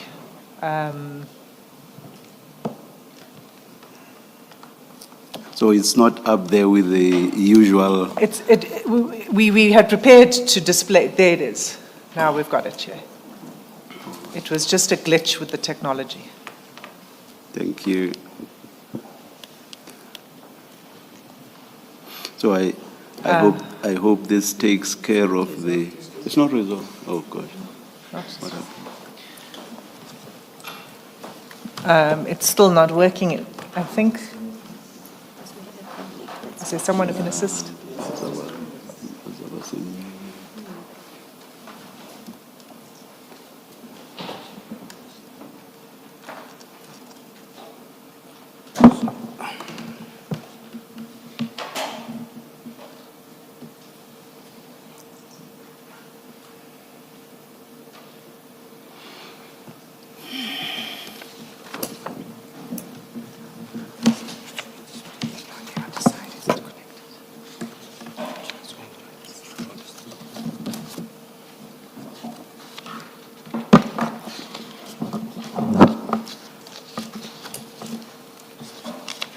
Should we adjourn and come back when it's up and running? Ms. Hassim? I think it's probably best that we adjourn for 2 minutes. Let's not indicate a time. We'll come back when we are called. Thank you, Chair. Let's adjourn.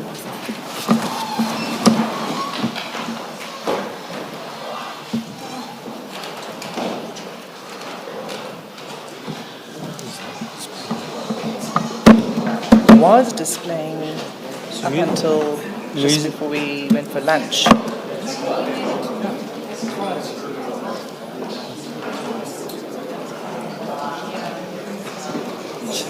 Is it the laptop? No, we need to fix it because there's more than just one thing that needs to be shown.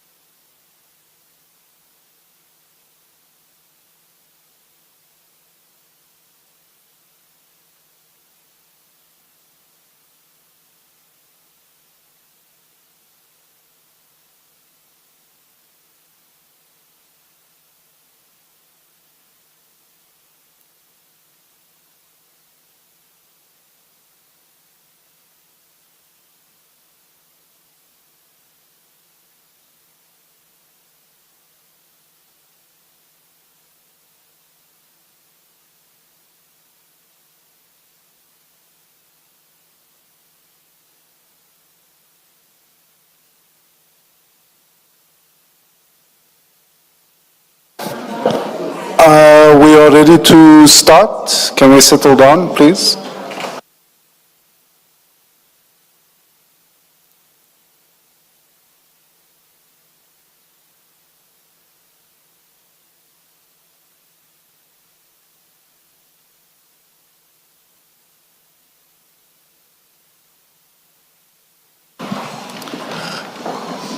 Chair, apologies for that mishap, but thanks to the ingenuity of our team to my right, we managed to find a solution. No problem at all.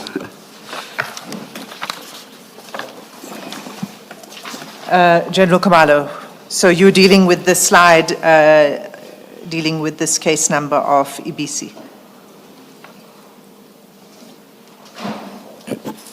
Thank you, Commissioners.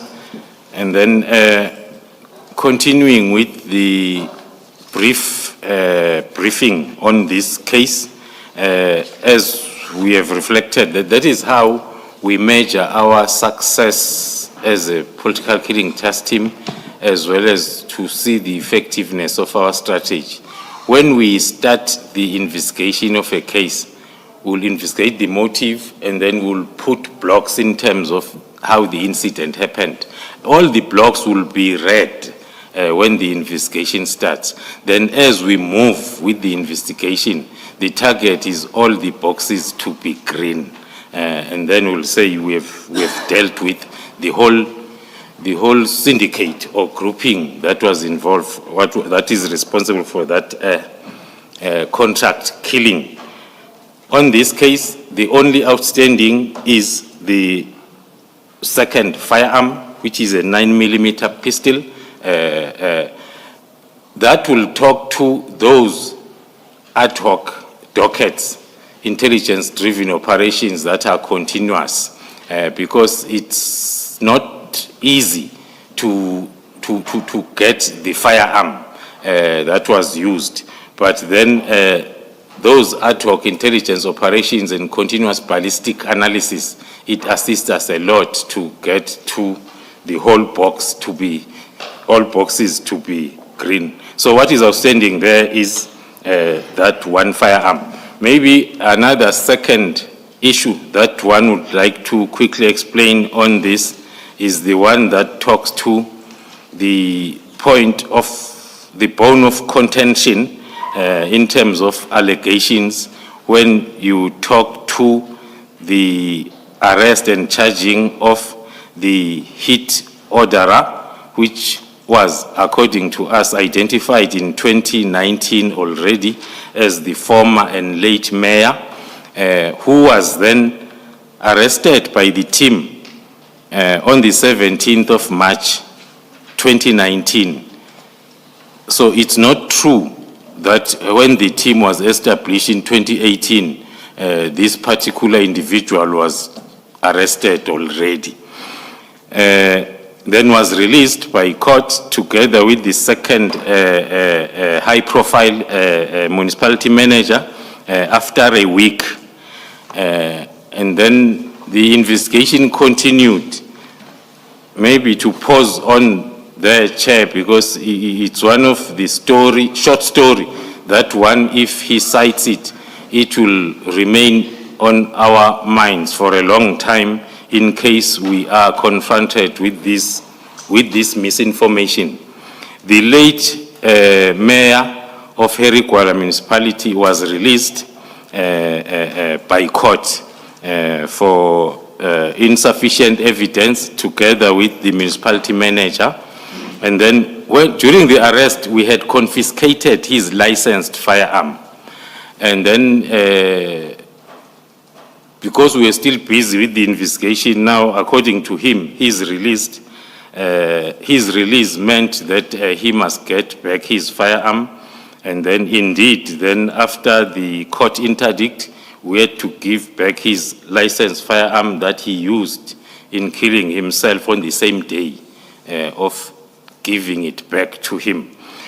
Hence, then, as time moved on, we could only manage to rearrest and recharge the municipality manager without the mayor who's deceased.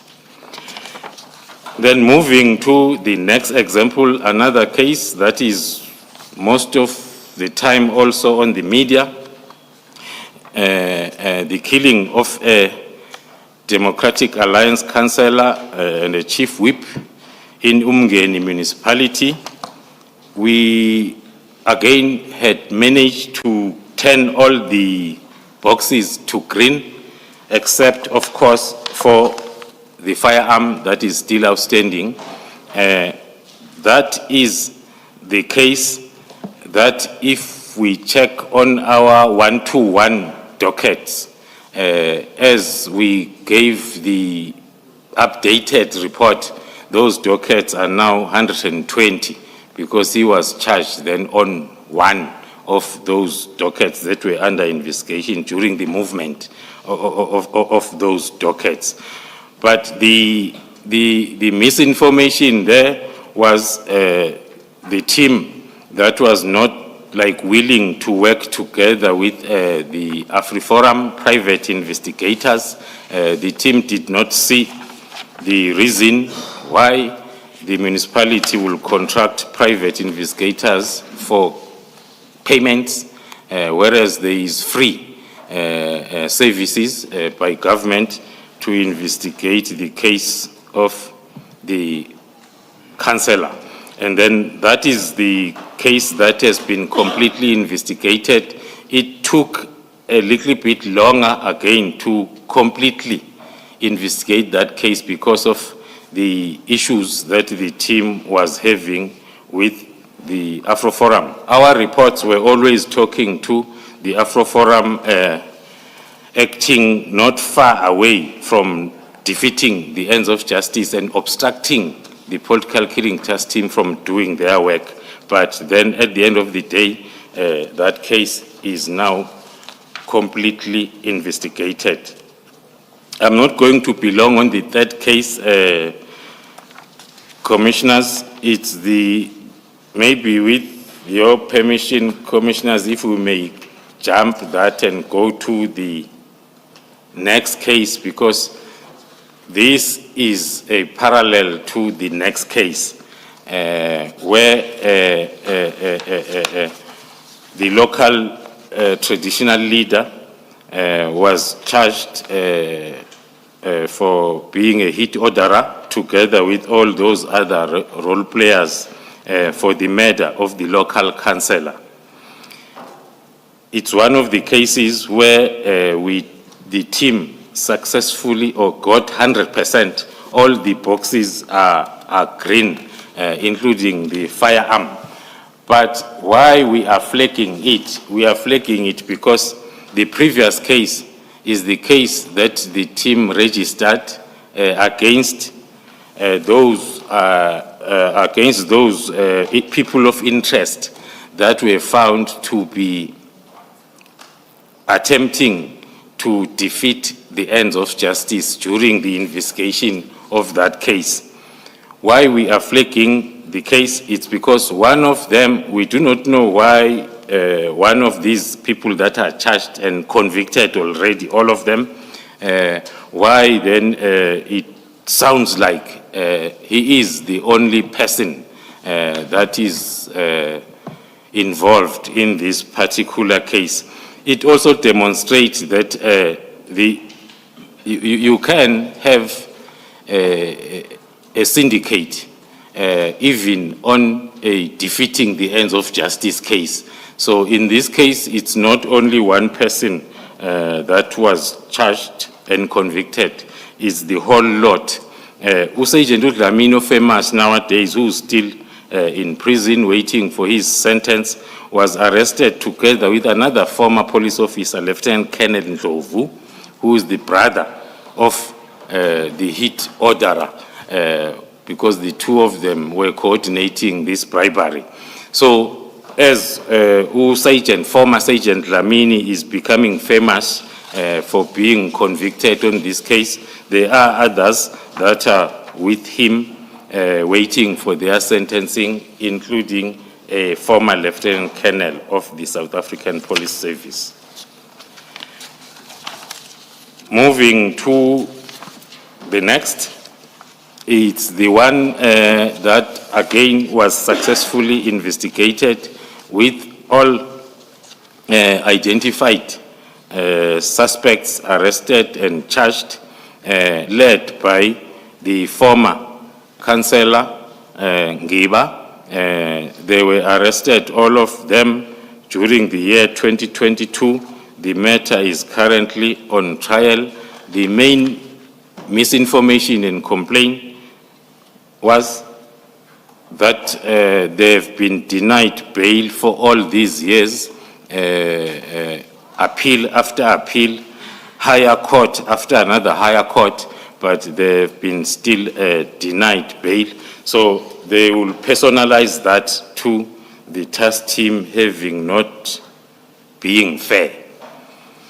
Then moving to the last example, it's another case that I'm not going to take the commissioners in details, but we flagged it because it gives a picture of the investigation that we have been referring to at the University of Fort Hare. In between, there are cases from 2022 that were reported that are related to the officials of the university.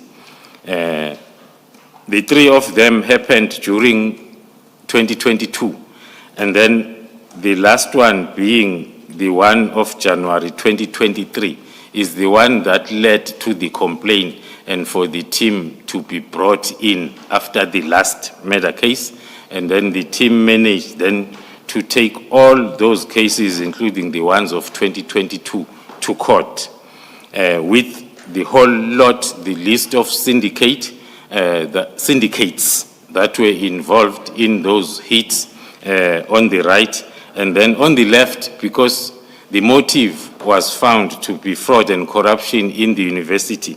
And then the docket was also registered, and then other additional 7 plus 8 suspects were arrested and charged on that parallel case of fraud and corruption in the University of Fort Hare.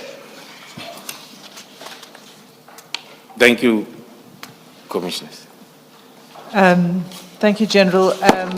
You've taken us through these cases, and you've said that one of the reasons you deal with these cases is because there have been complaints that have been leveled against the task team about the manner in which these cases were handled.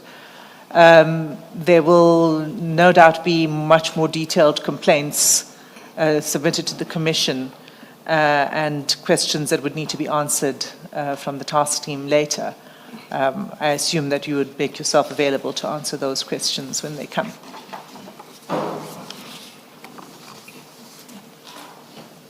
That is correct. Thank you. All right, so I think you are about to now conclude. So it's paragraph 53 is where you are on your statement. Then in paragraph 53. In conclusion, Commissioners, given the statistics that we have provided to and detailed account of the political killings task team operations, from us, when we use all these yardsticks, it's evident that the team indeed has achieved remarkably so, and especially in dealing with contract killings of any nature, the consistent reduction, the high number of suspects arrested and charged, as well as convicted, are a proof that this approach is indeed working, and therefore any consideration to disband the PKTT cannot be reasonably be attributed to the issues of poor performance or lack of impact, because the evidence presented strongly supports that the team and the approach utilized is successful. Thank you.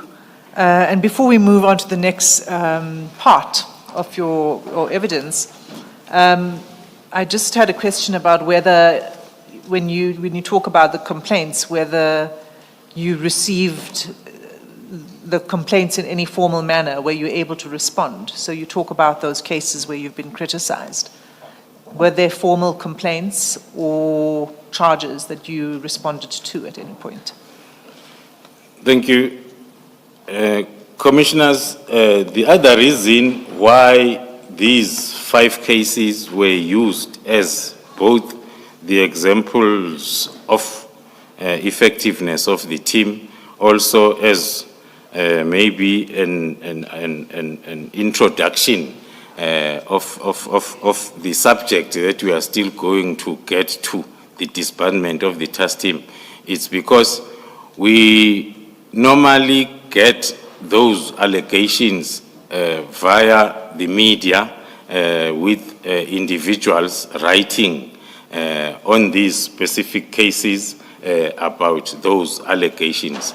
So from the political killing task team point of view, we have not received any official complaint. What we have also realized is these complaints are fluctuating, or they are moving with the events. We saw them coming thick and fast when the confusion of the disestablishment started. They were recycled on the media, these complaints on these 5 cases. Thank you. Mayor. General, I seem to have understood the evidence, I think it might have been of the National Commissioner, referring to where he was listing the complaints, pretty much the same list. But there was the one that involves the Dlamini. I don't remember what his title is. And that seemed, as I understood it, it was a complaint about the conduct of the PKTT, with the reference, specific reference was Dlamini, Mr. Dlamini, who was singled out. But there seemed to be suggested that the complaint against him was symptomatic of the conduct of members of the PKTT, which is outside of the law, behavior that is outside of the law. We don't have any detail now about what Mr. Dlamini was being accused of, but is that correct, that he was a member of the PKTT when the conduct complained of occurred and for which he was ultimately convicted, if that is what he was convicted for? Thank you, Commissioners. Indeed, former Sergeant Dlamini was part of the PKTT and was also part of the team that was investigating that particular case that I referred to, that is a motive of their case. Then for reasons that are information between the employer and the employee, one cannot get into details. But then there was a reason for him to be withdrawn from the political killings task team, and thereafter then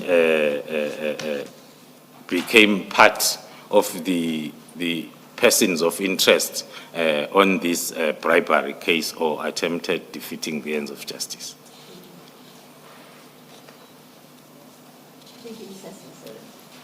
Thank you, Commissioner Baloyi. General, we're now going to turn to Part B of your evidence, which deals with evidence of infiltration and the influence of organized crime. Can you take the Commission through paragraph 54, explaining why you've chosen to take this approach to go to the evidence at this stage? Thank you, Commissioners. After taking the Commission through the establishment of the PKTT, the expectations might be that the next chapter or topic for discussion will be the disestablishment or the dissemination of the task team. However, for the Commission to properly understand the disestablishment part, I need first to provide the brief overview of the organized crime nature, as well as with specific reference to the cartel that is going to be part of the disestablishment discussion, which will then be followed by the evidence that have since been obtained from the mobile device of one of the cartel members, as well as the events leading to the Gauteng counterintelligence operation, and I'll also add further evidence of infiltration. So, in short, in paragraph 54, the briefing for the Commission is that our next discussion or my submission will talk to the organized crime with specific reference to the cartel that is going to be part of the discussion of the disbandment of the task team. Thank you. Can you begin then at paragraph 55? Sorry, 56. Thank you, Commissioners. In short, under the cartel structure, subparagraph 1 is summing up the status level and the standard of organized crime cartels in our country. As we are all aware that organized crime is a growing and significant threat to the national security of the country and also the prosperity of our economic prosperity as a country. So the crime syndicates, which are below the level of cartels, are increasing their network that then will be based at local level up to the international stage. Amongst these cartels, which are made up of different syndicates, there is one identified in the country known as Big Five, which have since been identified as being very sophisticated, and it has got widespread influence, and it's involved in a broad spectrum of their illicit activities. The structure and the leadership of the particular cartel that will dominate my current testimony is believed to be having its head office in Gauteng for obvious reasons. Gauteng is the economic powerhouse of the country, and then with syndicates and groupings, or the capability of the same cartel to operate throughout the country. That is the currently identified structure and leadership of the cartel. As we... Just pause there for a moment, just so that we are on the same page. What is your understanding of a cartel as opposed to a dictionary definition of a cartel? When you talk about a cartel, what are you talking about? A cartel, thank you, Commissioners. A cartel is a group of highly sophisticated criminals that will come together in a form of an enterprise, coming with different skills and expertise, including experience, with many syndicates or groupings operating under them. That is our understanding of the cartel. So when you refer to the Big Five, are you referring to Big Five cartels or Big Five individuals who are part of the cartel? Big Five individuals that are part of one cartel, as shown in the next, as shown in the same paragraph 57, last part. So this schematic that you're referring to at the end of paragraph 57 depicts a cartel. Yes. That's correct, Commissioners. Okay, you can, and I think you want to describe this schematic, so can you take the commissioners through that? The currently identified cartel known as Big Five is having a structure as reflected with the main commodity being drugs, and then there are other illicit activities that I will touch. Sorry to interrupt you, but just for the sake of clarity, although the schematic has those skulls depicting 3 of the players, it's not your intention to say they're deceased, right? I mean, they are still alive and thriving. Just to clarify for the commissioners. Thank you, Commissioners. This is an ongoing project investigation from the identification of the Big Five, the progress made. Those that are mentioned, reflected there in their boxes or positions, they've already been addressed, being a Mr. Katiso Mulifi, as well as a Mr. Muzi Matlala, and then the other 3 are still being addressed.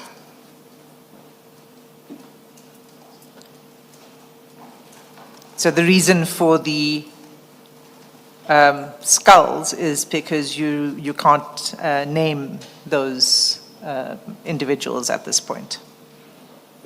That is correct, Commissioners. Well, not in public. That is correct, Commissioners. Thank you. You may continue. A high-level exposition of a cartel will then start, will continue from paragraph 58 with the characteristic that the cartel will always have a leader who will be leading the organization, of course, with a very firm grip, supported by the core leadership that are also heading their various departments, and also having specific specialization fields in terms of sustaining the operations of the cartel. The syndicate, which are operational units of the cartel, they consist typically of between 10 and 12 members that are recruited based on their more especially their experience in terms of dealing with one of the commodities that the cartel is specializing on.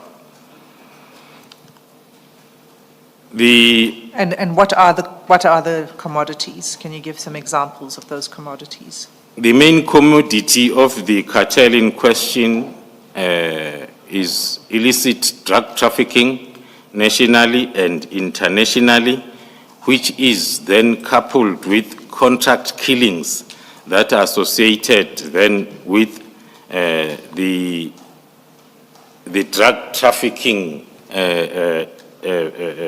processes, and the other commodity is cross-border vehicle hijacking as well as kidnappings, tender frauding, and also the extortions that are mainly related to drug trafficking. Extortions, they are mainly at the business areas of the cartel. Thank you. You at paragraph 60. Then moving on to the political and social connections. The Big Five has already penetrated the political sphere, and there are documented cases of high-profile connections in the political arena, senior politicians alleged to be complicit and/or willfully blind to the syndicate operations. On General, you say it's one of their hallmark features that they've penetrated the political sphere. Is this unique to the Big Five, this penetration into the political spheres? It is a normal characteristic of a cartel, but then this cartel being under investigation, there are already documented cases that are talking to that. Thank you. Then in paragraph 61, you deal with the criminal activities. You've already given us a sense of this from your description of commodities. So if you could just summarize paragraph 61. Thank you, Commissioners. The list under paragraph 61 from point 1 up to point 5, they talk to the areas of specialization for this cartel that I've touched on.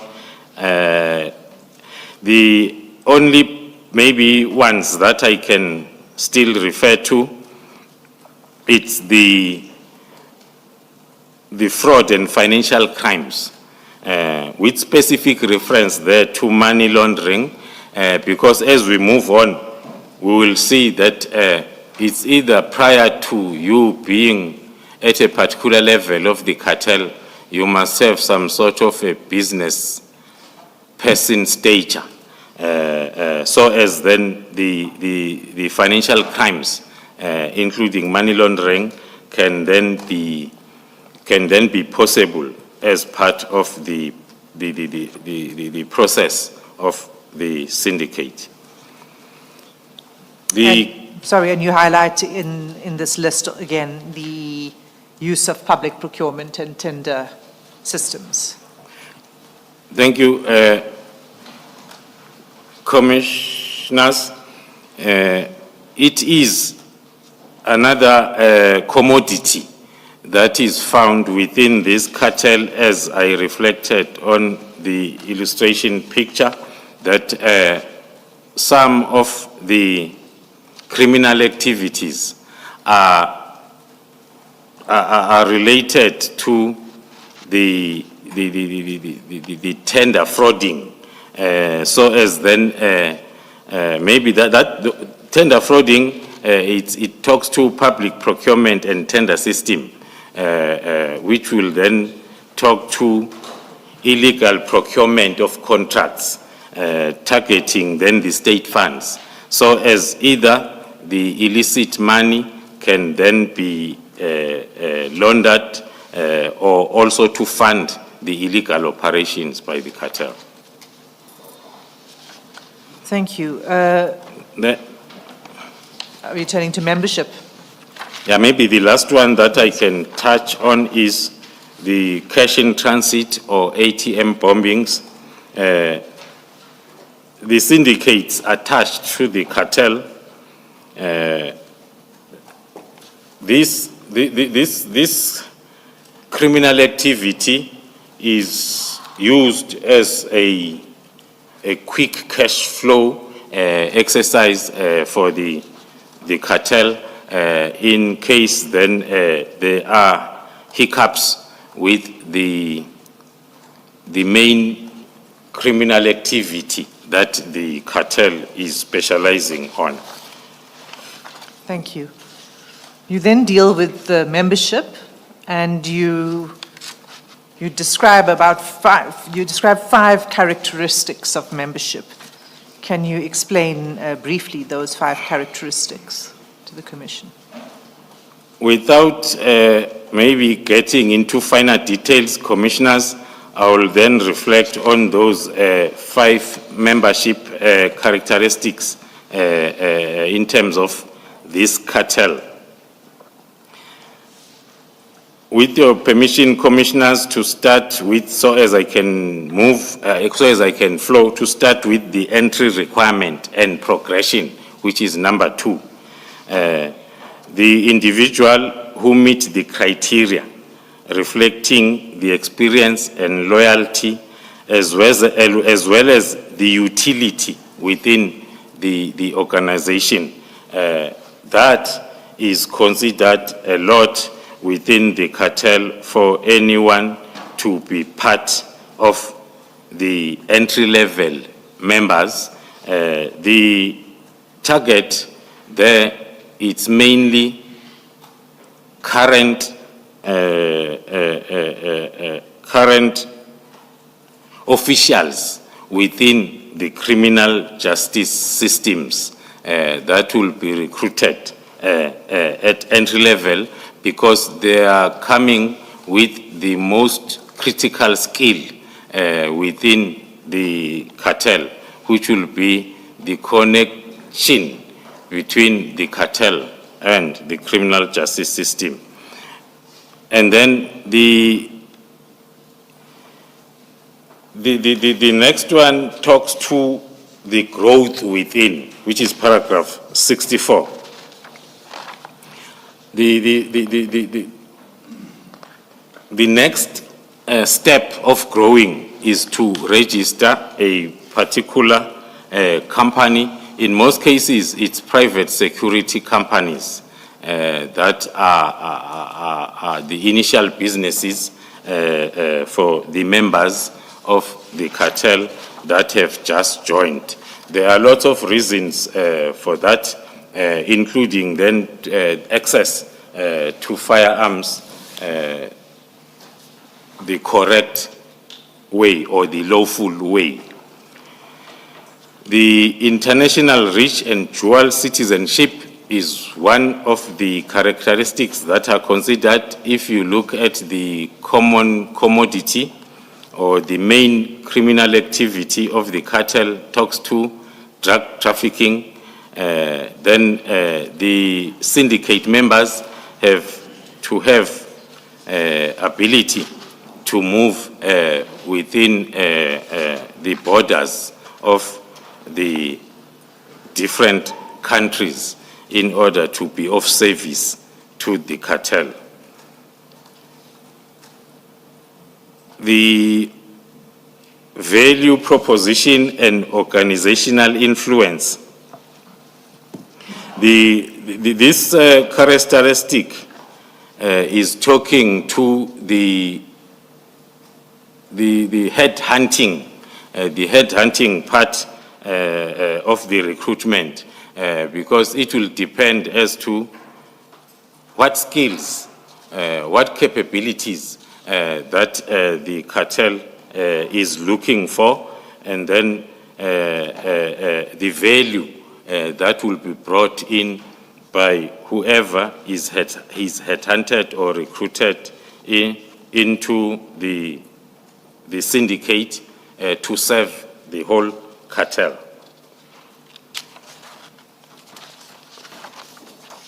And the final characteristic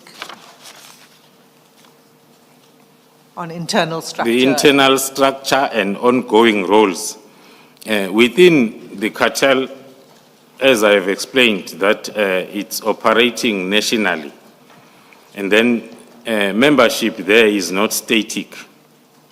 syndicates maintain a network that includes actively participating or retiring from the cartel, but still rendering services to the cartel, more especially playing the roles of deal brokers, advisors, as well as informants for the cartel. The most important thing in this cartel, they value loyalty, common history, as well as proven capability, more especially to influence the investigations and prosecutions of incidents involving the cartel members.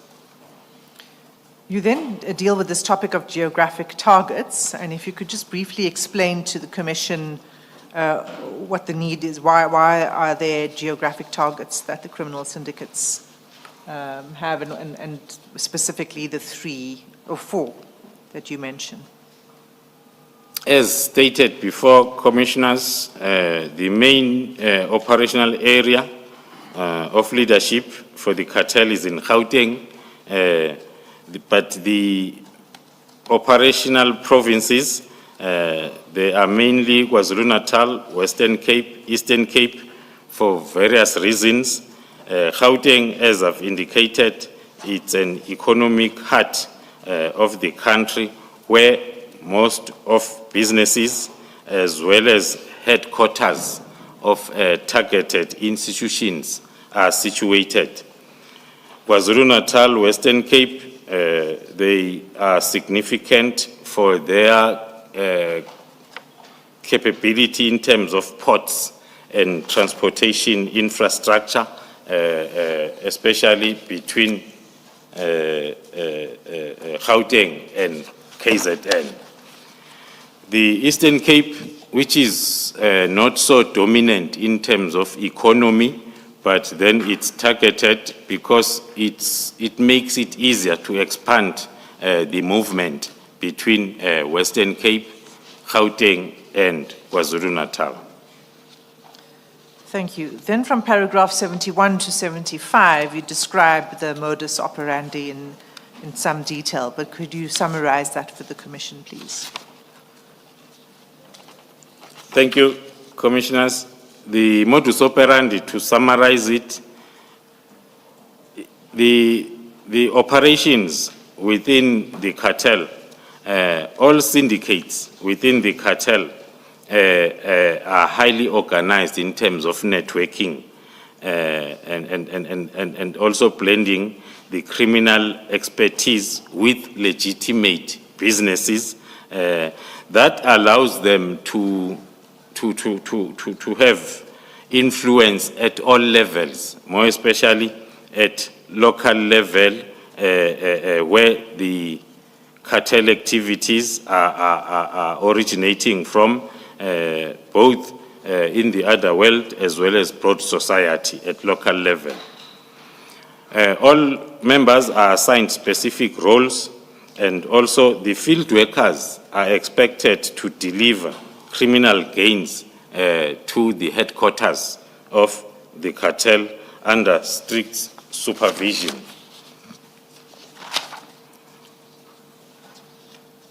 The cartel operates not differently from normal employment in terms of the members receiving regular income for financial stability, which is a competition for the normal employment channels or environments that we have in the country. I've touched on the new entrants who are then motivated by the rates in terms of regular income, which is much quicker in that employment, more especially if you are going to be a syndicate specializing in contract killings, but working for the cartel, because there you are paid as you work. And then paragraph 75. Then moving to... That's just concluding a modus operandi. In conclusion, on the operations, as I've indicated, that there is a very strict recruitment strategy or process, because one of the objectives of the cartel is to remain in operations for a very long time. So that is dependent on strong connections within the public and private sectors within the operation area. So it is an ongoing effort to cultivate relationships with politicians, law enforcement officers, and business leaders within the operation area of the cartel. That is done solely to sustain the operations of the cartel. So paragraph 76 and 77, am I correct to say that you build on the point that you just made of access to politicians and the criminal justice system? You just take that a bit further in 76 and 77, is that correct? That is correct, Commissioners. It's the continuation of the interest by the cartel in the criminal justice system. As I've said, that is a strategic objective that is meant then to safeguard the operations of the cartel for a long time by securing allies amongst the key judicial and law enforcement officials, as well as political figures at various levels, but most importantly at very high levels, so as the cartel can remain able to manipulate the investigations, suppress evidence, obstruct legal proceedings that threatens their activities. This is one of the most important objectives of the cartel, because then it determines the lifespan as well as the growth in terms of income for the cartel. Moving to paragraph. Well, I think, so just to conclude on this, you say you provide this context so as to understand the evidence that you about to submit to the Commission, particularly with regard to the infiltration via the WhatsApp chats that we will be going into. So I just want to make sure that we've got that correctly, that's the basis for which you've set out this the explanation of how organized crime works. That is correct, Commissioners. This high-level overview of this cartel will help us contextualize the events that I'm about to address, so as we locate them within this sophisticated agenda that, according to the picture on hand, will render the country very lawless. In this instance, then, I will now focus on how this syndicate has captured, this cartel has captured some of the key elements within the criminal justice system in order to ensure that they sustain their operations.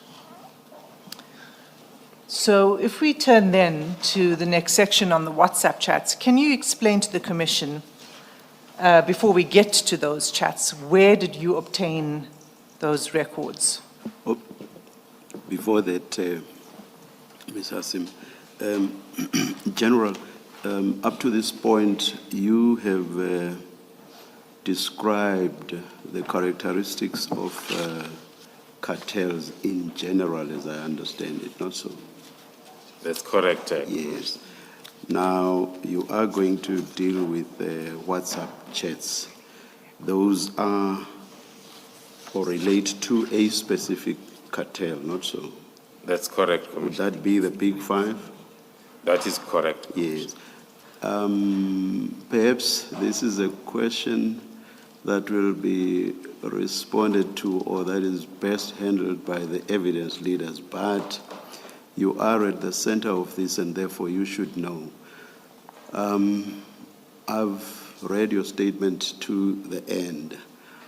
I am not aware that you deal with examples of any other cartels that may have infiltrated or brought undue influence to bear on the criminal justice system. Is there evidence of other cartels other than just the Big Five? Do you know? Are we going to be getting any such evidence? Do you know?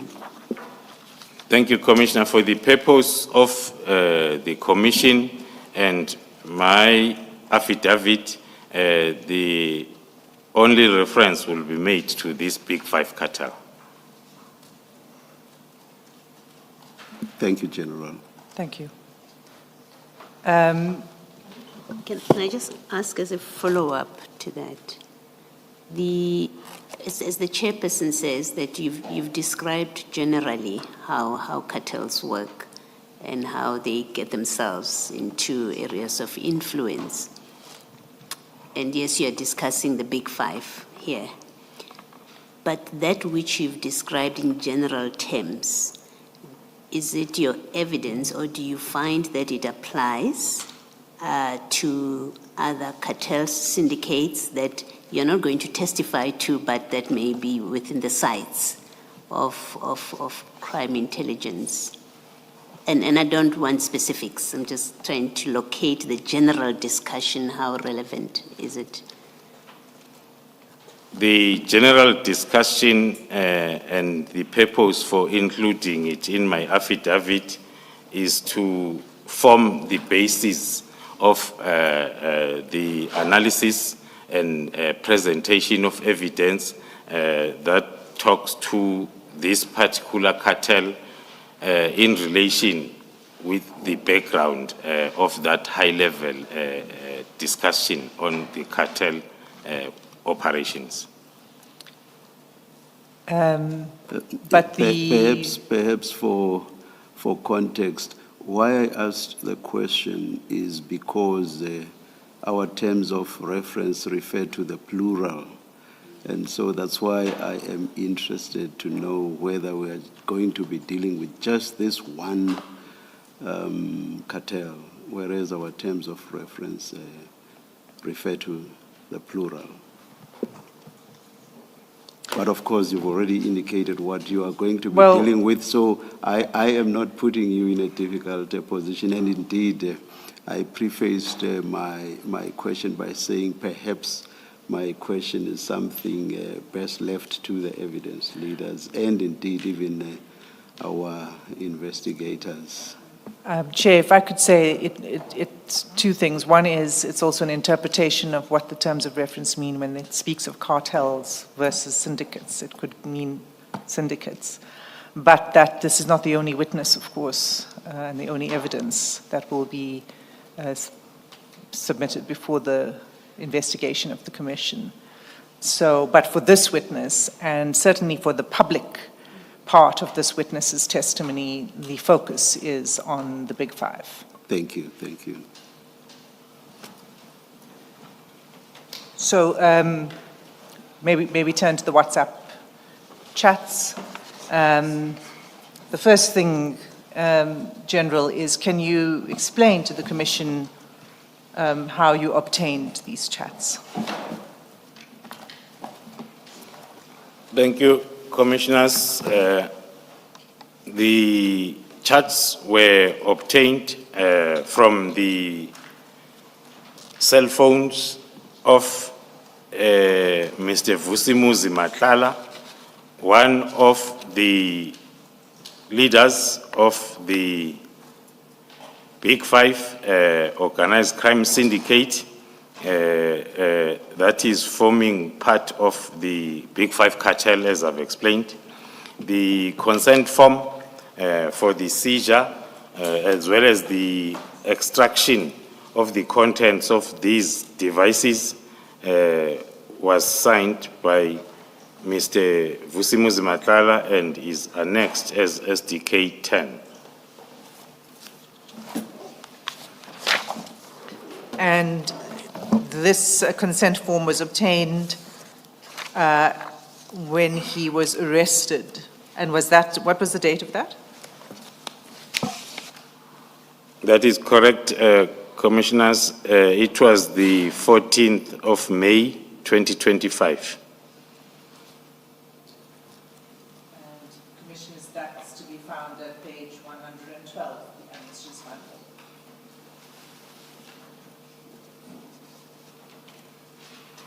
So, General, could you give us, the Commission, the overview of what it is you will be taking the Commission through before we... Sorry. Let me start again. Can you describe for the Commission an overview of the WhatsApp chats that we will be going through in detail?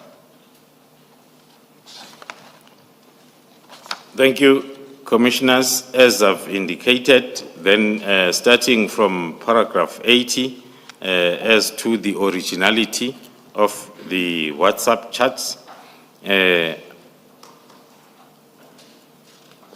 these chats will provide, they were included in my affidavit because they will provide the important context that is necessary for the Commission to know in order to understand the decision to disestablish the political killings task team, as well as the manner in which that decision was sought to be implemented by certain elements within the South African Police Service, as well as the Ministry of Police.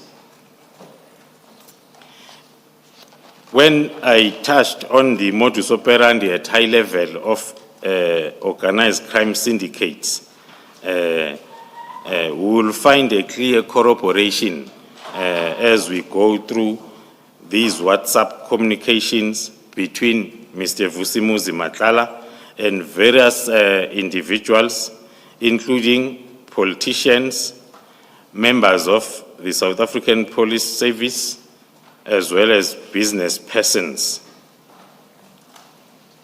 The charts that I'll be taking the Commission through, I relied,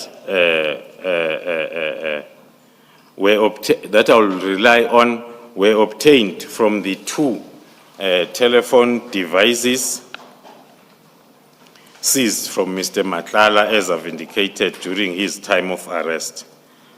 The charts were extracted from the forensic image of the two devices, and they disclose direct communication and association between Mr. Matlala and several senior officials within SAPS, within the business space, which have apparent connections to the Minister of Police, who is Mr. Brown Mukhosi, who is an acknowledged associate of the Minister of Police, and we are also going to have a look at a forensic investigator who is publicly recognized for his comments within the media space, and the records and investigations based on these records also is evidenced with payments made to these individuals by Mr. Vusimuzi Matlala. Can you then, in paragraph 82, you say which WhatsApp chats you are going to highlight in your evidence as we go forward. But before we do that, it's clear that there are there are chats between Mr. Matlala and 5 individuals. Was that the sum total of the contents of the phone, of the 2 phones? The submission for this hearing will be on the 5 identified pair of chats or communications, and then with other evidence from the chats that will be tabled in camera if my application is approved. So these are 5 out of a bigger batch of chats. That's correct, Commissioners. And these are the ones you are able to speak to in public. That is correct, Commissioners. And the reason you can't deal with the other ones at this point is for the reasons you gave at the outset of your testimony today, the ongoing investigations. Is that correct? That is correct, Commissioners. All right, so can we then go to paragraph 82? And just if you can set out for the Commission who are the 5 chats that you will be taking the Commission through. The 5 chats that I'll be taking the Commission through, number 1 is communication between Mr. Vusimuzi Matlala and Mr. Brown Mukhotsi, who is a businessman linked to several SAPS officials, and he appears to have been involved in funding activities for the Minister of Police within the ANC. A printout of WhatsApp chats between Matlala and Brown Mukhotsi is attached as WB1 in the WhatsApp bundle. The second? The second one will be the communication between Mr. Vusimuzi Matlala and Major General Sinona, who is the head of DPCI in KwaZulu-Natal. A printout of the WhatsApp chats between Mr. Matlala and Major General Sinona is attached as Annex Chat WB2. And the third? Oh, sorry, there's 2 related to... Yeah, under the same number 2 is also a printout of WhatsApp chats between Mr. Vusimuzi Matlala and Eitato Sinona, who is the son of Major General Sinona. That is attached as WB3. And the third set of communications? The third set is the communication between Mr. Vusimuzi Matlala and the acting chief of police in Eguruleni Metropolitan Police, Mr. Julius Mkwanazi. A printout of the WhatsApp chats between Mr. Matlala and Mr. Mkwanazi is attached as Annex WB4. Just a second. Sorry, General. May I just, I don't want to just repeat it. Perhaps Ms. Hassim will have to first confirm, but I want to see whether there's a need for me to repeat something that I said right at the beginning when General Mkwanazi was testifying. At that stage, we as the commissioners knew for a fact that implicated people had not been given notice. And I announced that that did not mean that the implicated persons were going to be prejudiced in any way, because implicated person notices would be issued hour afterwards, and that They would be given copies of the transcripts, the witness statements, the exhibits, and whatever else may be relevant that the Commission is in possession of that relates to the particular implicated person. So I made that announcement right at the beginning. And it was understandable at that stage, the circumstances under which we commenced with our hearings.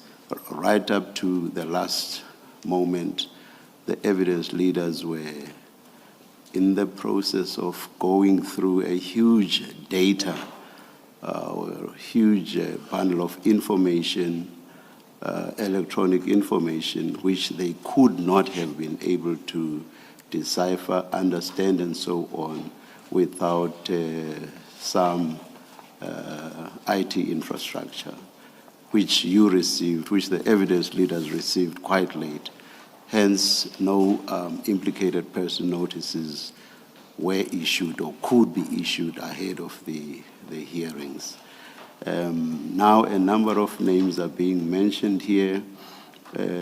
We no longer know as commissioners whether implicated person notices have been issued beforehand or not, and if they have not been, what the plan is.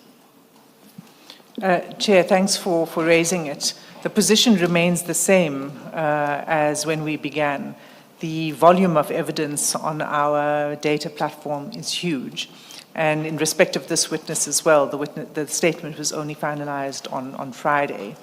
And one of the difficulties in particular with this preparation for this week was not only trawling through, as you see, the reams of evidence, but establishing what could feasibly be led in public. The intention was to try to maximize transparency. And so we could only finalize what evidence would come through quite late. So witness notices have not been, third-party notices have not been issued yet, but they are in preparation and certainly will be forwarded to the implicated parties who are being mentioned right now, together with the transcript of the evidence of this witness. Thank you very much. So there is assurance not only to South Africans as a whole, but also to the implicated persons that they will be given notices and that they will not be prejudiced. Absolutely, and one of the important aspects of giving the notice would be to provide the detail of the evidence that's been led against them, so they can have an opportunity to prepare properly a response.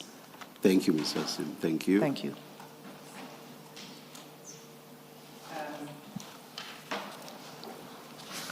General, I think you indicated the third set of communications with the acting chief of police in the Ekurhuleni municipality. The fourth is?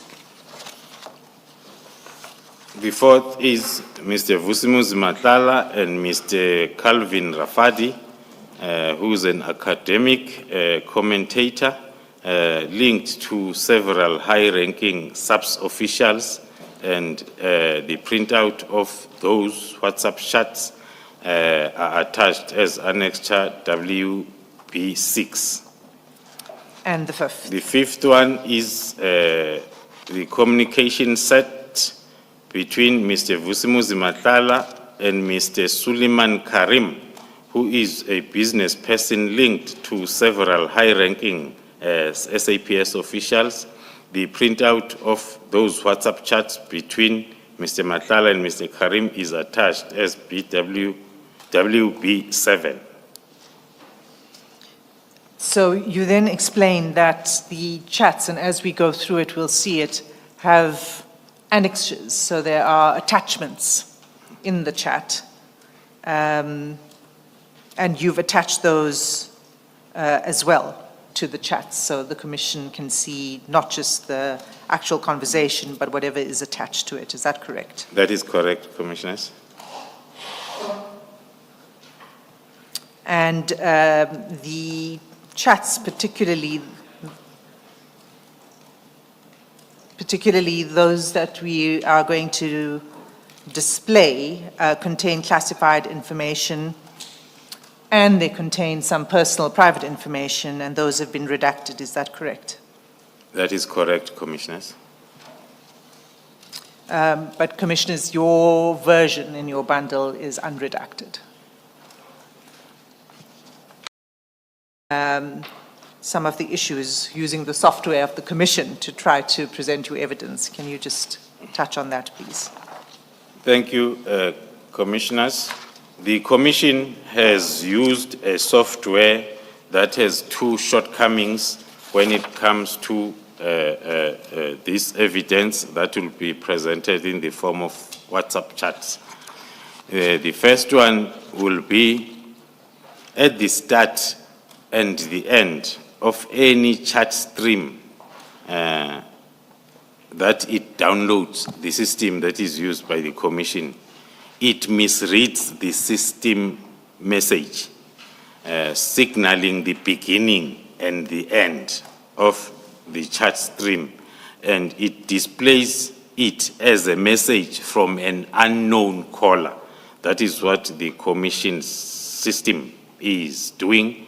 So at the start and the end of each of the annexures, there appears to be a message from an unknown caller, which is in fact a misread of the system message and does not represent an actual message from an unknown caller.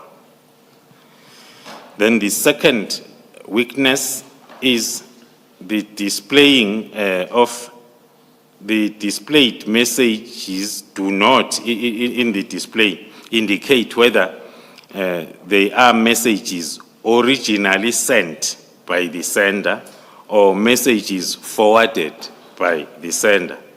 In order to address this second weakness, I have had a spreadsheet created that extracts the metadata of the messages in the WhatsApp chat files so as to indicate which of the messages were forwarded and which of the messages were sent. There are no forwarded messages in the chats between Mr. Matlala and Mr. Julius Mkwanazi and also Tato Sinona. Thank you. And those spreadsheets are attached as SDK 11, SDK 12, SDK 13, and SDK 14. Is that correct? That is correct, Commissioner. Can I just ask a question for clarification? So there's a consent to search an electronic equipment. You get hold of Mr. Matlala's 2 cellular phones. And then in your statement in paragraph 82, you say from the WhatsApp chats, you were able to establish that there are these communications between Mr. Matlala and other people. How were you able to identify the other people that Mr. Matlala was communicating with? So if you just take, for example, paragraph 82.1 of your statement on page 33. So we know that you have Mr. Matlala's device, so you know that it is him communicating with somebody else. But how were you able to identify that he was communicating with the people you have mentioned in your statement? Thank you, Commissioners. The detailed profiles, as well as then the official communication of the numbers that will be linked with those specific individuals was done. So you were able to link the numbers of these other individuals with their names? That's correct, Commissioners. Mayor, General, just so that I understand what we are looking at, that explanation at 85.1, where you're talking about the shortcomings of the system, where you say at the start and end of each of the annexures, there appears to be a message from unknown caller, which is in fact a misread system message and does not represent an actual message from an unknown caller. I'm not sure what you're saying there. Are you saying the caller is known? Are you saying there is a message? I'm not sure what it means when I look at what is on the screen now. Thank you, Commissioners. We are saying the system used by the Commission at the start and the end of each annexure, there appears to be a message that it's from an unknown caller, which is in fact a misreading of the system. And the system message, and that does not represent an actual message from an unknown caller. It's a system misreading.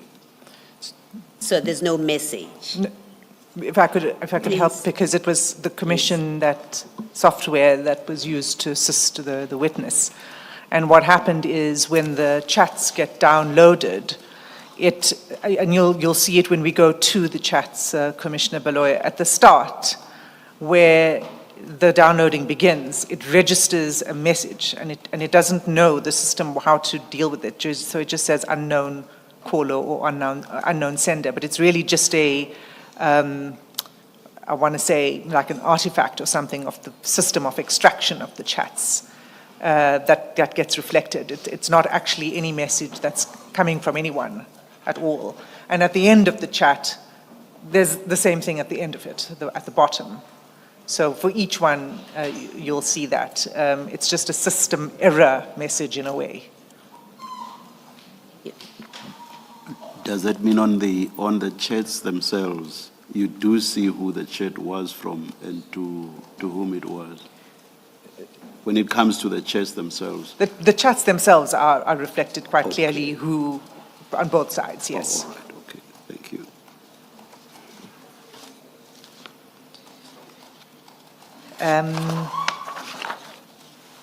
And then perhaps I should also assist the witness to explain the point about the time, because in the spreadsheets that we've provided, it's 2 hours. It's using GMT as opposed to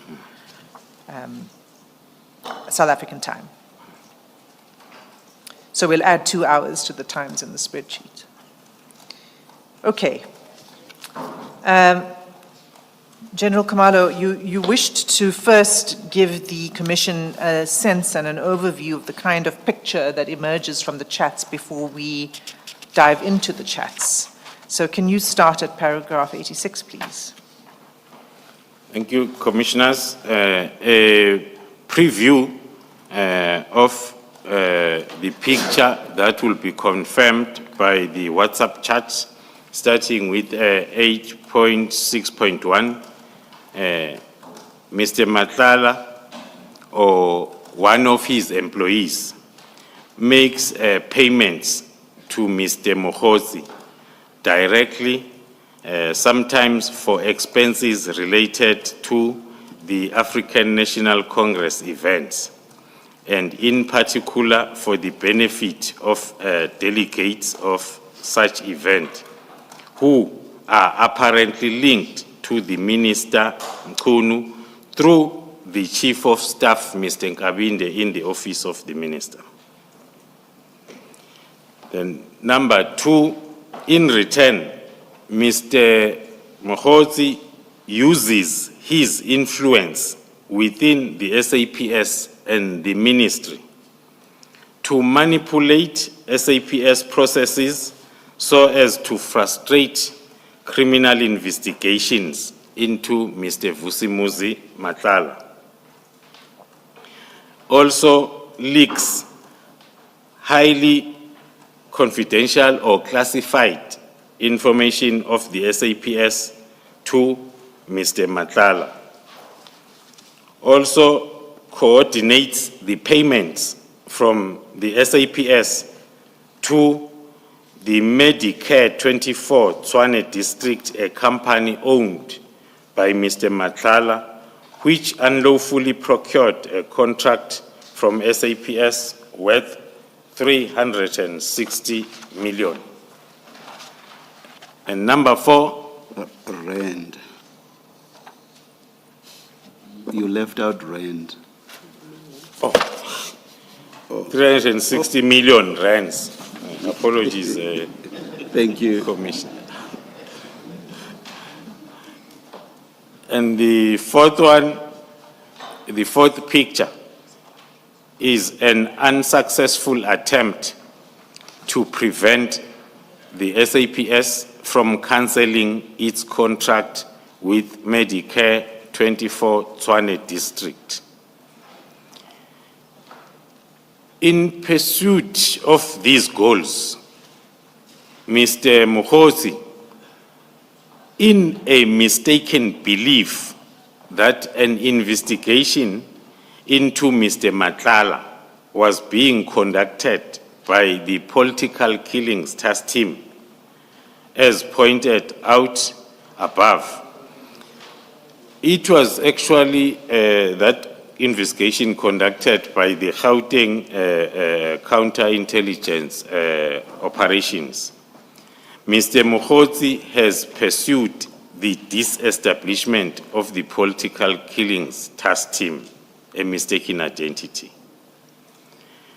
And then, secondly, he has specifically sought to find a means of having me subjected to a criminal and or disciplinary proceedings, including a somewhat comical attempt to rely on a December 2024 Constitutional Court judgment in State versus Makala, CCT number 237/2002, to have me disciplined for the conduct of a different Brigadier Khumalo, who was involved in that case, a Brigadier Mbuso Khumalo, who was then referred to on the records of proceedings on this case, and who Mr. Mokhosi apparently thought it was me or myself,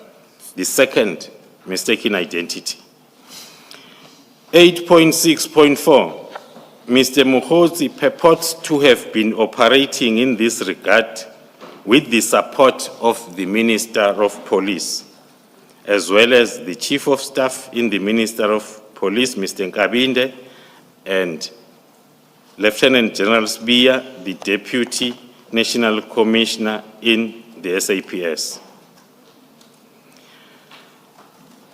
Apparently, in parallel, Major General Sinona pursues similar objectives with Mr. Mokhosi and leaks confidential SAPS documents to Mr. Matlala.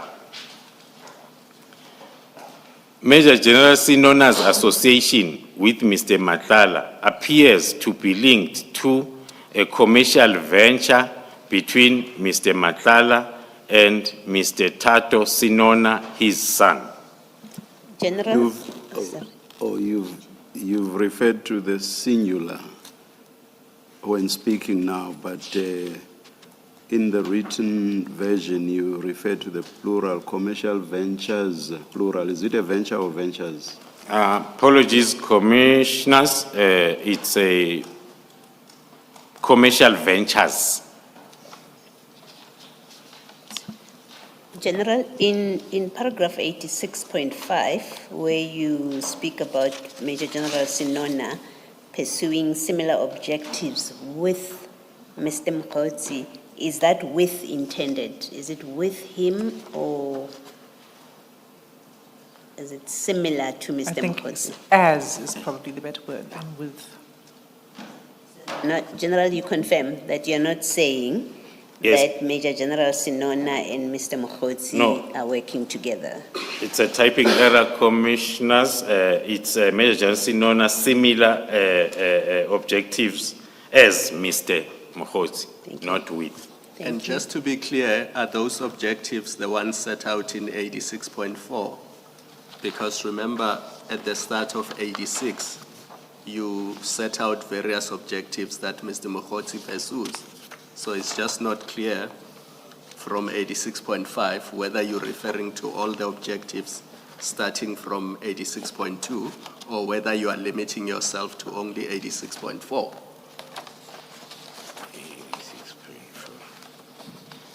No, I'm only referring to 86.4, Commissioner. Yes, okay. So just so that you understand me, when you say Major General Senona pursues similar objectives as Mr. Mokgotsi, you're referring only to the objectives set out in 86.4? That is correct, Commissioner. All right. About that, General, let's just be sure. 86.4 says Mr. Mokgotsi purports to operate with the support of the Minister, the Chief of Staff, and General Sibia. Are you in 86.5 saying Major General Sinona acts with support of the Minister? I think that's the specific question you're being asked. Are you saying Major General Sinona acts with the support of the Minister, the Chief of Staff, and General Sibia? Is that the intention? So to clarify, General, because my understanding is, and you'll correct us, is that when you refer to similar objectives, you're referring to similar objectives in general and not specific specific manipulation and specific influence within the ministry, for example. Yes. That's what I understood, but please correct me if I'm wrong. That is correct, Commissioners. The modus operandi from the beginning will look more or less the same, but as you get into the implementation, and then it might talk to a specific objective, but overall, the objectives are grouped as the same. I think what, Ms. Asim, I thought you had clarified in the way that I understood it, which is you are not saying about Major General Sinona that he acts in support of Minister Mkhunu. You're not saying in support of the Chief of Staff or with their knowledge, and you're not saying with the knowledge of General Sibia. I've understood it to be that's not what you're saying. You're just speaking to the broad objectives of... That is correct, Commissioners. Okay, thank you.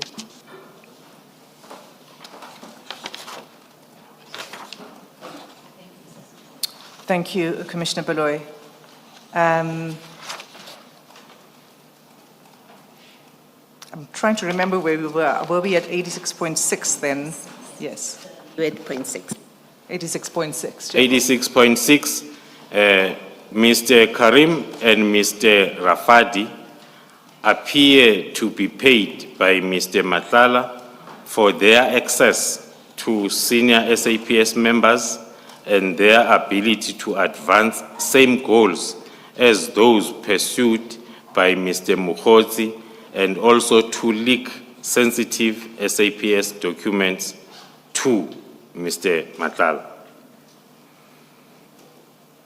And 86.7? 86.7, alongside Mr. Matlala's unlawful influence over affairs of SAPS, he has a relationship with Mr. Mkhwanazi, which involves the abuse of EMPD for the benefit of Mr. Matlala.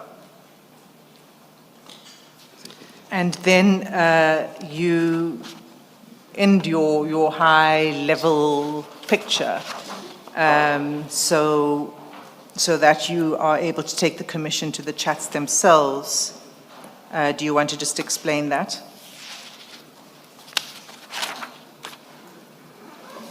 Thank you, Commissioners.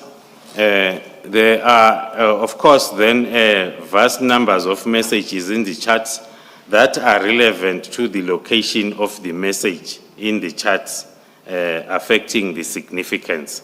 In the circumstances, I've been advised that it will be more helpful to simply take the Commission through the charts message by message in oral evidence rather than to try or attempt to extract a more detailed summary of the chart into this statement.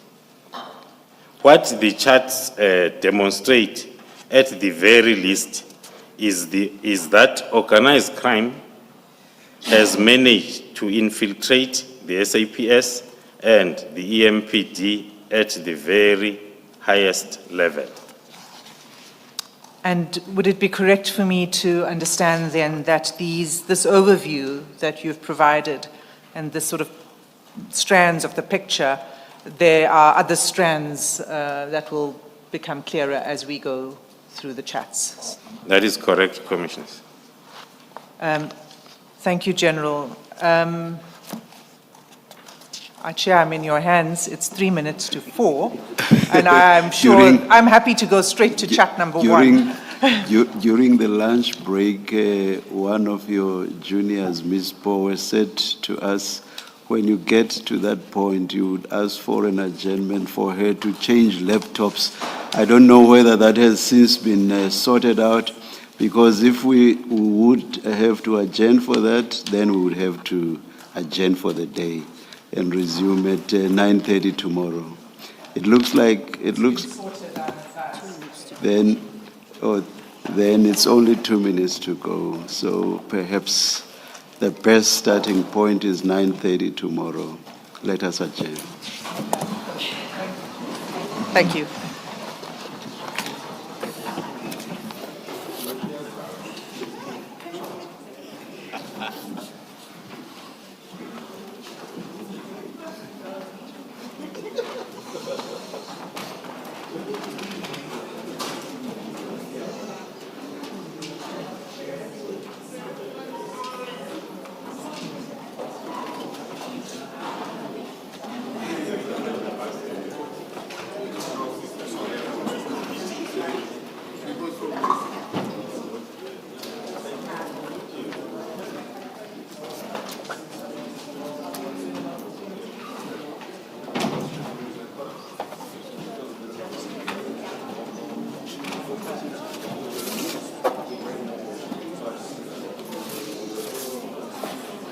This characteristic is talking to the headhunting part of the recruitment, because it will depend as to what skills, what capabilities that the cartel is looking for, and then the value that will be brought in by whoever is headhunted or recruited into the syndicate to serve the whole cartel.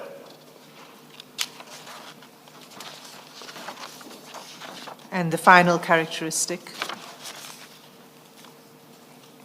on internal structure. The internal structure and ongoing roles.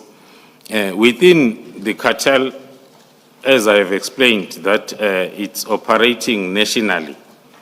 And then membership there is not static. Syndicates maintain a network that includes actively participating or retiring from the cartel, but still rendering services to the cartel, more especially playing the roles of deal brokers, advisors, as well as informants for the cartel. The most important thing in this cartel, they value loyalty, common history, as well as proven capability, more especially to influence the investigations and prosecutions of incidents involving the cartel members. You then deal with this topic of geographic targets, and if you could just briefly explain to the Commission what the need is, why are there geographic targets that the criminal syndicates have, and specifically the 3 or 4 that you mentioned? As stated before, Commissioners, the main operational area of leadership for the cartel is in Gauteng, but the operational provinces, they are mainly KwaZulu-Natal, Western Cape, Eastern Cape, for various reasons. Gauteng, as I've indicated, it's an economic heart of the country where most of businesses as well as headquarters of targeted institutions are situated. KwaZulu-Natal, Western Cape, they are significant for their capability in terms of ports and transportation infrastructure, especially between Gauteng and KZN. The Eastern Cape, which is not so dominant in terms of economy, but then it's targeted because it makes it easier to expand the movement between Western Cape, Gauteng, and KwaZulu-Natal. Thank you. Then from paragraph 71 to 75, you describe the modus operandi in some detail, but could you summarize that for the Commission, please? Thank you, Commissioners. The modus operandi, to summarize it, the operations within the cartel, all syndicates within the cartel are highly organized in terms of networking and also blending the criminal expertise with legitimate businesses that allows them to have influence at all levels, more especially at local level, where the cartel activities are originating from, both in the other world as well as broad society at local level. All members are assigned specific roles, and also the field workers are expected to deliver criminal gains to the headquarters of the cartel under strict supervision.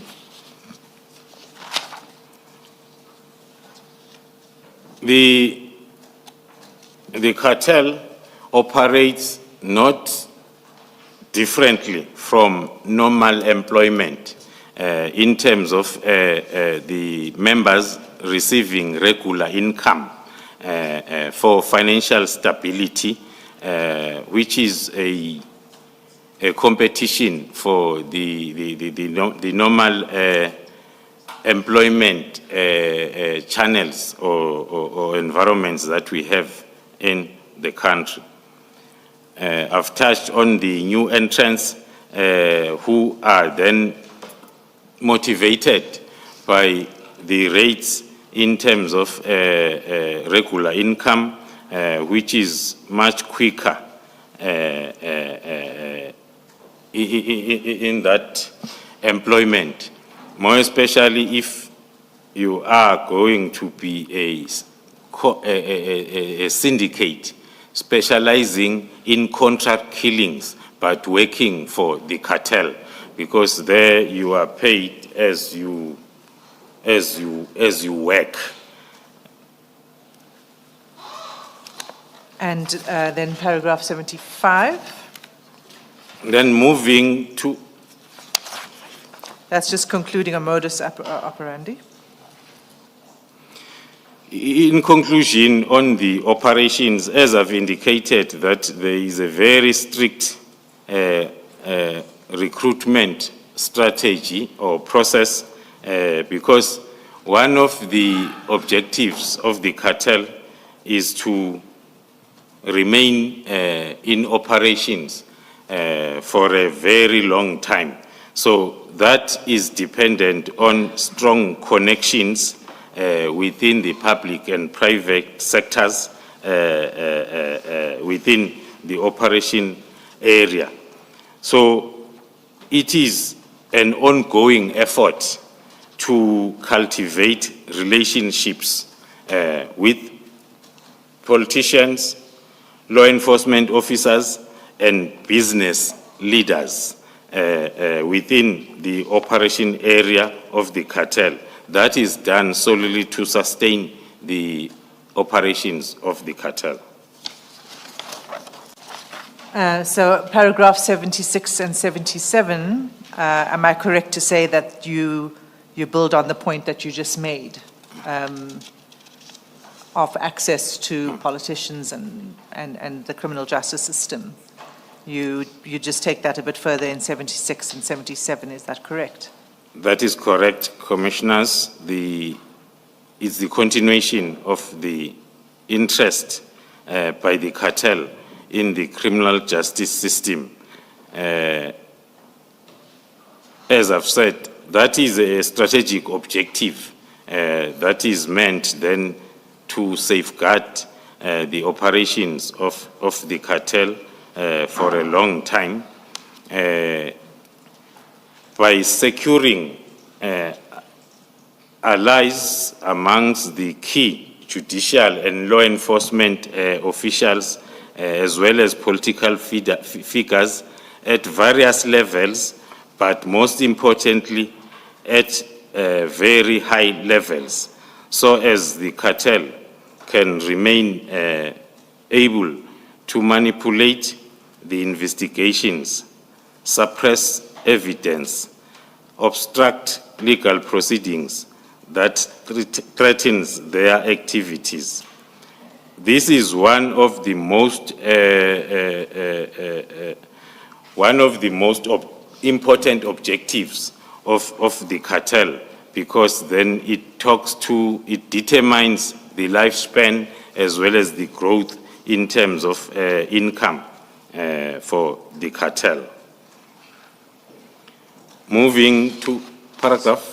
Well, I think, so just to conclude on this, you say you provide this context so as to understand the evidence that you about to submit to the Commission, particularly with regard to the infiltration via the WhatsApp chats that we will be going into. So I just want to make sure that we've got that correctly, that's the basis for which you've set out this the explanation of how organized crime works.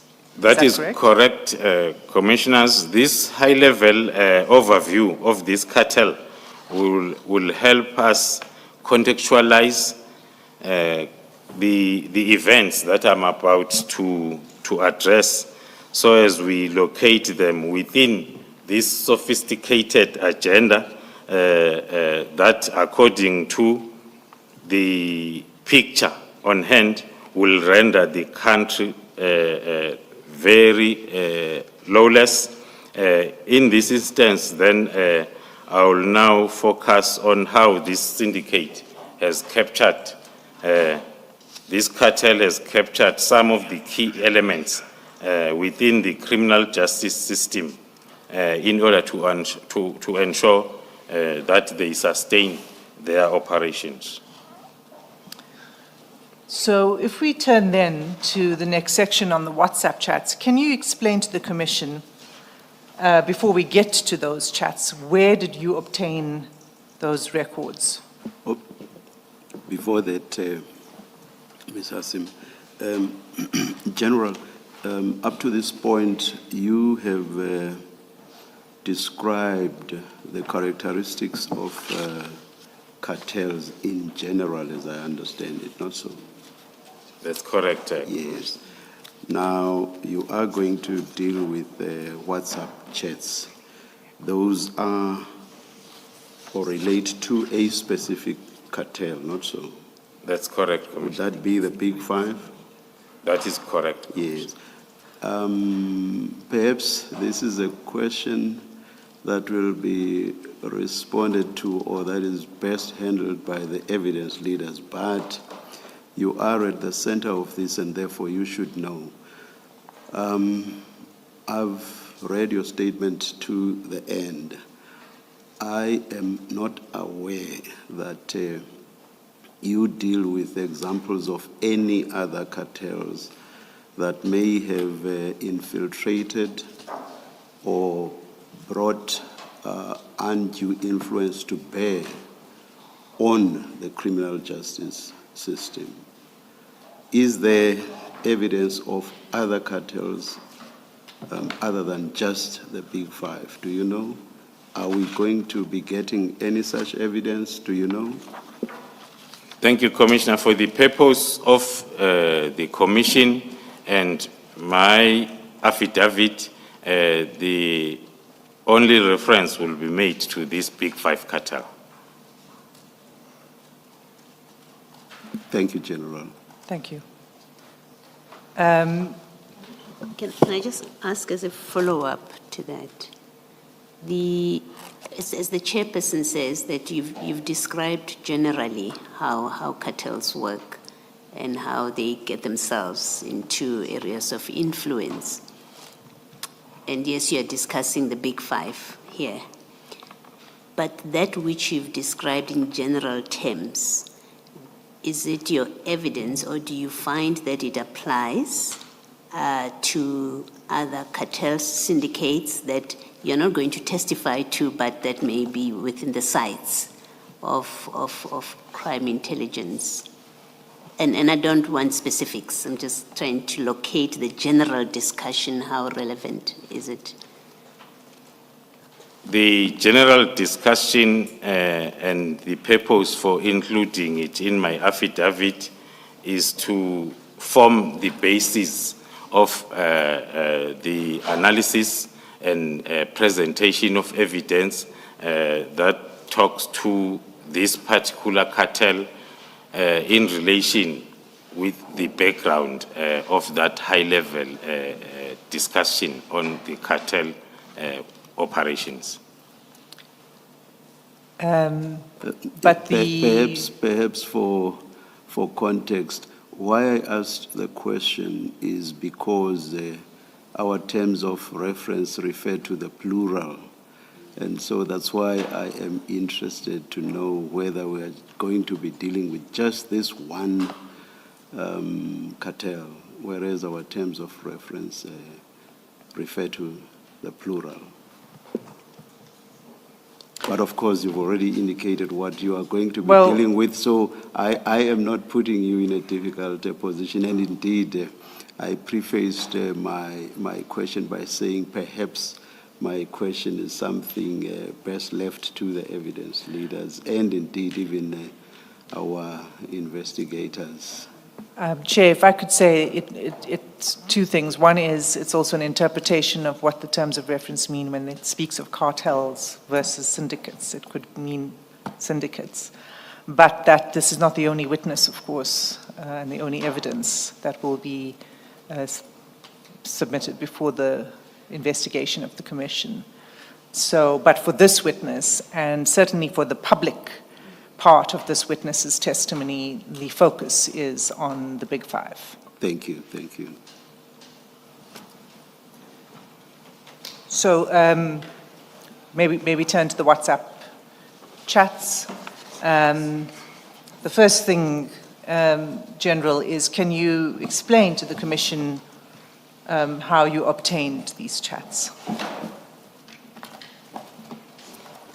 Thank you, Commissioners. The chats were obtained from the cell phones of Mr. Vusimuzi Matlala, one of the leaders of the Big Five organized crime syndicate that is forming part of the Big Five cartel, as I've explained. The consent form for the seizure, as well as the extraction of the contents of these devices, was signed by Mr. Vusimuzi Matlala and is annexed as SDK 10. And this consent form was obtained when he was arrested. And was that, what was the date of that? That is correct, Commissioners, it was the 14th of May, 2025. And Commissioners, that's to be found at page 112 of the Annexes Bundle.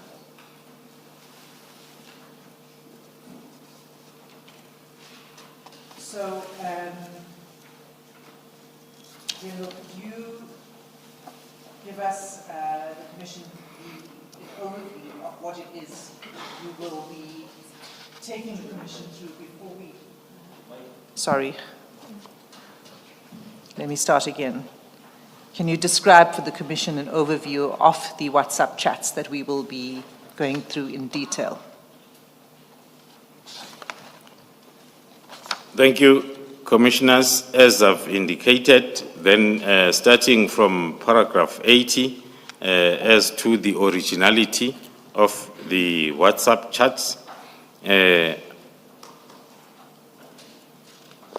these chats will provide, they were included in my affidavit because they will provide the important context that is necessary for the Commission to know in order to understand the decision to disestablish the political killings task team, as well as the manner in which that decision was sought to be implemented by certain elements within the South African Police Service as well as the Ministry of Police.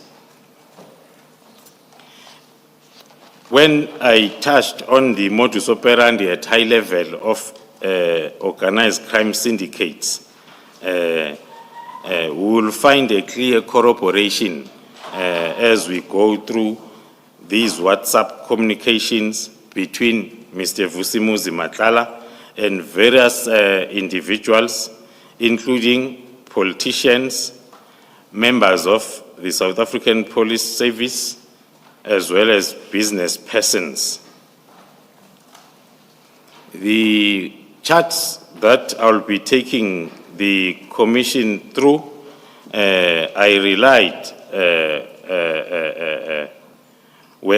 that I'll rely on were obtained from the two telephone devices seized from Mr. Matlala, as I've indicated, during his time of arrest. The charts were extracted from the forensic image of the two devices, and they disclose direct communication and association between Mr. Matlala and several senior officials within SAPS, within the business space, which have apparent connections to the Minister of Police, who is Mr. Brown Mukhosi, who is an acknowledged associate of the Minister of Police, and we are also going to have a look at a forensic investigator who is publicly recognized for his comments within the media space, and the records and investigations based on these records also is evidenced with payments made to these individuals by Mr. Vusimuzi Matlala. Can you then, in paragraph 82, you say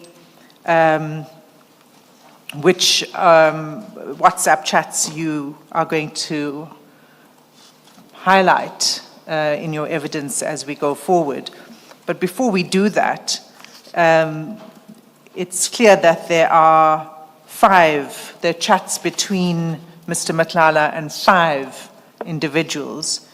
Was that the sum total of the contents of the phone, of the 2 phones? The submission for this hearing will be on the 5 identified pair of chats or communications, and then with other evidence from the chats that will be tabled in camera if my application is approved. So these are 5 out of a bigger batch of chats. That's correct, Commissioners. And these are the ones you are able to speak to in public. That is correct, Commissioners. And the reason you can't deal with the other ones at this point is for the reasons you gave at the outset of your testimony today, the ongoing investigations. Is that correct? That is correct, Commissioners. All right, so can we then go to paragraph 82? And just if you can set out for the Commission who are the 5 chats that you will be taking the Commission through. The 5 chats that I'll be taking the Commission through, number 1 is communication between Mr. Vusimuzi Matlala and Mr. Brown Mukhotsi, who is a businessman linked to several SAPS officials, and he appears to have been involved in funding activities for the Minister of Police within the ANC. A printout of WhatsApp chats between Matlala and Brown Mukhotsi is attached as WB1 in the WhatsApp bundle. The second? The second one will be the communication between Mr. Vusimuzi Matlala and Major General Sinona, who is the head of DPCI in KwaZulu-Natal. A printout of the WhatsApp chats between Mr. Matlala and Major General Sinona is attached as Annexure WB2. And the third? Oh, sorry, there's 2 related to... Yeah, under the same number 2 is also a printout of WhatsApp chats between Mr. Vusimuzi Matlala and Eitato Sinona, who is the son of Major General Sinona. That is attached as WB3. And the third set of communications? The third set is the communication between Mr. Vusimuzi Matlala and the acting chief of police in Eguruleni Metropolitan Police, Mr. Julius Mkwanazi. A printout of the WhatsApp chats between Mr. Matlala and Mr. Mkwanazi is attached as Annexure WB4. Just a second, General. Sorry, General.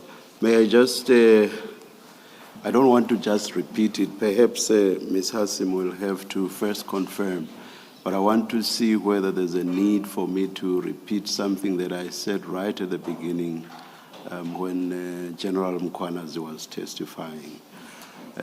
At that stage, we as the commissioners knew for a fact that implicated people had not been given notice. And I announced that that did not mean that the implicated persons were going to be prejudiced in any way, because implicated person notices would be issued hour afterwards, and that they would be given copies of the transcripts, the witness statements, the exhibits, and whatever else may be relevant that the Commission is in possession of that relates to the particular implicated person. So I made that announcement right at the beginning. And it was understandable at that stage, the circumstances under which we commenced with our hearings. Right up to the last moment, the evidence leaders were in the process of going through a huge data, huge bundle of information, electronic information, which they could not have been able to decipher, understand, and so on without some IT infrastructure, which you received, which the evidence leaders received quite late. Hence, no implicated person notices were issued or could be issued ahead of the hearings. Now a number of names are being mentioned here. We no longer know as commissioners whether implicated person notices have been issued beforehand or not, and if they have not been, what the plan is. Chair, thanks for raising it. The position remains the same as when we began. The volume of evidence on our data platform is huge. And in respect of this witness as well, the statement was only finalized on Friday. And one of the difficulties in particular with this preparation for this week was not only trawling through, as you see, the reams of evidence, but establishing what could feasibly be led in public. The intention was to try to maximize transparency. And so we could only finalize what evidence would come through quite late. So witness notices have not been, third-party notices have not been issued yet, but they are in preparation and certainly will be forwarded to the implicated parties who are being mentioned right now, together with the transcript of the evidence of this witness. Thank you very much. So there is assurance not only to South Africans as a whole, but also to the implicated persons that they will be given notices and that they will not be prejudiced. Absolutely, and one of the important aspects of giving the notice would be to provide the detail of the evidence that's been led against them, so they can have an opportunity to prepare properly a response. Thank you, Ms. Hassim. Thank you. Thank you.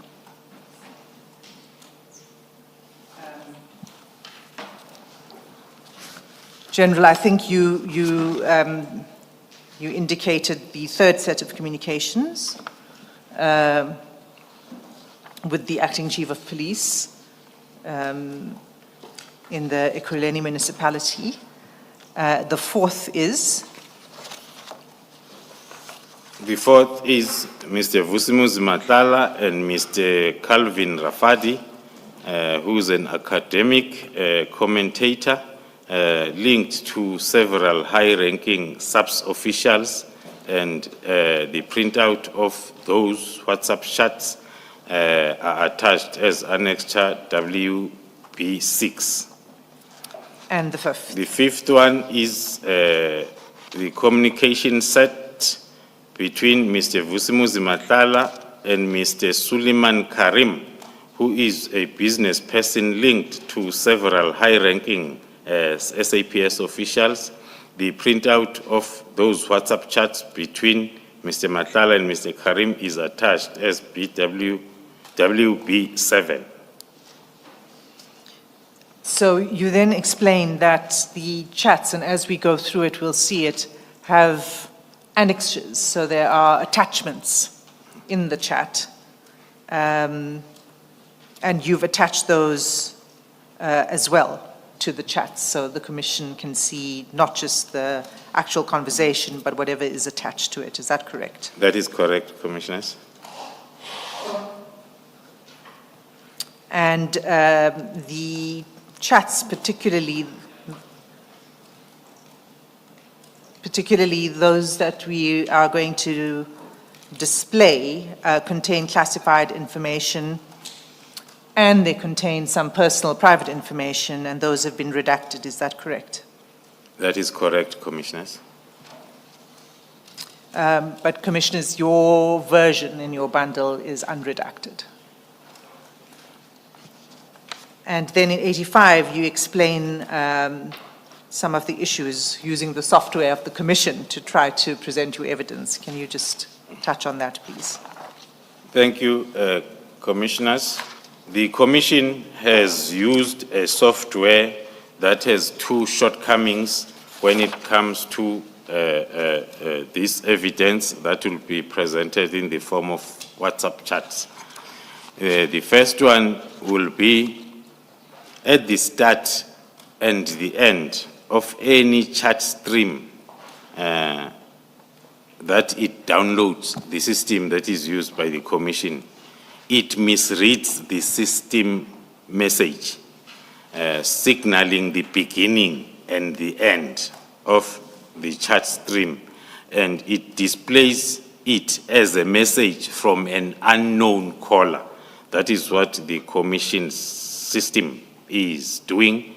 So at the start and the end of each of the annexures, there appears to be a message from an unknown caller, which is in fact a misread of the system message and does not represent an actual message from an unknown caller. Then the second weakness is the displaying of the displayed messages do not, in the display, indicate whether they are messages originally sent by the sender or messages forwarded by the sender. In order to address this second weakness, I have had a spreadsheet created that extracts the metadata of the messages in the WhatsApp chat files, so as to indicate which of the messages were forwarded and which of the messages were sent. There are no forwarded messages in the chats between Mr. Matlala and Mr. Julius Mkwanazi and also Tato Sinona. Thank you. And those spreadsheets are attached as SDK 11, SDK 12, SDK 13, and SDK 14. Is that correct? That is correct, Commissioner. Can I just ask a question for clarification? So there's a consent to search an electronic equipment. You get hold of Mr. Matlala's 2 cellular phones. And then in your statement in paragraph 82, you say from the WhatsApp chats, you were able to establish that there are these communications between Mr. Matlala and other people. How were you able to identify the other people that Mr. Matlala was communicating with? So if you just take, for example, paragraph 82.1 of your statement on page 33. So we know that you have Mr. Matlala's device, so you know that it is him communicating with somebody else. But how were you able to identify that he was communicating with the people you have mentioned in your statement? Thank you, Commissioners. The detailed profiles, as well as then the official communication of the numbers that will be linked with those specific individuals was done. So you were able to link the numbers of these other individuals with their names? That's correct, Commissioners. Mayor, General, just so that I understand what we are looking at, that explanation at 85.1, where you're talking about the shortcomings of the system, where you say at the start and end of each of the annexures, there appears to be a message from a known caller, which is in fact a misread system message and does not represent an actual message from an unknown caller. I'm not sure what you're saying there. Are you saying the caller is known? Are you saying there is a message? I'm not sure what it means when I look at what is on the screen now. Thank you, Commissioners. We are saying the system used by the Commission at the start and the end of each annexure. There appears to be a message that it's from an unknown caller, which is in fact a misreading of the system. And the system message, and that does not represent an actual message from an unknown caller. it's a system misreading. So there's no message? If I could help, Please. because it was the commission that software that was used to assist the witness. And what happened is when the chats get downloaded, and you'll see it when we go to the chats, Commissioner Baloy, at the start, where the downloading begins, it registers a message, and it doesn't know the system how to deal with it. So it just says unknown caller or unknown sender, but it's really just I want to say like an artifact or something of the system of extraction of the chats that gets reflected. It's not actually any message that's coming from anyone at all. And at the end of the chat, there's the same thing at the end of it, at the bottom. So for each one, you'll see that. It's just a system error message in a way. Does that mean on the chats themselves, you do see who the chat was from and to whom it was? When it comes to the chats themselves? The chats themselves are reflected quite clearly who, on both sides, yes. All right, okay, thank you.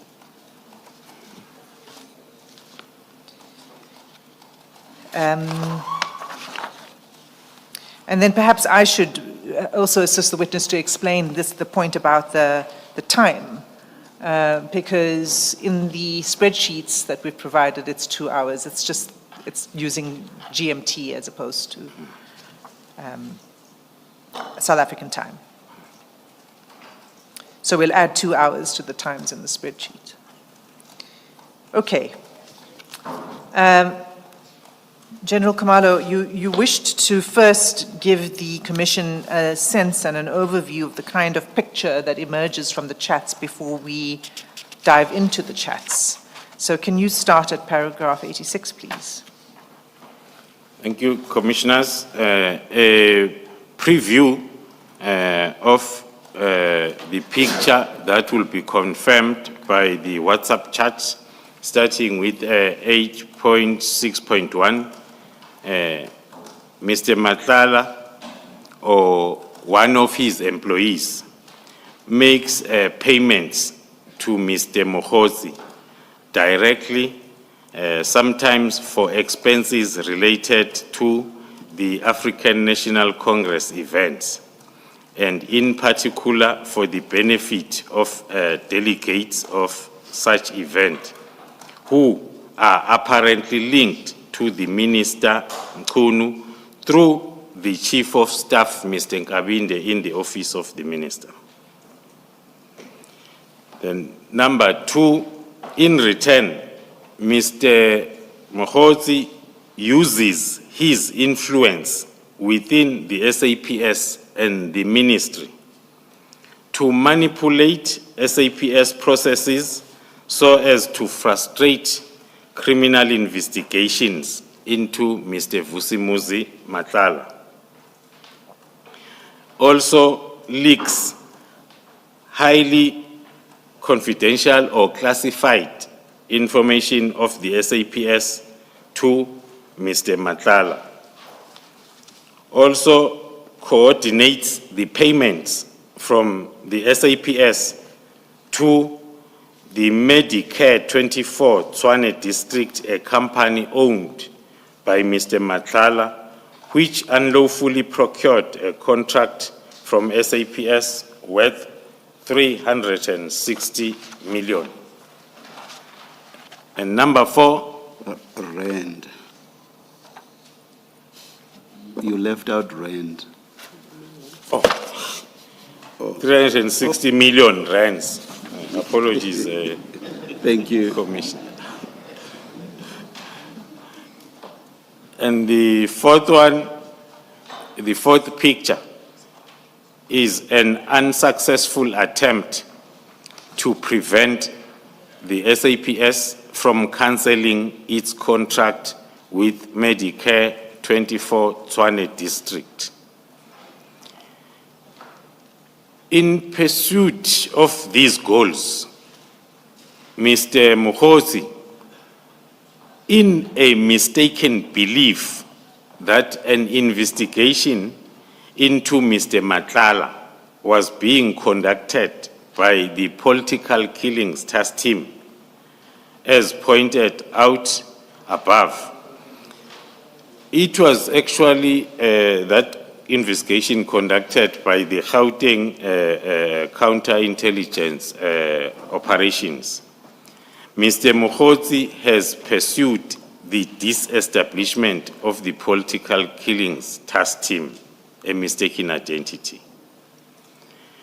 And then, secondly, he has specifically sought to find a means of having me subjected to a criminal and/or disciplinary proceedings, including a somewhat comical attempt to rely on a December 2024 Constitutional Court judgment in State versus Makala, CCT number 237/2002, to have me disciplined for the conduct of a different Brigadier Khumalo, who was involved in that case, a Brigadier Mbuso Khumalo, who was then referred to on the records of proceedings on this case, and who Mr. Mokgotsi apparently thought it was me or myself,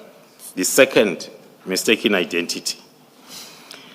8.6.4, Mr. Mokgotsi purports to have been operating in this regard with the support of the Minister of Police, as well as the Chief of Staff in the Minister of Police, Mr. Nkabinde, and Lieutenant General Sbiya, the Deputy National Commissioner in the SAPS.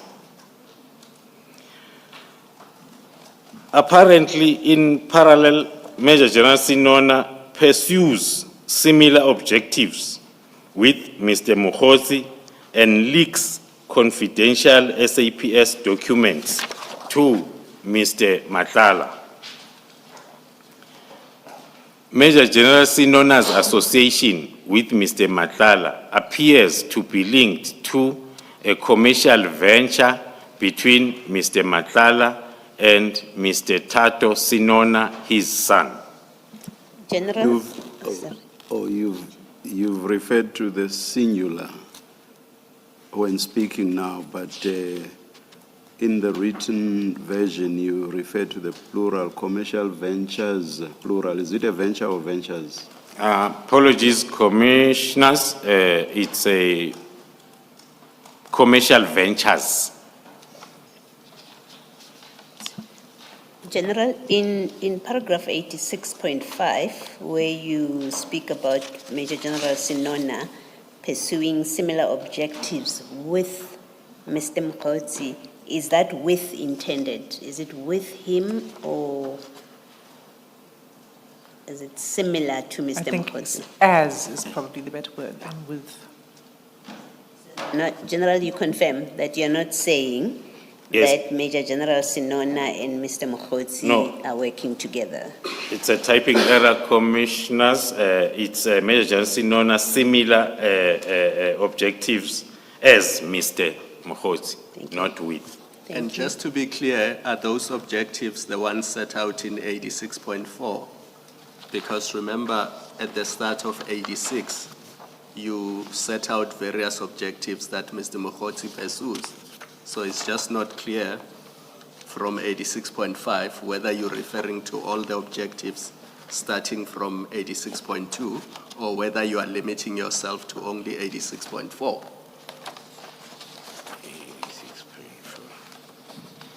No, I'm only referring to 86.4, Commissioner. Yes, okay. So just so that you understand me, when you say Major General Sinona pursues similar objectives as Mr. Mokgotsi, you're referring only to the objectives set out in 86.4. That is correct, Commissioner. All right. About that, General, let's just be sure.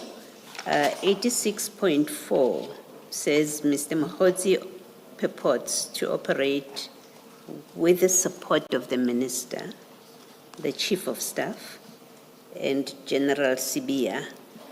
Are you in 86.5 saying Major General Sinona acts with support of the minister. I think that's the specific question you're being asked. Are you saying Major General Sinona acts with the support of the minister, the chief of staff, and General Sibia? Is that the intention? So to clarify, General, because my understanding is, and you'll correct us, is that when you refer to similar objectives, you're referring to similar objectives in general and not specific specific manipulation and specific influence within the ministry, for example. Yes. That's what I understood, but please correct me if I'm wrong. That is correct, Commissioners.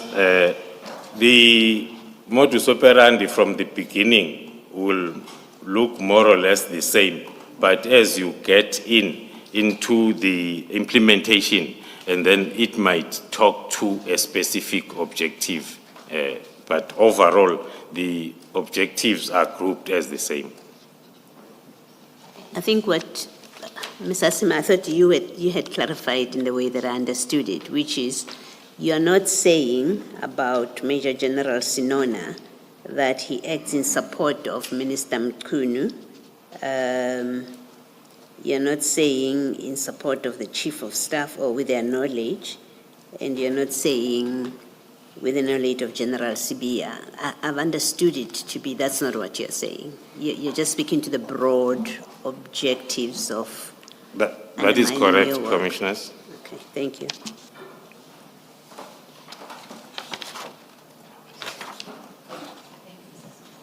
Thank you, Commissioner Baloy. I'm trying to remember where we were. Were we at 86.6 then? Yes. 88.6. 86.6. 86.6.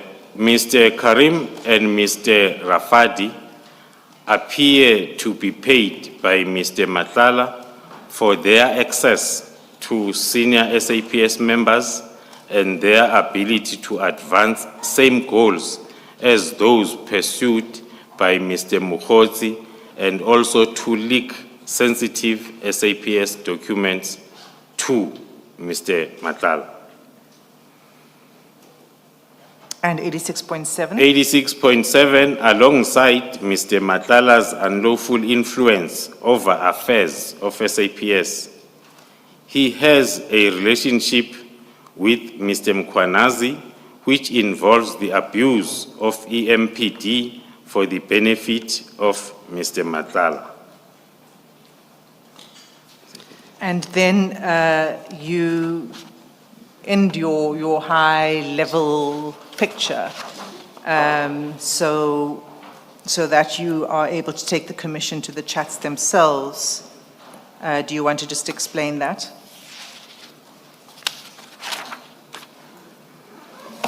Thank you, Commissioners. There are, of course, then vast numbers of messages in the chats that are relevant to the location of the message in the chats, affecting the significance. In the circumstances, I've been advised that it will be more helpful to simply take the commission through the chats message by message in oral evidence, rather than to try or attempt to extract a more detailed summary of the chart into this statement. What the charts demonstrate, at the very least, is that organized crime has managed to infiltrate the SAPS and the EMPD at the very highest level. And would it be correct for me to understand then that this overview that you've provided and this sort of strands of the picture, there are other strands that will become clearer as we go through the chats? That is correct, Commissioners. Thank you, General. Chair, I'm in your hands. It's 3 minutes to 4, and I'm sure I'm happy to go straight to chat number one. During the lunch break, one of your juniors, Ms. Power, said to us, when you get to that point, you would ask for an adjournment for her to change laptops. I don't know whether that has since been sorted out, because if we would have to adjourn for that, then we would have to adjourn for the day and resume at 9:30 tomorrow. It looks like, then it's only 2 minutes to go. So perhaps the best starting point is 9:30 tomorrow. Let us adjourn. Thank you.